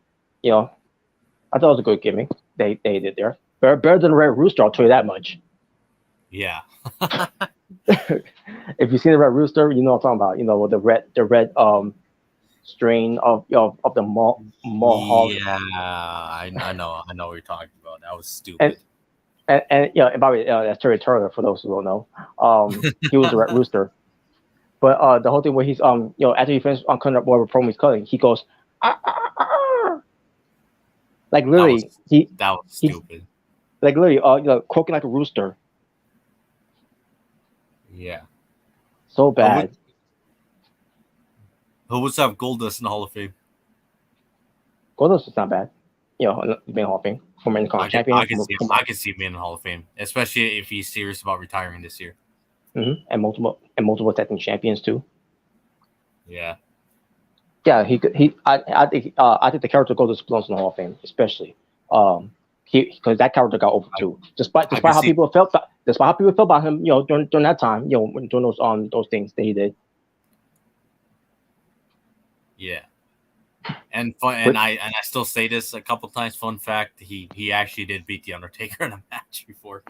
He actually did. But don't worry, people. He didn't beat him. He didn't pin him. Plus, he didn't even beat him clean, by the way.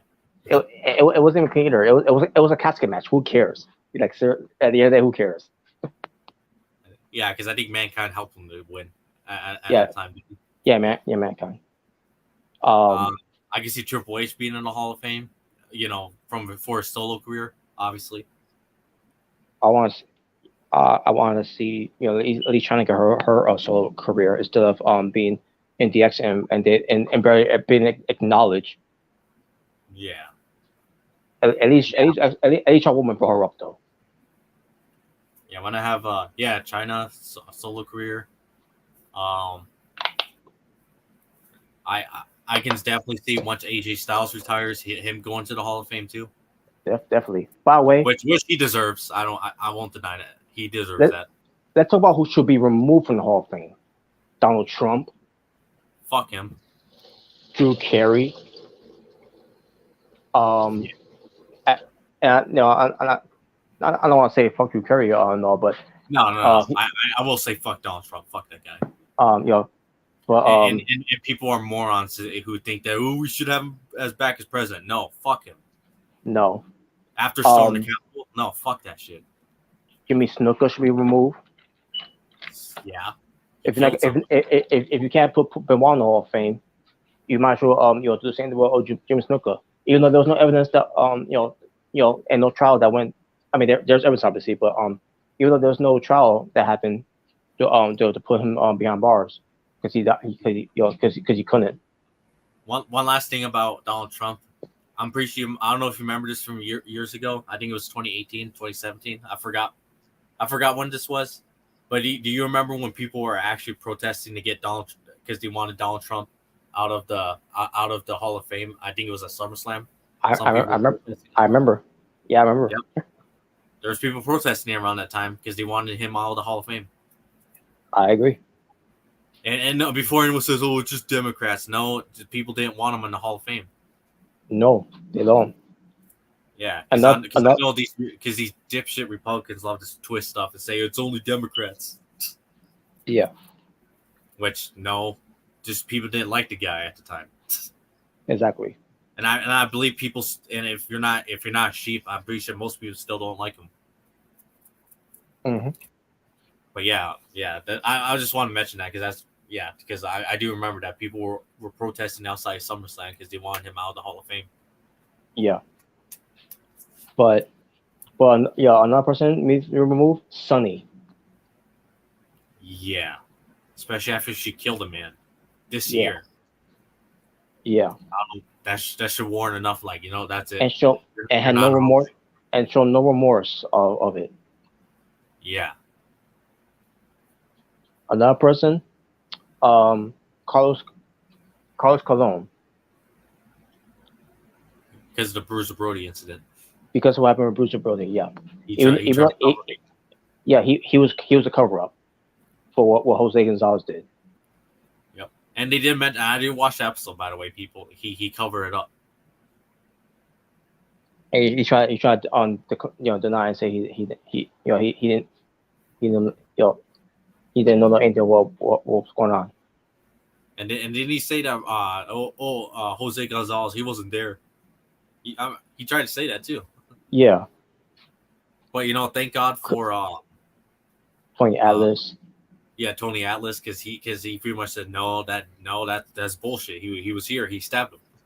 And a lot of people could tell you that. From Dutch Mantel, from Sergio Vega, Yeah. They all I believe they said that. Yeah, they all testified against him. And unfortunately, with the trial, he never got a chance to go to trial because they sent it to him late and it was already over. And the trial was bullshit because they showcased Bruce Brody, as this crazy man, in the playing in character, instead of showing the real person in Frank Goosh. I think French Good. I think that's what his last name is. And basically convincing the juries that because what happened, they say that Jose Gonzalez acted in self defense, which is bullshit. And he's still walking to this day, and still up, and working in the promotion that he's at right now in WC. W something, I don't know. Who cares? Yeah, WWC. Yeah. Bobby, and people want want to fault the Colognes, like, first of all, they were kids at the time. They probably know what was going on during those times. And I'm talking about Carlito, from Eddie Colon and Orlando Colon, the original Colognes. Yeah. Primo Epico. Primo Epico, yes. Or Los Even though Matadores. they're jokes at this point, but like still. The Los Matadores. Yeah. Or Shiny Stars. Oh god, that was terrible. For a Puerto Rican like me, that was fucking terrible. Shining Stars. Come to Puerto Rico. Like, are you stupid? Yeah, and not the performers, the company that did this to these guys. It's like you realize not all Puerto Ricans are like that, right? Like, seriously, it makes you wonder. Hey, a matter of fact, WB, that's kind of racist that you assume all Puerto Ricans are like that. Yeah, and want everyone to come to Puerto Rico, like. I never heard Robert tell me, oh, come to Puerto Rico, the shining star of the Caribbean. He never told me that. Yeah, and I was at Puerto Rico, during my birthday vacation. Like, you need to see me do a video, telling people, come to Puerto Rico, come to Puerto Rico, come to Puerto Rico. Hell, Christian's Puerto Rican too. Yeah. Yeah, I don't know. I was like, WB, it's kind of racist, You're assuming all Puerto Ricans are like that. Yeah. But then again, I mean, they done pretty racist gimmicks before, so I'm not really surprised. Oh, it's Frank Goodish. Frank Goodish is Bruce Brody. But yeah, he's another one. But yeah, now Bruce Brody is in the Hall of Fame, but the way they did it, they label him in the Legacy Hall, the Legacy wing of the Hall of Fame, where they're not gonna acknowledge them that much. They'll just come up with those random names of the put them in there, and then move on. Like, are you fucking kidding me? I understand there's some that you don't want to acknowledge because they're dead. But you show respect to Bruce Brody at the end of the day, because he's got family that that would probably love to be part of the ceremony, on his behalf. Exactly. And the like same thing Bruce with Bulldog's family was this year. Yeah. And even Vader, with from this year. Oh, with his son, being the one. His son and his mom. The Vader's kid's mom. Let's say. Or when they introduced Yokozuna in the Hall of Fame, Rikishi and the Usos. Yeah. Accept the Hall of Fame on his behalf. Exactly. Yes. And Lula Shaw also got the Legacy wing too. Like, why couldn't she get her own Hall of Fame induction? Like, she was part of of those eras of the 90s for WWF, and then in the Attitude Era for a brief run. Exactly. But no, let's put her in Legacy wing. I mean, you put her dad in the Hall of Fame. He got a proper Hall of Fame induction. Not matter if he was still around when he got inducted, but he got proper Hall of Fame in there. But Louis Varshaw couldn't. The one who helped put Sonny, I mean not Sonny, who helped put Sable on the map, who carried her ass, and with Luna Varshaw doing all the work to help get her over, and then they got backstage and they're giving roses and praising and giving all the credit to Sable. Yeah. Meanwhile, Luna felt sad that and angry because of it. But especially for someone who's got a mental health issue going on, or a bipolar disorder, whatever. Yeah, that was pretty fucked up. But the only person that praised Luna, maybe it was Mick Foley and certain others, but the one thing that I always hear that praised her more was Owen Hart. Yep. Which sadly he's another one that's no longer with us. Yeah. But yeah, there's just a lot of people that should be removed, honestly. Yeah. Like someone said, like they have murderers, they have they just have a lot of criminals in the Hall of Fame. I mean, it's true. Yeah. Yeah, I just I don't know, man. It's really sad. It is. I mean, I think this could be a topic for another day because yeah, because there's a bunch of names that I think that should be in the Hall of Fame, but a bunch of names that should be removed at the same time. Yeah, we can miss it. One another time. Hell, we can do it later on. We can do it later on. I'll bring the list of the names of them. Yeah. Oh yeah, after Rampage. Yeah. Now, unfortunately, we couldn't get to the other topics, obviously, because and a fun topic too. But hey, H got to cover up the whole thing with his man. So I guess it was just a one topic show pertains to the documentary for this Being the Asylum, and kind of like the greatest lie ever told. Yeah. Or the China documentary. Yeah, that too. And also, I remember also be the one with Chris Canyon. Oh yeah. Because that was we had a topic too. But then that took long. So, yeah. Because obviously because we were referring John Cena. Fuck John Cena. Oh my god. Yeah, and rightfully so because just the way he came off on there. Now that doesn't mean he should be canceled. I thought that was ridiculous when I heard about that. Like, wow, he want to cancel Cena because of that. Yeah. Like there's other reason to cancel John Cena. For example, cancel him out of pro wrestling in general because he sucks. but Ric Flair was on there. But Ric Flair was on there too. I think he should be more canceled than John Cena because Ric Flair questioned Chris Canyon's life choice. Yeah. Like who the fuck are you to judge someone of a life choice that he didn't even chose, by the way, because as soon that he thought of when he was growing up as a child, explain because it's hard to explain, but because I don't know because I'm not gay like Canyon was. I don't know how to feel that way.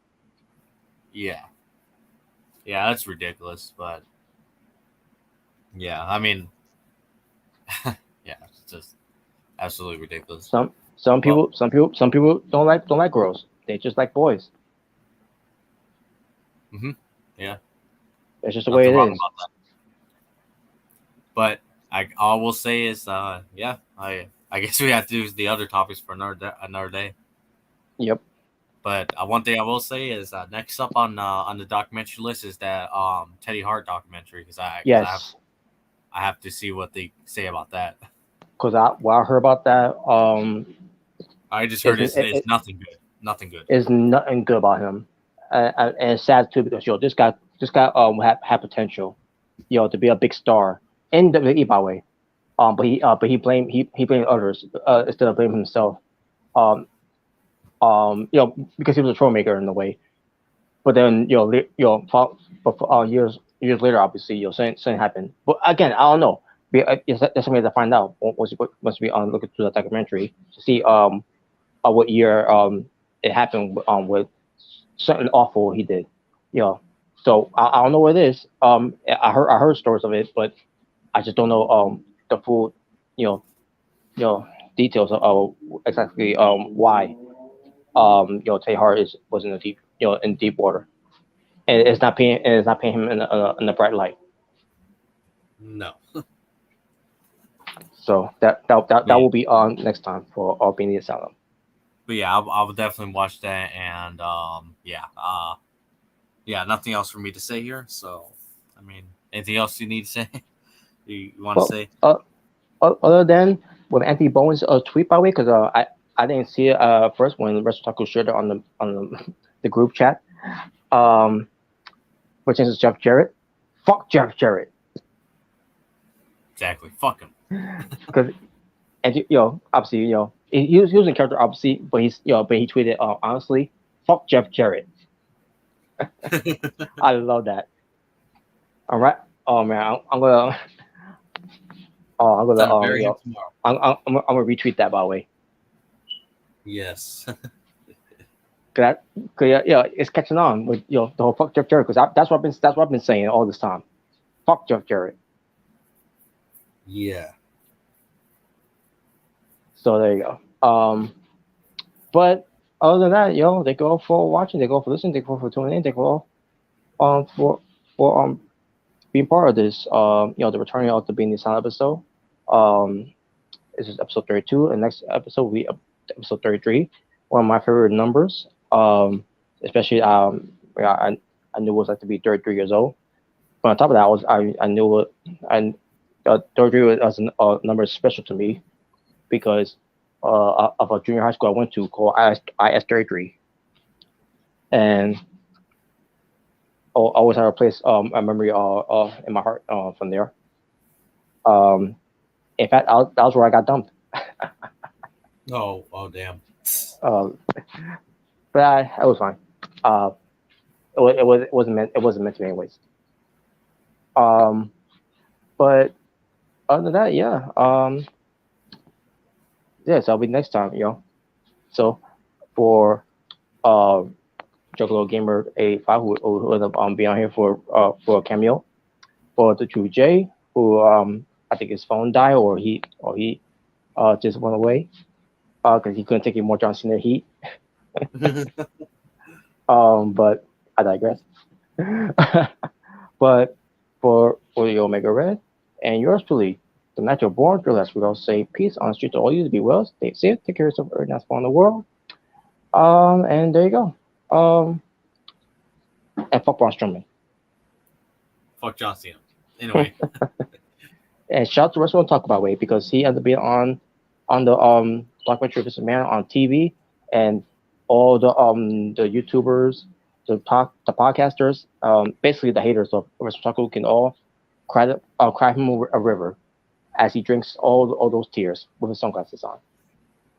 Yeah, I agree. So there you go. All right, folks. So we're out here. We'll see you all later on. What tends to Omega Red, doing the SmackDown live reaction if he wants to. I think I'll be able to do it. All right. I should be able to, I should say. Okay. Well, and then obviously with me or AW Rampage. Hopefully, and then again, I cannot guarantee you that there'll be no shenanigans because you got Orange Cassidy there, and he's dragging Dustin Rhodes along with him. Pretty much, if Rampage and Orange Cassidy, pretty much at this point, you can pretty much say shenanigans guaranteed. That better not be the main event. That's all I'll say. I will say Rampage at this point, it's truly just the Orange Cassidy show at this point. It is. It truly is. The Orange Cassidy and Friends show. Oh my god, so it's awful, man. Orange Cassidy and his adventures. That might be a new catchphrase. Rampage is the house that Orange Cassidy built. I mean, it might as well because he goes carry. You look at a backpack with him. They keep his title in. Yeah. Yeah. But oh my god, man! But we'll see what happens on Rampage. But yeah, let that be an opener. Get it out of the way, and then we can worry about some other shit that actually is more important than shenanigans. Yeah. But there you go, folks. But that'll be those type of coverage for later on tonight. So we'll see you all later. In the meantime, talk for now, and for Bruce Pritchard. I agree.